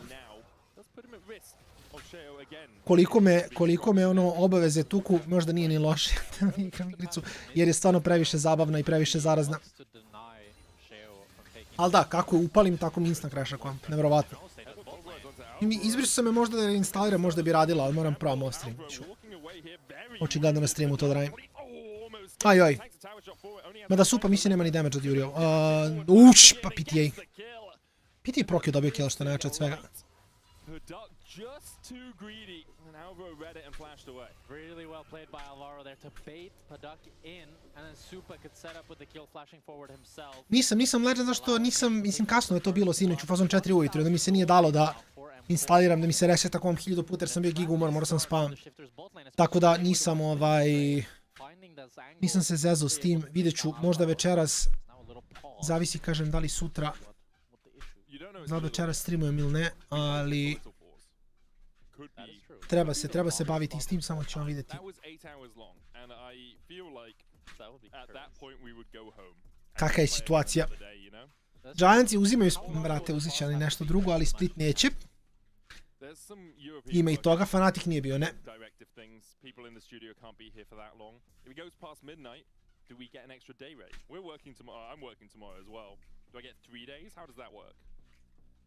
Mirwin just wrote, what was that gang shell?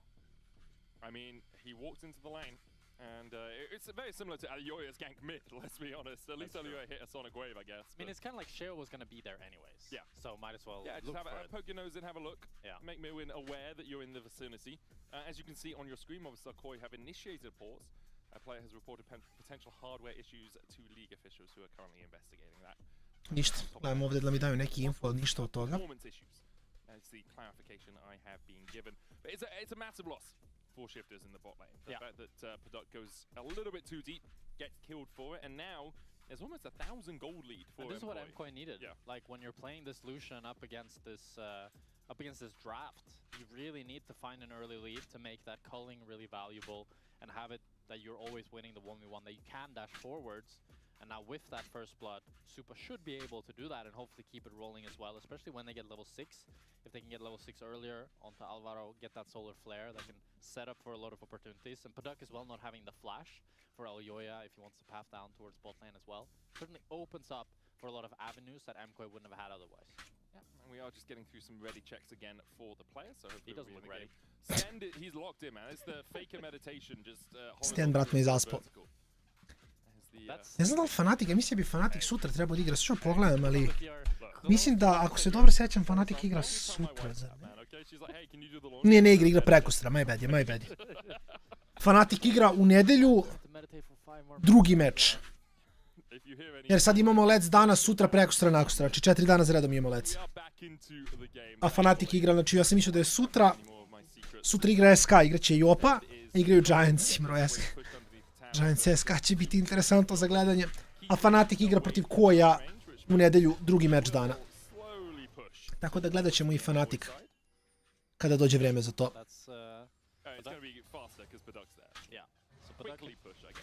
Paduk can choose to, I mean, it is going to push into shifters. Yeah. So we'll see what Paduk decides to do with it. I think it'll just leave it here on last hit, but Alvaro chose to use this tempo advantage to get really deep wards in Sheo's jungle. Kikovali su Empirosa i doveli su novog top lanera. To im je padak flash. To je cleanse. Ok, chunkovani, ali fajn. Ne znam, koji nije toliko čist koliko sam mislio, ali mislim da je svakako u redu. Vidjet ćemo još. Mislim, 0-3 su, ali realno kad pogledaš, ok, izgubili su od G2 što je očekivano. Izgubili su od KC-a što je očekivano, samo se nešam kojim je bio treći poraz, iskreno. To je možda najveći problem. Gdje su ti? Level 6, I guess. He gets the hands pursuit out of it. Could look for Mirwin in the top lane. Alvo opening up through mid. Has the option of help out his top lane. Mislim, jadan 100, to sam teo da kažem. Nema Oskara, pa ne, Oskar igra za Giantse. Nije Oskar otišao, ljudi. Oskar vam je, ljudi moji, znači, ko ono, taman mislite da ste ga se otarasili, a on bane u drugoj ekipi. Vi ste u fazonu, Oskare, šta ti radiš ovdje, ono fazonu? Vi ste mislili da mene više nema. A da. Sutra te Giantsi protiv SK. Navijamo za našeg Jopu protiv Oskarinina.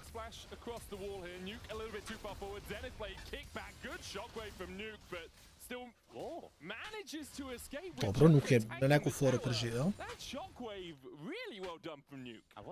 Ne znam, vidit ćemo, Fanatik još nije igrao, tako da... damage. Dobro, mislim, znaš, ovdje je krucijalni problem što se Supa zeznuo pelo oko vade carry-a.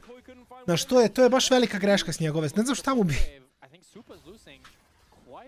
Supa gubi... Možda su mogli da proksijaju i Leonu, ali mislim da je fajn i dalje. Da, i Oskar u fazonu, I'm back. Hi guys, mi good rumble. Ne, ja sutra, ja ne znam šta se događa. Ne, Warp, ne, taman posla. Taman posla, Warp.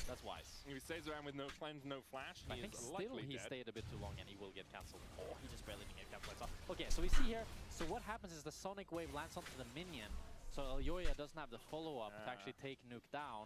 And then we see Sheo here. I mean, this is just, he just point and clicks him and lands the Qs. And Super has nowhere to run. Yeah, he's got no recourse. If he had Flash, maybe he could have got out with a Relentless Pursuit into a Flash, but unable to do so. Now we see Stend and Paduck being put up in the top side by Shifters. The Grub's up in 18 seconds time, so looks like that is their main point of focus.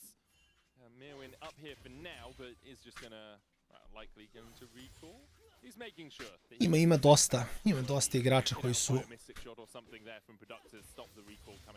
koji su u tom fazonu. Samo nešto čujem na brzaka, tu sam za bukvalno sekund. So that does mean that if Mirwin TPs immediately, Amkoi can look for the numbers advantage. But it's Shifters that has full control here with the push in top. And Sten has 6. That Unbreakable Will is a fight changer, as opposed to the Solar Flare being short here for Alvaro. Grubs have been begun. Sheo will get the first one without smiting, importantly. Sten goes in, looking for Alvaro, trample stun, knocks Alvaro back, the shoulder daybreak, the Zenith Blade coming out as well as Jojo looks for the engage. Sheo jumps up with the core of the pack to kill off Alvaro, a hero's entrance coming out. Taman! Sten's gonna be the one knocked up, but look how little damage the Alice has taken. Alistar ne prima damage, sad će da bude shotovan. Ostane bez ulta i samo je mrtav, je. I ostave Supi. Decent trade za koji. And Amkoi, they find the fight, they get the kills, they get the grubs. Able to make that play happen despite the fact that Stan had the ultima. They were just playing it better. A really nice kick from Elyoya and a really nicely played team fight from them as we watch it back here. So it starts off with Stan engaging onto Alvaro. He kicks him into the team, but Alvaro uses that as an opportunity to get onto Nuke, and then they can CC chain him and just take him down before he even gets the shockwave off. Yeah, that's big. And that's why Amkoi can now also a really nice kick from Elyoya that knocks 2 people up, and then the calling onto Stan to finish him off. And I think really the fact that Nuke didn't get the shockwave, that was the key in that fight. Because if he got that off, if he was able to CC some of the members from Amkoi, that could have been a different fight for Shifters. Now, overall, still a good start here for Amkoi. 10 minutes in there, 1,000 gold ahead. They've got 2 grubs to 1. They've got a Drake to none, as the Hex Flash from Stend is going to be in retreat rather than attack, as he's on a ward. Product gets a little bit of damage on this tower, but shouldn't be able to get too much with Super and Alvaro being in the area. You can see as well Sheo looking, but is going to be spotted on so much vision as he comes up through that river. Mkoi really chucking a lot of vision down towards that bottom side. And that's 3 kills now onto Supa. Yeah, could be incredibly close to the Essence River. If he can get that now before the Drake spawns, I think will really turn the tides of this fight and set Mkoi up for an easy second dragon with how much stronger he'll be than Paduk. Paduk is just sitting on the Sheen, has the longsword, but not really a whole lot of damage on him. Yeah, he's got a half-bound axe now, though. Ooh, big. The item that people don't even know the name of. That's how unimpactful it is. I write in chat, oh, if he gets half-bound axe, I cannot play. Yeah, I can't do it. I can't lane into him anymore. That's why Paduk is now going top lane, because he realized I can't lane anymore. Because I have the half-bound axe. I'm doomed.jpg. Second Drake will go over to Mkoi. And Paduk, as you say, has been sent up towards the top side to try and get some gold back in his pockets. Currently almost 1,000 gold behind his lane opponent. I don't know if they have... I mean, I think with how strong Sheo is, they have the damage to try to dive Mirwin, but Alvaro is already here to protect the cross map. Very similar to last game, how Fleshy matched it. I think they can dive 3 versus 2, but they won't go. Sten just jumps onto Mirwin. Ne znam baš. I Sten je treba još jedan tureš od istankuje i Padak će da umre od kule. Ovo je najlošiji dive koji sam video ikada. Užas. Ovo je baš loše bilo. Ovo je baš loše bilo. Nice.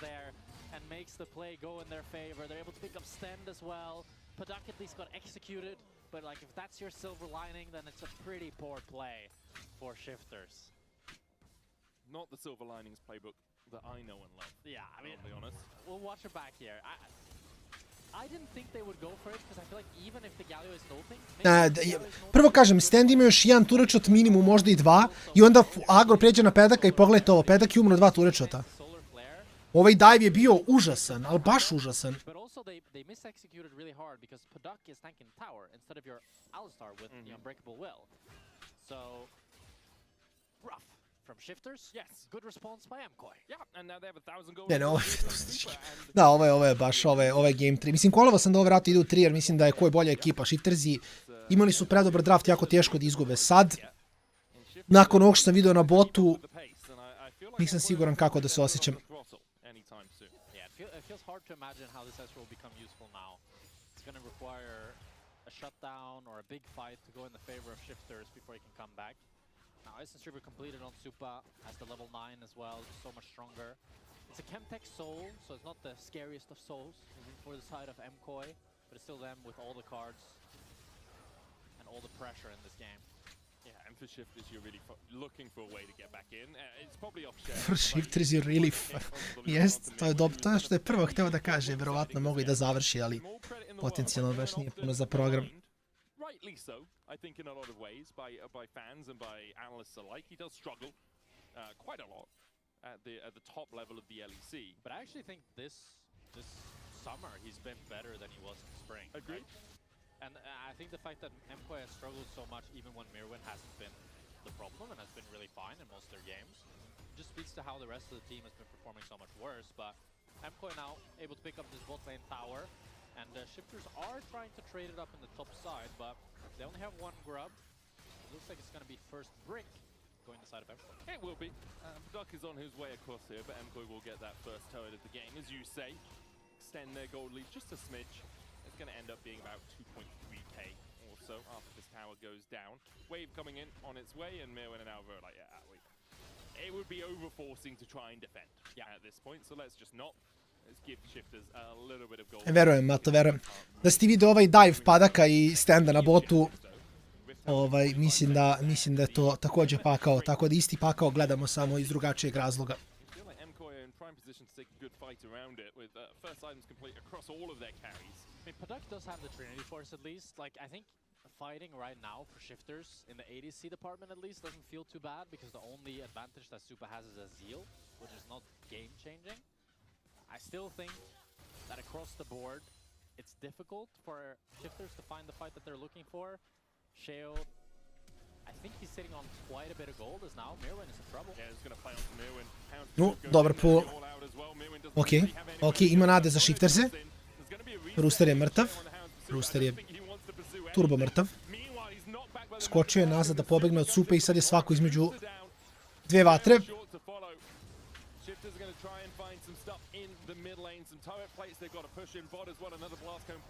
Supa mora se pazi, dva kua ga ubijaju, bukvalno. Carriage da tanka, nice, da, na Fury je heroj. Nicely done from Shao. And this is super work for shifters as they picked up the bot tower as well. It is going to be the Rift Herald, at least in response for MKOI, but a really nice proactive play there to take down Mirwin and to waste so much time with the chase onto Shao. Yeah, you'll always trade Rooster's life for a kill. He's Cassandra. He's tanky. He can die. That's kind of allowed. The only time you wouldn't do it perhaps is if it's only for Alvaro, because it's not as impactful as killing off Mirwin. But if you can kill off Mirwin, it's a huge play. You take the tower, as you say, on the bottom side. MKOI still have a 2,000 gold lead. They are still in the driver's seat of this game. But shifters are slowly unbuckling that seatbelt. They're saying, hey, I'll give you the AURUS. Why don't you let me drive for a while? And the gold lead on Shao is pretty big as well, 700. I think he's sitting on so much gold right now. Yeah. So MKOI is going to be able to pick up this third Dragon. Don't think shifters can look to contest it. And Rooster is going to be able to get the deep push into top, but not going to be able to do a whole lot of damage into this top tower. Rooster jumps forward. Product here looks for the damage with the Mystic shots. Stun from the trample. True shot barrage as well. Uses the barrier. Mirwin is here. But that wastes a lot of time for MKOI, because Jojo was moving up towards top, but because he was forced to move back towards Supa, it does mean that Rooster is going to pick up 2 plates on that top tower. Feeling pretty good about himself. Yeah, need to give up the Drake for, as you said, Kemso, not the most powerful in the game. Olaf bot. Olaf bot. Da, dobro, da, mislim, ako pika AD carry, Simon tehnički može da rundowne image-eve kad malo bolje pogledaš, tako da. Nije da nije, nije da nije.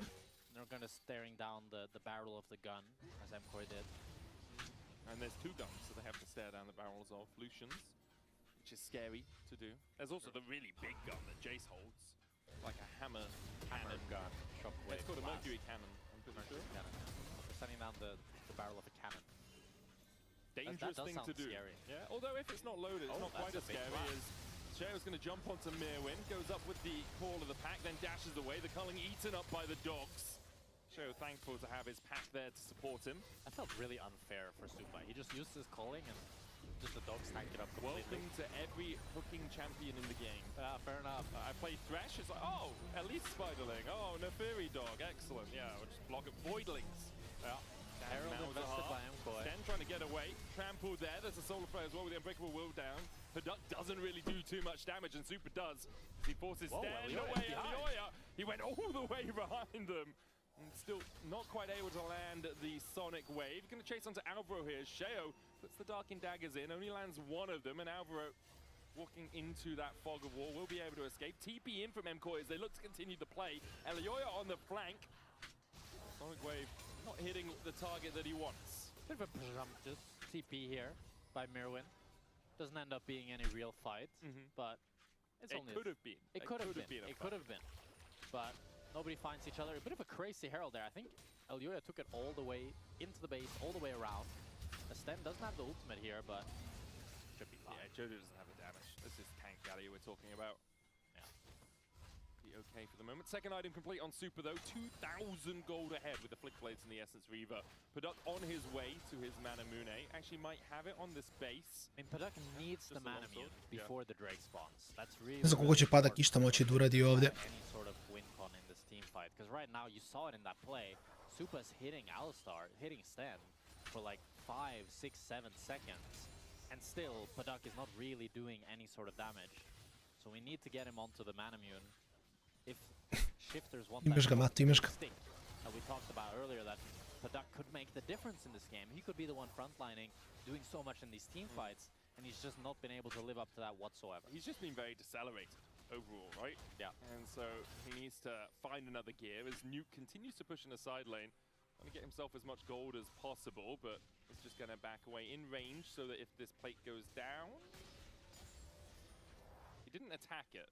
It didn't go down either, it didn't go down either, I don't think.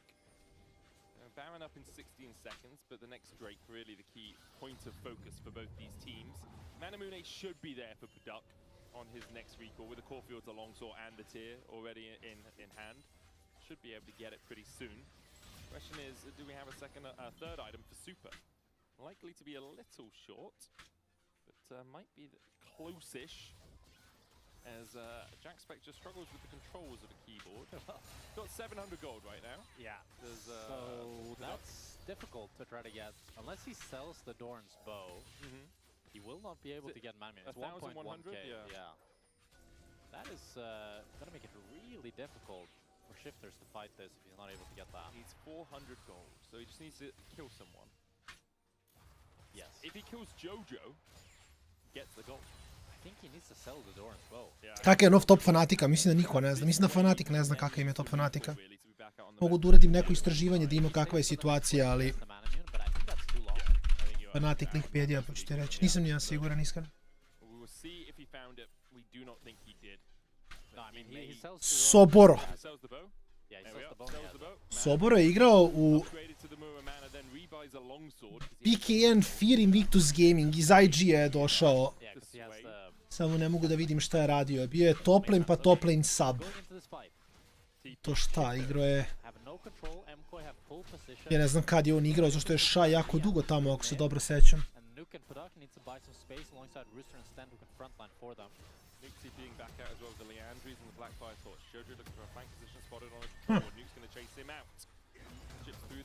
Interesantno. Ali eto, za IG zadnje. Vidit ćemo, mislim, nemam pojma. Ko zna kako se aklimatizuje u Evropu.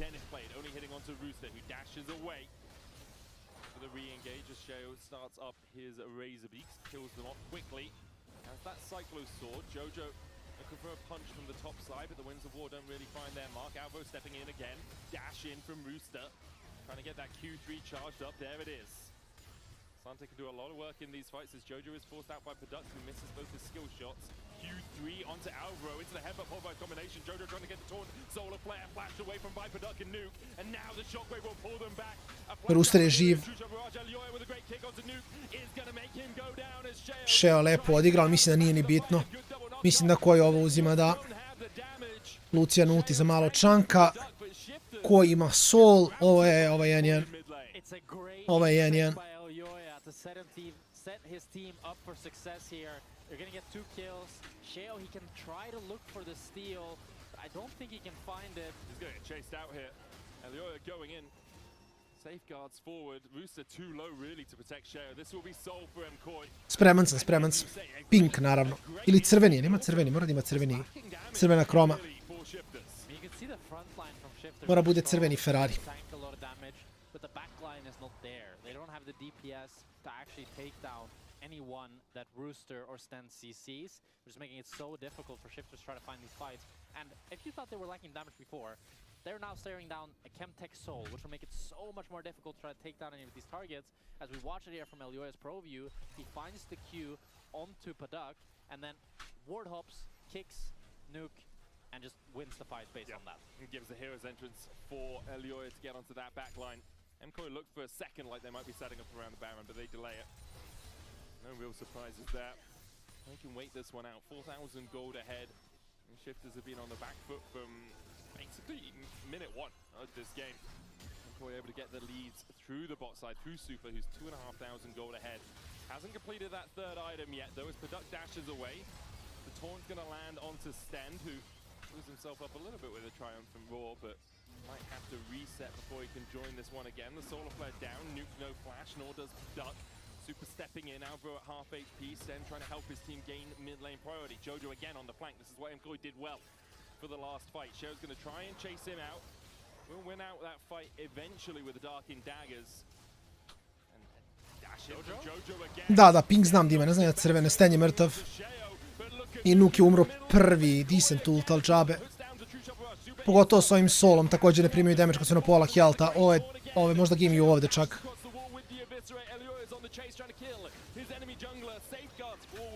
No. Ali ne mogu završiti game.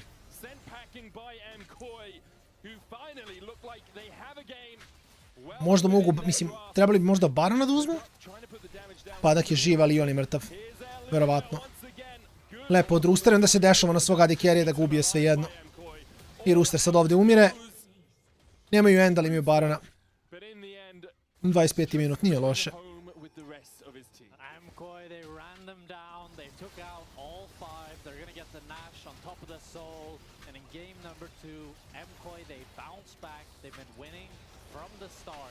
With the early kill that went on to Superlight, really felt like that decided the pace of the game. Because once the MKOI bot lane started, Jel imaju damage gubi uopšte? Plated na Jojo. Halloween Radiance, ubit će ga kad tad, samo će biti jako sporo, ali... Skinuli su mu Barona. Koliko damage treba su ubije Galija? Koliko vremena treba su ubije Galija? Da, Vladimir je bio on broken. Ali sam imao 20 killova na njemu, pa znam ja šta pikam. I njukov ulti nije ništa uradio, mislim.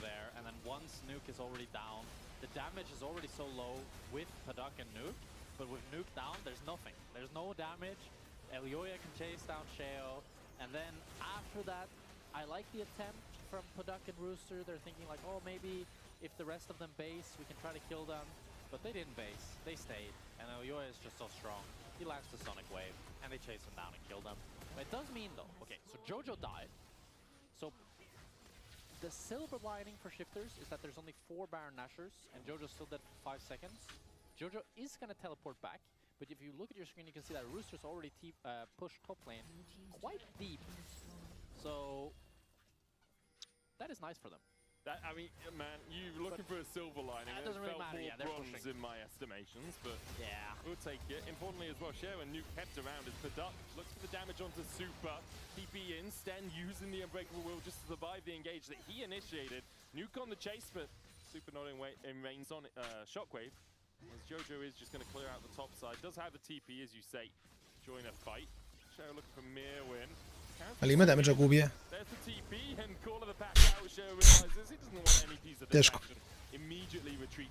Yeah, it's a 3 levels down Neferi. I don't think you're ever winning that. And MKOI are pushing in this mid lane. They only have a cannon waiting for the next wave to come. Najmirvini 17. Sheo je 14. Dosta je on behind svakako. Especially since Jojo TP'd to mid before pushing out that top side as well. Now he's going to go towards the bot side and they're going to play 2 lanes and try to set up this Nasher a little bit more properly. The culling comes out, chunks them to half. Rooster with a good knockback. There's the shockwave as well, but Elioya is able to dash away, and there's the hero's entrance coming out from Jojo. Rooster so far taken out by Elioya. Čini mi se kao decent fight za Shifters, da ne gube ovoliko, možda su i mogli da urade nešto ovdje. Ovako samo teška priča. Baš teška priča. MKOI could look to end the game here. 5 versus 4, still 30 seconds left on this match. Padak chunk to half. Albert flashing in with the Zenith blade, and Nuke will just fall immediately again. Elioya dominating on this Lee Sin. Albert survives the backline. Lep kick, lep kick. Jako lepo djeluje. Dobro, to je game. To je game i imam 10-15 minuta verovatno nešto da pojedem. Tako da, GG za koji treći game očekivano. Mislim da koji ulazi kao favorit i ovdje. Tako da svakako vidjet ćemo šta će biti u trećem gameu. Odio je na brzaka da jedem pa se vidimo u sljedećoj partiji. And it was a great game for them. They used the fact that Super got ahead to really snowball this one away from Shifters. And for Shifters, it really does come down to the fact Padak got caught, and then MKOI just didn't take their foot off the throttle. We're going to hand it over to the analyst desk to break down that series. They're looking overjoyed. Dude, we are overjoyed. That was an excellent comeback. Elioya with the Lee Sin mechanics, pretty freaking nasty with it. But as much as I would love to sit here and praise MKOI, gentlemen, and they do deserve some praise, we have to start with the other side of the coin. Was it the comeback you really wanted, Finn? Was Bro, this what you were expecting? You know, like, this is actually so frustrating because I wish we had a game where MKOI just cleans it up, you know, locks in, show us what MKOI does. Yeah, if you miss the first few minutes of this game, maybe you have that. Yeah, but in reality, this was an early game lead that was generated by MKOI purely from the hands of Shifters themselves. It starts with his play in the bot lane, where Padak and Mr. Alistar there takes a really good trade, but then Padak just overreaches, flash Qs on the tower, and here it's once again, it's Stend, knocks the Leona onto his own carry where Galio is standing. There was a fraud among them, yeah, just like in the beginning. Oh, you think we're finished? You think it stops right here? No. I'd like that. Show me more. There's more to come, lads, because Shifters completely handed his early game over to MKOI, and no one wants to praise more MKOI than me, but here it is Shifters once again diving top, forgetting that Galio ult is a skill in the game. Of course he's gonna hover here, save his teammates, and it's just an oddity. It's an amalgamation. It's an enigma how this early game transcribed. Okay. It's important because the biggest MKOI glazer out there is mad because he probably just expected more from MKOI. No, but it's just like I would like to sit there and praise MKOI because they finally won a game. But it's just like, yes, they got this early game lead. Yes, they did snowball well. They stacked those dragons. They almost amount to the fastest soul point in LC this year. I mean, the fastest is 22.16, and they got around 22.35, something like that. So almost had it. Still super clean. Stacked those dragons, made it hard for Shifters to come back. But come on, Shifters. Does it count? Like, if I hold a sword up and you run into it, am I a murderer? I guess that's the kind of question we're trying to ask. Like, do you get kill credit if the Ezreal dives your tower for no reason? I'm not litigious enough to know like that. I don't know. we don't need to get that deep into it. We don't need to figure it out that much. Obviously, JoJo, though, was a big talking point for us coming into this game. Galio, certainly not the flashiest pick, but you highlighted already with the kind of the replays that you selected, Finn. He was everywhere on the map, and part of the reason that so many of these plays did go awry, did go wrong for the side of Shifters was JoJo on this Galio. To be honest, sorry, okay, I thought I was saying this. This is my boy right here. Let me talk about JoJo, because what we said at the end of the last post game was we need to see JoJo back in form. He just died for no reasons last game, and I feel like maybe Melsid agrees with us. Put him in Galio duty, humble him, bring him down back to earth so he can grow out like a big peach tree. Why peach? Just a tree. Okay, well, I thought peach was very important in this analogy, but to be honest, we were kind of being doom and gloom about MKOI because everyone ran into them, but to be honest, we still saw good things from them. I felt like they made proper draft adaptations. They completely scrapped the mages in the bot lane. I felt like they did what I wanted them to do, have more proactivity, right? Merwin, all of a sudden, did they have proactivity or did Shifters have proactivity? I mean, it goes both ways. They had pressure points. They're just pressure points where all of a sudden there's threats where you need to respond to. The Lucian was a little bit out of control. Galio was everywhere on the map, as we say, and Jarvan, Chase, you always have to think of him. While compared to the last game, that's why they weren't even in this position to receive the alley-oop to the slam dunk. Okay, so what then do we say for Game 3? Well, you can see this game very clearly, MKOI just about from start to finish. We gave credit to Shifters for making those big fumbles that made it really easy for MKOI. But if you come into Game 3 for either side, what is the most important thing? Jungle has been important in both games. Support's been important for good reasons and for bad reasons. What is your focus as we get ready for this Game 3? Which role do you think has to be the center of attention? I mean, I still think it's mid. Yeah. Like, JoJo, when he can move, when he can push his wave, make plays happen on the map, just be included in the plays, I think he's a different player. I don't want to see a JoJo that just sits in his lanes, try to like abuse the enemy mid laner to get a 5 CS lead and just gets ganked and dies for no reason at all. That's not a JoJo I want. I want this JoJo. The JoJo that's on the side waves, on the Silas. I don't know what kind of DJ moves you're making. What? These are your DJ moves. I'm stealing these from you. I don't know. I'm trying to figure out what this is, bro. I mean, he's just because I play with Larson, right? And Larson will do this all the time, where he's just like sitting and just looking at enemy mid laner while last hitting and like, I'll hit you. I think we've learned that talking about MKOI feels very traumatic for you, Finn. It's bringing out a level He's been through a lot, yeah. It's bringing out a level of vocabulary and general gesturing that I was simply not prepared for. Or do you agree? Is it just mid lane? It is mid lane. I think it's just 3v3. There's just so much action happening around the grabs. We saw the throw this game around grabs, Drake stacking being a huge objective. I still feel like for both of these teams, you just need proactivity on mid because both Nuke and JoJo are just such huge focal points for both of these teams that when one of them falls behind, you see what happens. JoJo, game 1, he was completely out of it when Nuke was just taking over with the Cassio, and now in game 2, again, the Orianna control mage, scrap all that control mage BS and just go have a little fist fight. Give me Silas. Supports roaming back to mid lane. I want junglers roaming back to mid lane, and I want both those mid laners on something that can carry a game. That's the recipe we're looking for. We'll see if we can get it when we come back from the break.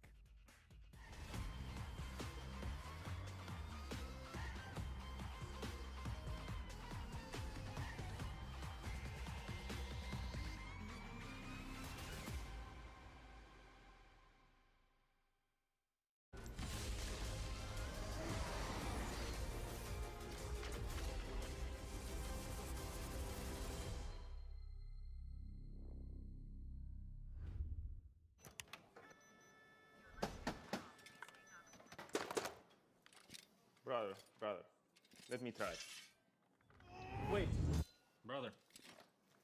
Let us break this instead. Brother.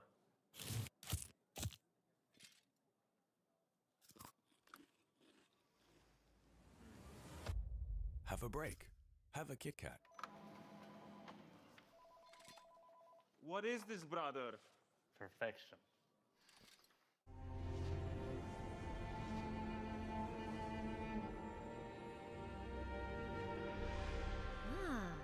A new champion. Welcome to my shop. You'll need the right build. Choose wisely, because every upgrade brings you closer to the next level. So tell me, how will you level up?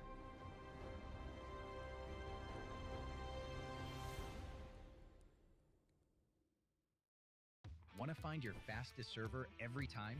Express like a pro and optimize your connection in one tap. Express and game without ISP throttling. Express and shield yourself from DDoS attacks. Express and choose the VPN trusted by gamers everywhere. Express VPN. Experience gaming the Express way. Fast, stable, competitive. Outplay the world. It's time to Express. Unlock free Hextech rewards, exclusive skins, and more. Scan to subscribe. In your best man speech, you said my wife is funnier than me. That's factually correct. Okay. We're in range. Nah, it's fine, man. It's fine. Relax. I've got this. I have years and years and years of experience. Yeah, but it's gonna. It's very hard. And there we go. Look at that. What are you so worried about? Oh,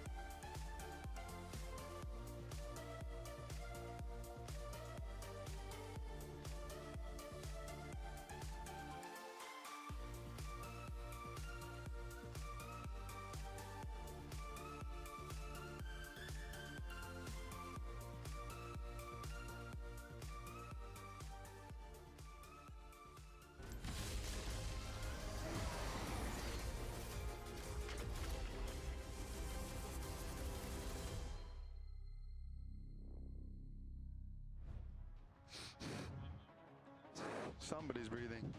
Well, in purpose. Bro, if that's breathing, it's f***ing horse breathing. Remember the Nafiri Oriana? We can flash. Yeah. If you're not grandpa, you can. No, there carries no flash. There carries no flash. There carries no flash, okay? I have ult. There carries no flash. He's out. He's out. I can queue. Bro, the guy who leads in Oriana, do you remember, by the way? I didn't want to say it because... Are you thinking about it? Yeah, I was. Good to hear the MKOI lads in high spirits, although I will say, whoever's keyboard was coming through their microphone, that would tilt the hell out of me. There was a lot of keyboard. But that's how you know it's pro gaming. Yeah, the harder you press your key, the more damage it does. That is true. And it comes off cooldown faster. That's why we all need, is it wooting that have the keys that you can have different actuator pressure on? But that's just for like strafing, no? In like shooter games. Yeah, the no ghosting or whatever. Yeah. I don't know. There's a lot of words around keyboards that I don't really understand. I just type them and hope my typing works. Maybe that's why I'm hard-stuck master. I don't think that's that. No? I think in League keyboard in general, like all mouse, keyboard, monitor, everything can be kind of whatever. Oh, interesting. Okay, I'm sure all of our accessory sponsors are very happy that no, we've but said in like a sense of like, it's not like a super reaction. It's not the defining thing. Yeah. You don't need 600 hertz if to you're be able to flash an Alistair headbutt. It's probably not the keyboard. Okay, I see how it is. Well, let's get into draft for game 3 of this series and see if MKOI are hard stuck at the bottom of the table, and where the Shifters can pick up their first win of the split in their first series of the split. MKOI on the blue side, Shifters had right of first selection and picked second pick. So we're going to have Poppy and Lockband away, and Camille and Nocturne taken out by Shifters. And I'm really curious. I think this team, this Shifters team, it feels like it kind of lives and dies by Paduk. I feel like if Paduk has a good game, the Shifters team looks very comfortable, while when he fell behind in that game number 2, it seemed really hard for any of the other members to pick up the slack. I also think since he was on the S-roll, he had a lot of responsibility that game. And I'm curious to see now if they decide to put him back on the Mage, since he did have a much better game on the Vladimir versus that S-roll, or they want to give him another ADC. I think part of it as well was Nuke wasn't able to have as much impact as he did in game 1. On the Casio, he was actually getting some really good trades and generally getting himself ahead. Whereas in this game, it felt every other lane was kind of stable. Yeah. And it was on, as you say, the bot lane to really be that explosive force. Syndra, the final ban from MKOI alongside the Lock and the Poppy. Caitlyn, the final ban from Shifters alongside the Camille and the Nocturne. And Rumble is first picked. Yeah, that Rumble first pick is interesting because the Galio's out. MKOI picked it last game. The Cassandra is out. Shifters picked it last game. So do you go the Sion now, or do you go something more aggressive like a ranged top laner, something like the Varus? Something like the Vayne, something that can bully this Rumble in the early game. So we'll have to see what Shifters decide to pull out. I mean, the Sion would be the classic, but I think MKOI can be pretty happy if they can force Rooster just on a generic tank. Oh, definitely agree. I don't know how Irelia does into Rumble. I feel like she probably gets Flame Spit as she goes in, but you can also build up that passive pretty aggressively. Funny they're hovering it. It's a Rooster special, right? Yeah. Oh, Wukong Varus, the picks here for Shifters. So it's going to be Varus, presumably going to be Varus top, although he can always flex it, but probably going to be AP Varus top going up against the Rumble, as we've seen quite a few times before. And it scales incredibly well. Rumble in the early laning phase can still be quite strong, but once Varus gets a few items going, he can really one-shot with that with the chains of corruption and how high his AP ratios are.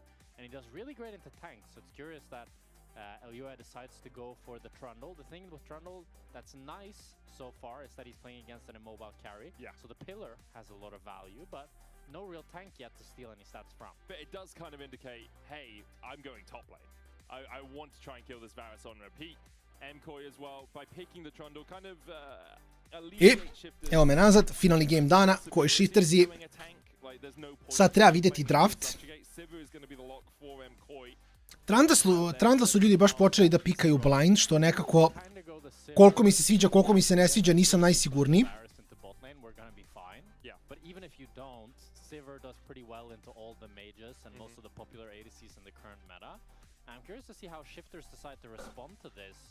Rumble, Sivir, ok, pogotovo imobilnog AD carry-a, kao što je Varus koji možda nije AD carry, možda je na topu. Ryze mislim da je samo... Sa svim ovim mid lanerima koji su uklonjeni, Ryze dobija malo prioriteta. It is a pick he loves, not one he has too much success on. 30% win rate all time on this over 20 games for Nuke, but it is something that he really likes to pick. Have you asked him? Oh, I was part of BDS for a little while, so we had conversations. Okay, okay, fair enough. He does like his Ryze. That's fair. Okay. I feel like you were trying to call me out there, Jack Spector. No, but you just said it. You said it so passionately. You said he loves it, and then you said he likes it. Like you know. Do you want me to go down? He's indifferent about it. Oh, there we are. Yeah. Actually hates the rig, despises it. He's neutral about the rise, actually. Neutral? No, doesn't work. Close. Yeah, so Aurora and Anivia, the first two bands in this second phase. If you're looking at these compositions, Jack, what do you expect them to need to round them out? I mean, I think both lineups need CC. Shifters less so because you have the Room Prison and you have the Chains of Corruption, while MKOI currently are sitting at no hard CC. So definitely Alvaro's going to need to pick up the slack there. I don't think you can really find that CC in mid lane. You could go for the Lissandra, but I wouldn't like that at all. But with the Anivia being out, with the Galio being out, I think you're just going to have kind of a standard control mage in mid lane. And then Alvaro can be on the Rakan maybe, but Rakan doesn't feel great as a solo engage. It feels bad as a solo. It feels bad as maybe Nautilus would be the option. My other thought was, could you go semi-kite back and play like a Renata? Yeah. I'm not sure. Like, I don't like it that much. I don't love it either. It's like I feel like Renata Trundle, it's very hard it's very to make kind things of happen. all over the place. You're right. Thresh locked in here for Shifters. That's even more random. I don't know why you'd want to play Thresh into Sivir. She's always going to be able to spell shield your hook. I mean, it's very true. It's a very strong match lane, though, Varus Thresh, if that's what they're going for. It's one of Sten's most played, in fact, his 6th across his career. Sten igra Thresh, ali Thresh, ja bih rekao, preveliki flip. Very comfortable. Nautilus and Talia are the answers here for MKOI. Talia, the only thing she has is the Nautilus hook, but Talia Naut is a really good combo with how well the Nautilus sets up the Talia shuffle. Yeah, you do have a pillar as well. A well-placed pillar gets a slow, right? That's true. That is true. And your Unraveled Earth is going to be nice into the Wukong, looking for the engage. Callista alongside Thresh. Okay, we're full Shadow Isles in the bot lane. And I said at the start of this draft, I feel like Shifters kind of lives or dies by Padak, and I think they heard that, and they decided to double down on it, playing Callista Thresh here. And we are going to see the buff Terminus. We didn't think we would see it. We might see it twice. We might see it twice, yeah. Could be seen on Varus as well. Yeah, that was true. That is true. I think he'll go full AP though. But Callista Thresh, I mean, this is when you're looking at this Shifters lineup, they want to win early game and they want to win hard. They want to stomp bot lane. Sheo's going to be putting all his attention down there. Nuke is going to roam down towards the bot side, and they're going to try to get Padak fed no matter what. If Padak isn't fed, he's not going to have a whole lot of impact this game. He's playing up against the Talia, which always kind of sucks as the Callista, because once she puts down Unraveled Earth, you cannot dash, and if you do, you get stunned. Vidit ćemo da li će biti s te strane. It doesn't have the most other threats than that, though. The Nautilus is a factor, but playing into the Trundle is pretty comfortable with how easily you can maneuver around the pillar, and how easily you can maneuver around the Equalizer and all of Rumble's spells. So, I don't think that this is a situation where Shifters get incredibly hard outscaled if the game goes to 25-30 minutes. Yeah. I do think, though, that they still really want to get an early lead and make use of this Callista Thresh. Because it's not just the Callista, it's the Thresh too. Yeah. And the Thresh, I think, scales worse than the Callista. Oh, he scales poorly. Like, even though he technically has infinite scaling with his Thresh, balls, užasan. Što se tiče skijala, užasan je bukvalno. Every time you try and do anything as Thresh, and that's why Nautilus is often picked into Thresh. Because if he tries to hook you, as a Nautilus, you sidestep and then you hook him back. And it's pretty easy to land. For Shifters, very important they don't get split map on, again, especially for this bot side. I think both sides will struggle if they're put into a effective 3v1 situation with the jungle on the other side. Sten trying to clear out this ward. Should be able to get it, as he's just doing Rooster a favor here, making sure that Mirwin doesn't have the extra vision early on. Like, he's going to be so late now, Stan. This is a bit of a disaster for bot lane. As you see how much faster Alvaro is, I really don't like...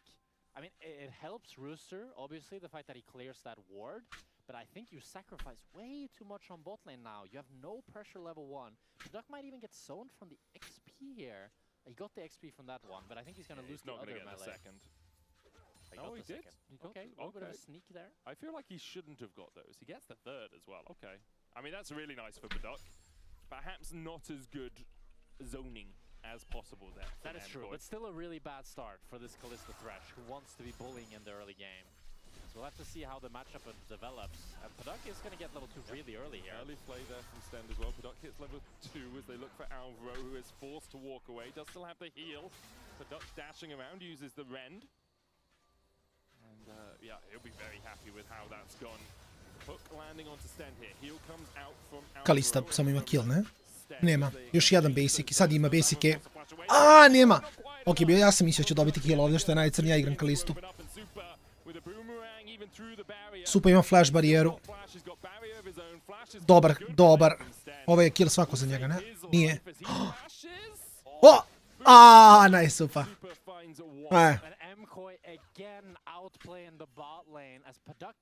Ne znam ja, kažem Padak, samo treba mage da igra, ne znam zašto se gubi igra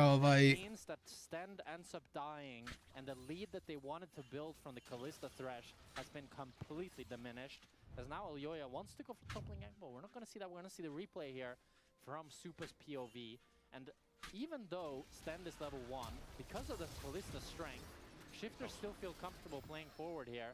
As you see in the picture-in-picture, the gank from Elioya.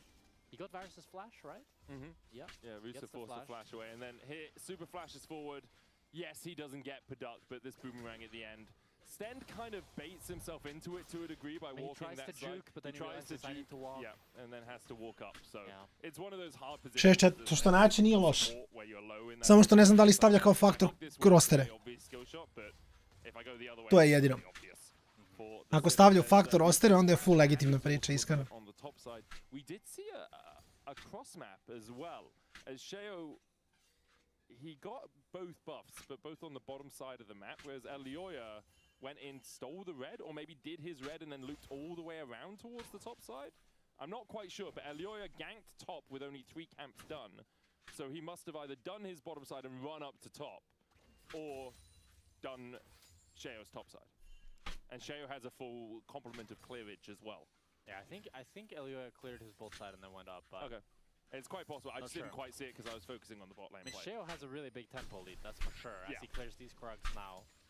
Malo ubrzamo rooster. Yeah, he must have done it. Elioya must have done it. Hexplate najverovatnije u Mirvina. Sprinted up the top lane for the gank. Yeah, that's what I would assume as well. Dalje mi se Giga ne sviđa, ali kažem opet, mislim da samo koja je bolja ekipa. Jedino je to cijela situacija.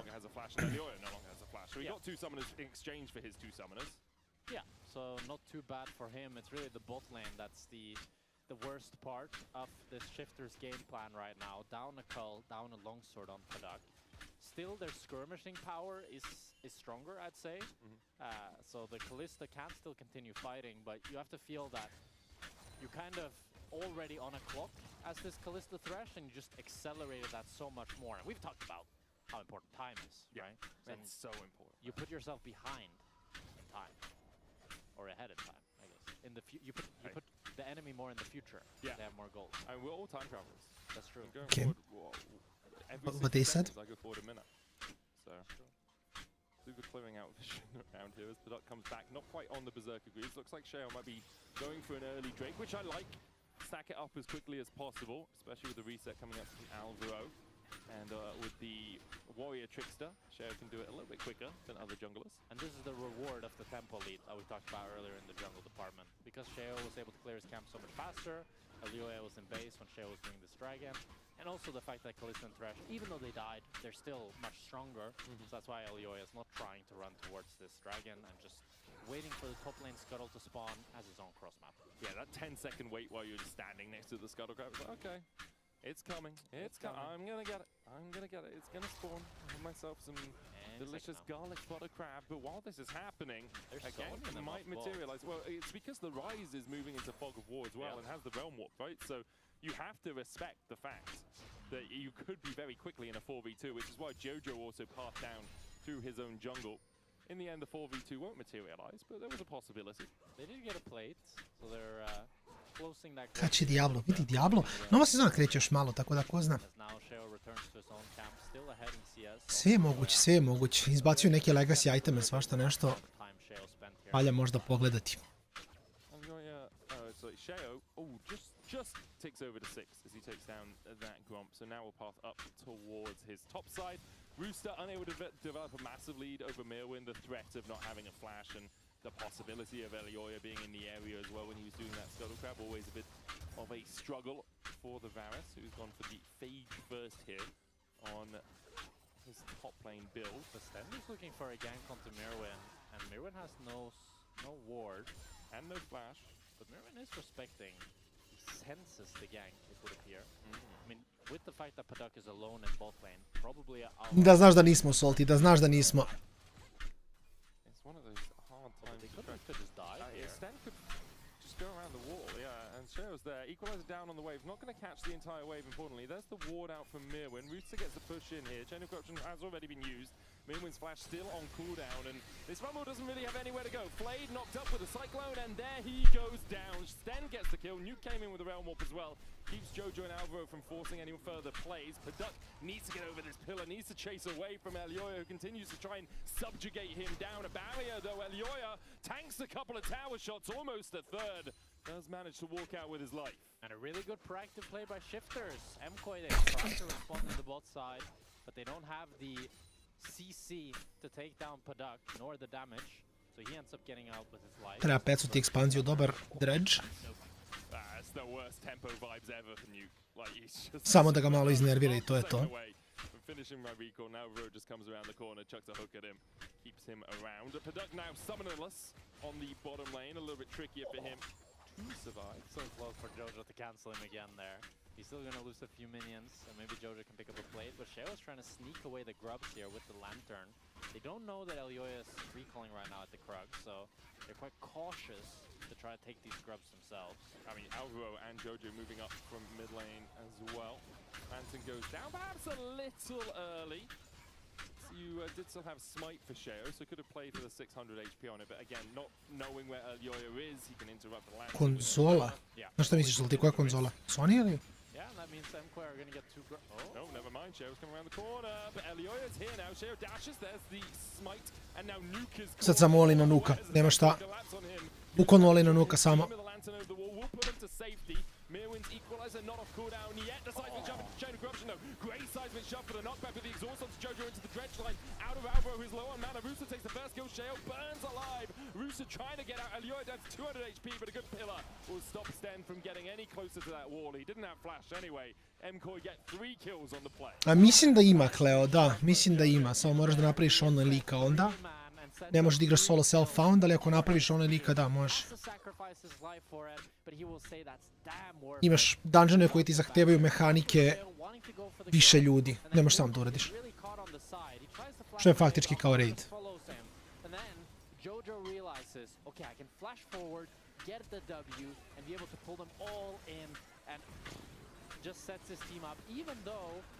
Aha, eto zvuči cool. Ja sam vidio malo fala mi kupim privezak za ključeve, mala konzolica. Ima neke igrice, kapiram Tetris ili nešto jednostavno, ali opet. Opet je fora, iskreno.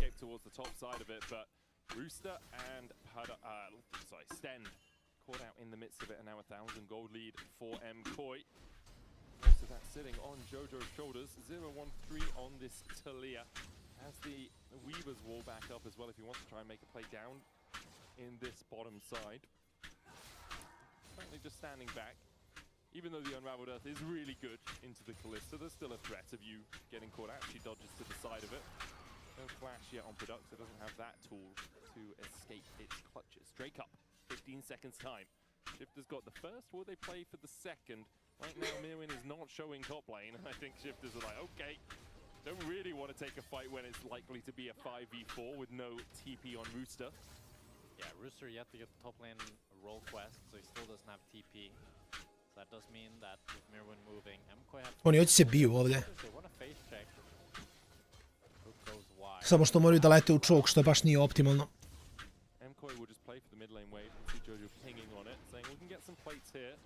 Bot lane not in the best of shapes for Shifters, not going to push too quickly towards that tower. Elioya trying to step forward, chomp smite, a possibility for the steal. Jojo now coming in to join the 4-man squad. Dredgeline in, the smite comes out from Elioya, Cyclone out from Sheo. Padak je pao. Ovo je samo stom za koji. No. Nebitno, ugasi zid, ubiće ga svejedno i Nuk samo mora da beži. Verovatno mogu samo da crashuju wave i da probat će da se izvuči. Oh! Pilar! A dobro, malo je ulti bio useless, ali nema veze od Nautilusa. Ali da, nema on šta, mislim, wave crashuje, on umire i koji dobio još jedan 3300 golda u 11 minuta. Piši propalo, iskreno. yet they still seem so caught off guard. Mirwin looking onto Sheo. Sheo has no ult. Burning Sheo alive. The lantern comes out. Sheo will be able to take these razor beats as Mirwin shows him even his own jungle isn't quite as safe as he wants it to be. Like, I don't understand how Paduk can jump forward and then get pillared into Talia W. Padak je samo bio shotovan, mislim nema šta. And let Sten tank the engage, and then you can Callisto ult him, and then you can play the fight. But the fight is completely lost when he gets one shot before Sten even dies. I think it's the pillar that stops him in the end. I agree with you. Like, Paduk dashing forward there really made no sense. And I think some of the inconsistencies that we've seen from shifters in the past are beginning to rear their ugly head again. Rooster the only one with a lead, and even that only 60 gold, now down to 39. It's a 4,000 gold lead, Medic. 12 minutes in. And it's all on Super and Jojo. And he's bought Yuntal. It's a buffed Yuntal. Oh, it is buff Yuntal. Do you want me to show the graphic? Show the graphic. I have to press a button. Give me 1 second. There we are. Here it comes. Less gold, more attack speed. Nice. I will see the value. Ne znam koji lock-in treba da se dogodi, ali dobro, ko zna, ajde, Rooster možda. Ne, zaboravio sam šta rekao. Zaboravio sam šta rekao, ne Rooster. Bilo ko osim Petla.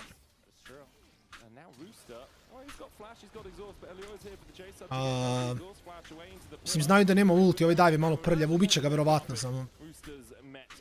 Ubili zašto je Rooster bacio ulti u prazno da bi se tradeovo s Mirvinom bez pretarno velikog razloga.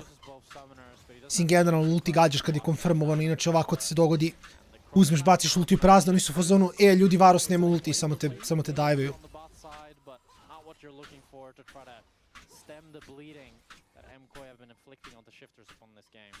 Yeah, I don't really know if there's much that you can stem the bleeding with here. Like, you wanted early game aggression from your bot lane. That hasn't panned out. Nuke isn't outscaling Jojo anytime soon. He's 2,000 gold behind. Rooster isn't massively ahead. He's just got the experimental hex play. 17 gold ahead. Yeah, like, if you're shifters, you're looking at it and things have just fallen apart pretty decisively through this early game. And for MKOI, I'm not going to put it past them. They've thrown greater leads. They have thrown greater leads. But if they throw this one, that's pretty devastating overall. That's definitely in the top 5. That is, yeah. Over the years there have been some... Static shift terminus Kalista, veruješ da će da skela dobro? Teško je Kalisti da igra, zato što bilo koji slow njoj sprečava da igra. A Unravel Dirt je šota. I onda kad imaš pilar s jedne strane, Unravel s druge strane u bilo kom choku da se biješ Kalista, ne sme da basicuje. A da ne stoji u mestu. Mislim, možda basicuje da stoji, da samo gađa koplja. Čim krene da orb vokuje i skoči preko Unravel do nemrtva.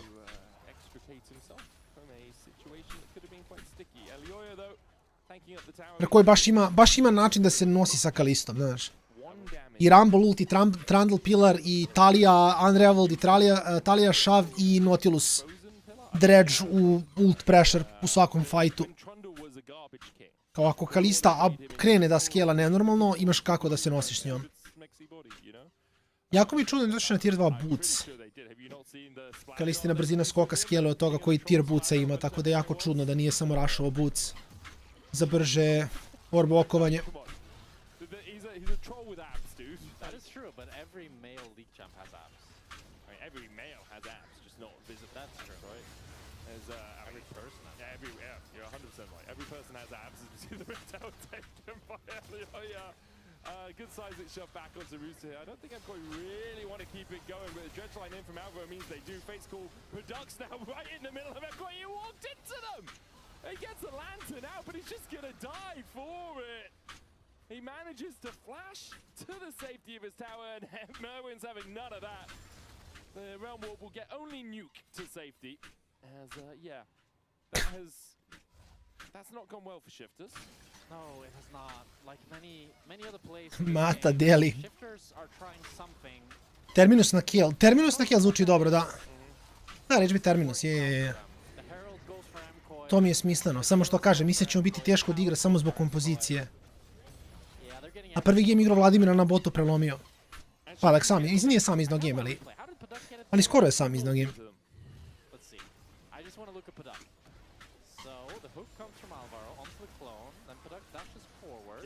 Ovaro ignoriše Padaka, gledaj. I sve tulove su bacili neka listi i onda kažem jedan tool samo flash basic šta god ono dobija batine.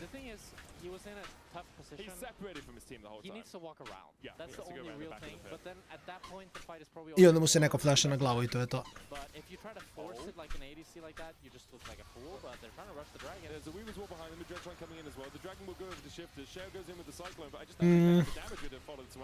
Nisam siguran, nisam probao, nisam siguran. Ne, ovo je samo mislim, kažem, nema koji, ne može da izgubi ovo. Si može da izgubi. Ako ode u 70. minut, Shifters i vinaju zašto imaju Varusa i Raiza. I Wukonga, jeli, koji također skela dosta. Trash dosta opada, Kalista je onako solidno sad skela sa promjenama na terminusu, ali i dalje u supu koji je full crit sivir. Sad doćeš do late-a, bacit će basic, W reset, šotat ćete. Jako je teško igrati to. If they manage to survive 10 more minutes and get both the next two mountain drakes, that would be impressive. That is incredibly impressive. I think we're nearing, we said top 5 earlier, this would be like top 2. Yeah, I agree with you. I don't remember all the MKOI throws. I remember the one that... Ne znam. Znam Salty, ali mislim... To nije, čujete mi zato što imam gumene papuče. Imam to ne škripe od trake. Znam da se čuje, ali ne mogu ni ništa podam toga. Čujem ih ja.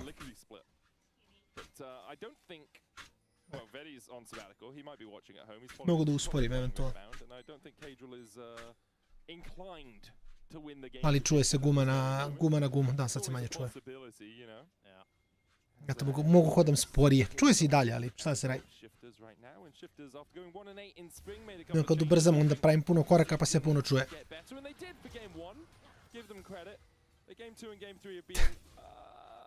Struggle bus, to say the least. Definitely. And game number 3 the most thus far as a hook from Stan connects. And Jojo's hooked up, pulled back, and Nuke gonna get hit with the depth charge as Jojo's still alive. Kroksicu u teretani nosi. Mrtav Sheo. Mogu prestanem. Mogu, ali neću. Mirvin odluči da zainta. To je okej. Skroksinem Možda. Mislim, one su gumene, tako da nemam pojma. Što znači ovo jesu Crocs. Jesu Crocsice. Nisu, ovo je Crocs. Šta? Ne, ovo je Crocs slider.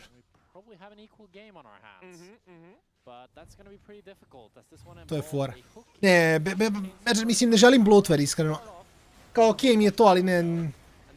Komp mi je onako koliko je stabilan, mislim da mu ne treba još jedan program koji će nešto radi u pozdini. Tako da samo nek chilla kom, blago meni. Sve je okej. Sve je to okej.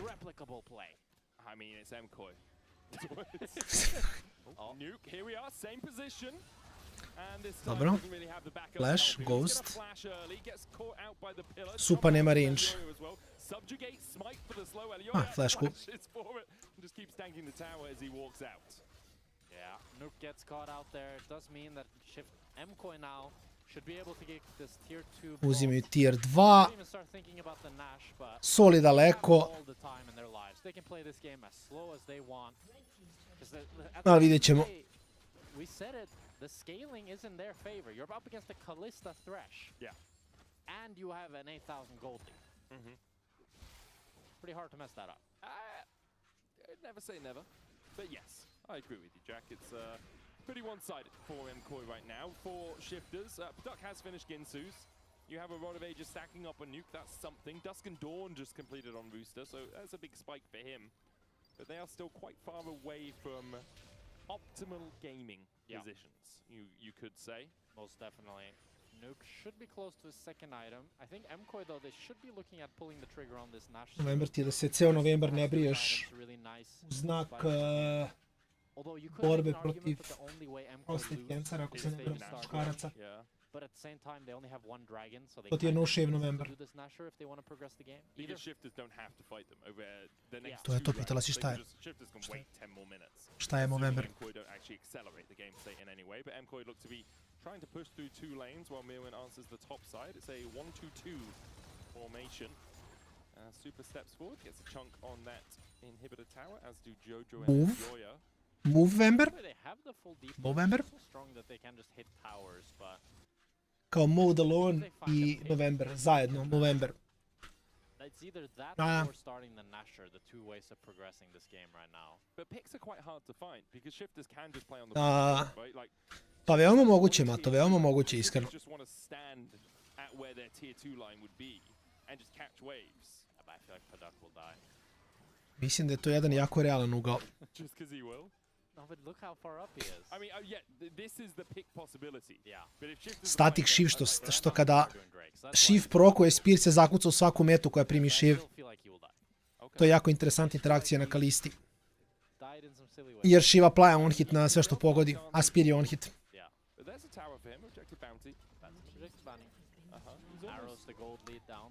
Da, Marko, to sam ja Lari sad rekao. Kad ljubav rigla, nemam pojma, stvarno bi trebao, mislim. Ono, Redlil ćelav, ja sam ćelav, Kartoni je možda ćelav. Znaš, nema smisla da Ljuba jedini ne bude ćelav, mislim, ne razumem. Tako da mislim da je vreme da i on ševuje i to je to. Da. Znaš, onda nikom ne može da upadne kosa u oči dok smo u studiju.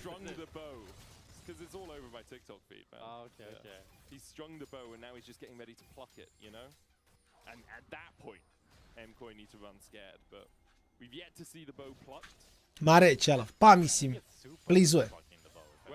He's got a sword, 2 javelins, and a fidget spinner. He has no bow, dude.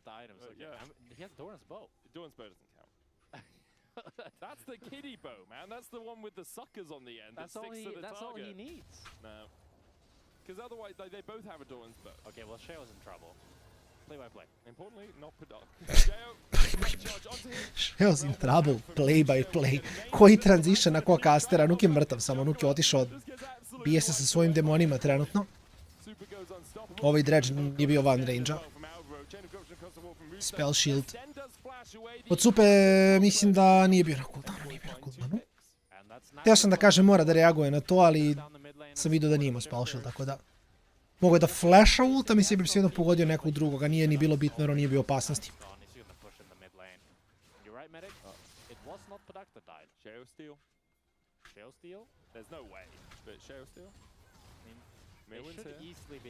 Alvo flashes, Sheo dodges to the side of it. Does have flash, can get into the pit. They look for Alvo and Mirwin. Sheo flashes the wall instead. As Mirwin stopwatches and doesn't get caught out by the hail of arrows. And now across the wall comes Alioya to chase down Rooster, who invested everything in trying to kill this Rumble. A nice try by Sheo there to get into the pit, but they're so far behind, not much they can really do.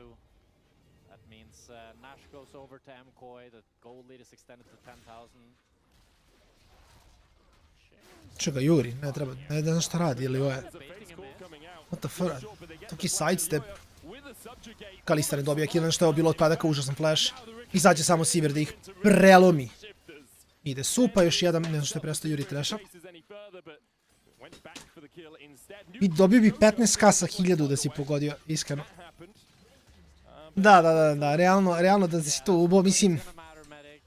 Vidi, svi su dosta rano betovali. Tako da, iskreno, solidan je try bio, jer da je draft prošao malo drugačije, sve je moguće, ali shiftersi, mislim, prvi game su ovo draftovali, su tako dobro prošli prvi game.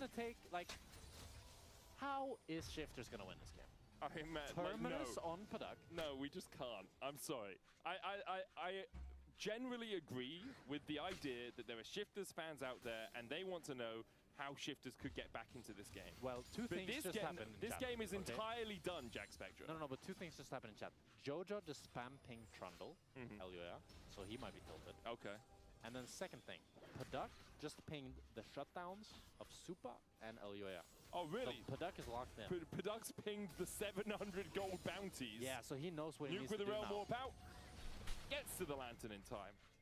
And that's mind games right there. That's the mental warfare being won for shifters. If they win this game, it is truly astronomically unlikely. Like it's just it's a once in a million event. Teško, baš giga teško. I don't think I've watched a million professional games of League of Legends. Once in 1,000, okay? If we're being true to actual numbers, you know. Okay. Okay, so here's the push from Enkel. There's the hook onto Super. That's the one that does it! No That's the one that happen! How do you get hooked? You're Sivir! You have a spell shield! How the hell does that happen? Valid crashout. Valid crashout. Iskreno valid crashout. Iskreno giga valid crashout. Iskreno turbo valid crashout.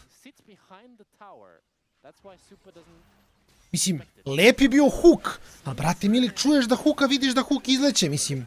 Pro najgori slučaj baci spell shield u prazno, mislim. Kao nisam mislio će me pogodim. Ne znam. Mislim, nije toliko bitno, I guess. And obviously he doesn't have teleport because he's playing Sivir. Another hook onto Mirwin. There's the play back. Alvo looking for the hook, but he can't find it with that dredge line. Mislim, ovo nije... Sivir nije tu. Možda je mrtva, jeli bila. Joj, prženje. Mi ne znam ili bi možda ih pobio. A Rooster koji stoji u... Gle ga, brat moj, Rooster umočio noge u equalizer, cijel fight stoji u njemu. Proto shifteri su užasni. Neću lagati, neću lagati. Rooster je bio u fazonu, ovo baš prija na tabane. Prija na tabane ladne. Ovo je samo game, ovo je samo.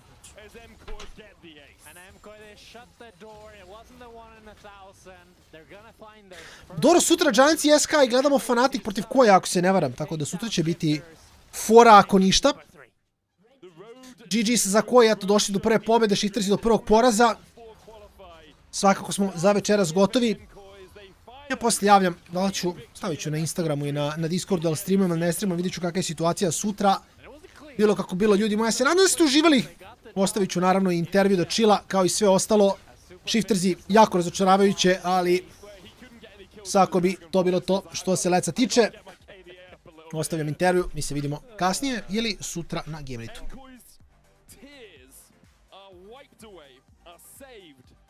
By a good team fight at the Drake and by a 12,000 gold lead, but it was not clean, it was not crisp, it was not the best League of Legends we have ever seen. You can vote for one of the MKOI players in your Kia Player of the Series. Vote Elioya, Jojo and Super are your options. They got over the line, and later on this week they have to do the same against Fnatic on Sunday. Yeah. We will see if they can achieve it. I think Upset will not play Kalista like that. So it will be a bit harder in the bot lane, maybe, for Supa. That is true. But this was a funny day of League of Legends. It was a weird one. It was a weird one. We're going to hand it over to Dracos Odo and Jojo Pyun, who are standing by, or sitting by, or doing whatever they want by on PG. Currently sitting by. Jojo's standing. He's making his way over to sit. Welcome, hello, Mr. Pyun. Welcome to the couch. Welcome to the couch, brother. First win. First win indeed. Thoughts and feelings. Yeah, let's just talk us through the vibes in the camp. Like, people have been really obsessed in this top lane story, but I don't want to focus in on that as much. Like, you guys had a super rough first week, but I don't know what your expectations were coming into this split or how you guys have been in the off season. Like, how is everything compared to maybe where you expected to be? I mean, to be honest, like, I'm used to this. Like, I feel like the fan notion or the perspective is very in the presence, of course. And of course, we go 0-3. It seems like it's the end of the world, but I see it as a good thing, to be honest. I think we still have so much to learn. And I think maybe we were focused too much on the results and the roadshow instead of the process.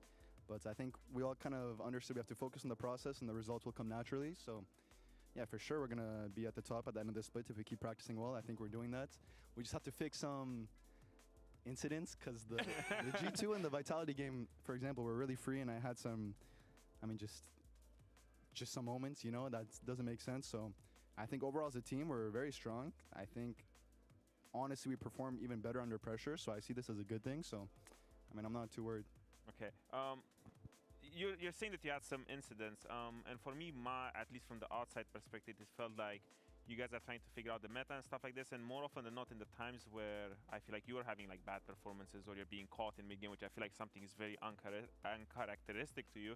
I feel like it was always from the fact that it felt like you had to do too much because you guys weren't really having a lot of tools to win the game and you had to get creative.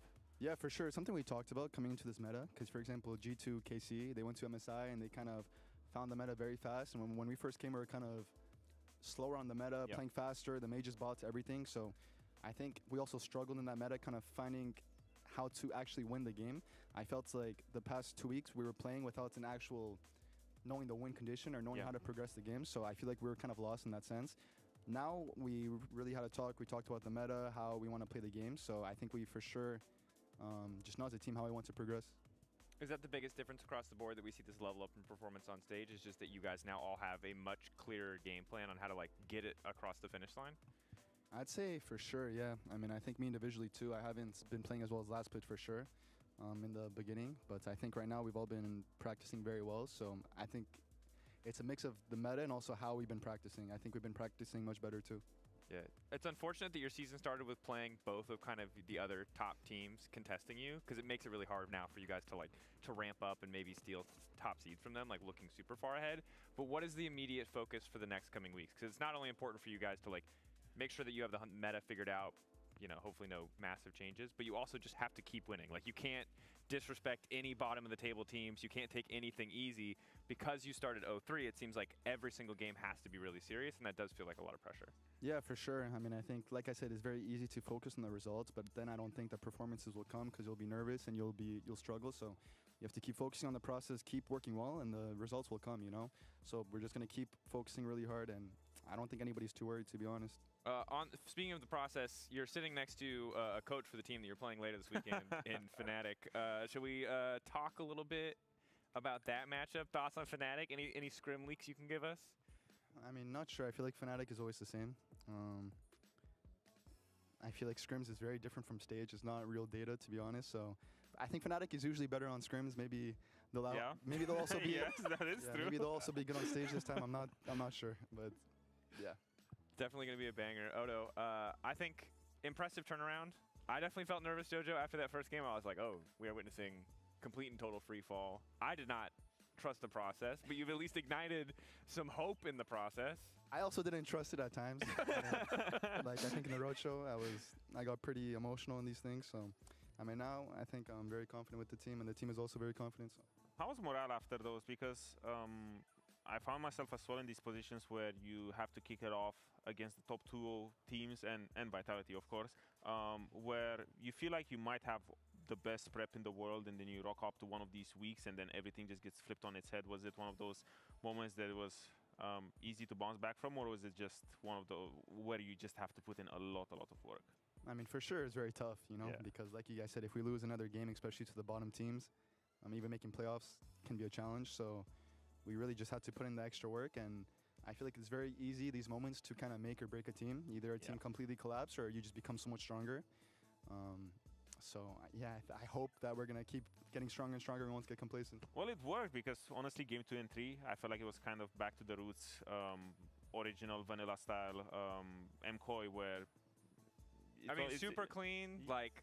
Well, I felt like it was also more of the usual comfort zone. No mage, all of that stuff. Did enemy team maybe forget that you had a global once or twice? Yeah, like I'm not gonna give you. You're not like full like. Yes, I mean, of course we can't judge it off one game. You know, I'm not even satisfied off this series, of course. Yeah, so I'm still not thinking we played well. I think we still played bad. Like for example, game 3, game 2, we made so many stupid mistakes. Still, of course, we still have to improve so much more. So. Yeah, I take this win as a relief, you know? Yeah. A step in the journey. And again, I get the idea you have to trust the process. The results are so fickle, and if you lock in on that, like, you won, but it doesn't... It's good to recognize, you know, this is a maybe not great win. A great win would have been if you played perfectly. But if you just take the wins, then... And you walk away from this saying, hey, it's the greatest series we've ever played. Probably I mean, for sure we're not going to think this is the greatest series we've ever played, you know? And honestly, it's kind of a... I mean, I thought about it. It's kind of like a trap. I feel like ending like first in regular season, because I don't remember at least all the times I won in my career, and kind of my teammates talking about it too. I feel like, first place never wins the splits. I don't know why. Yeah, it's always I'm not thinking about. I don't remember last splits or the splits before, maybe 2, but just whatever team is the strongest at playoffs will just win. Like, I mean, Vitality was first last split, you know, like. So I'm not really too worried about the standings as long as we make playoffs. Of course, if we don't make playoffs, then Bro, there's a road show in Spain. Yeah, you have to make playoffs, bro. Of course. It's not even that. Top 4, that's top 4. Yes, Yeah, we have to make that's top 4. It's top 4. I mean, of course, we have to make top 4, but if we're first, second, third, fourth, I don't really care. Sure, you know? sure. I will direct attention. Kia play of the series was Elio. Shout out to him. Had some clean lease in mechanics. Was pretty solid the Vi game as well, even when it was a struggle for you guys. So definitely a good look from him. It feels like cautious optimism. One step at a time here for the side of the MCOY, but I do appreciate your honesty here. You're not trying to overhype us. You're not giving us, oh, it's a tough game. They're tough opponents. You're giving it to us straight. Of course not, yeah. Yeah, no, I appreciate it. I appreciate it. Looking up for the coming schedule tomorrow, SK up against GX, KC up against Navi. Is there any team that's surprised you in scrims maybe that we should be keeping an eye on, or any player that's surprised you? I mean, I guess Fiesta's very interesting to play against, I'd say. He's like a complete psycho. Like, I feel like I'm kind of aggressive, but I've never met a player that's like that psychotic. So, I mean, I'd say it's fun versing him. Yeah. Anybody else that surprised me? Not really. We haven't scrimmed too many. I feel like, yeah, we haven't scrimmed too many of like all the teams. I feel like we scrimmed like a couple of the same teams, so I don't really have a good read on the teams. Well, we'll check in with you again later. But for now, trusting the process. Thank you so much, Jojo, for taking the time to talk to us, man. Good luck for your matchup versus Fnatic later in the week, although not too much luck, Oda, don't worry. In the meantime, we're going to call it here. We'll see you guys tomorrow with more League of Legends. We get ready for day 2 of LEC Summer. You don't want to miss it.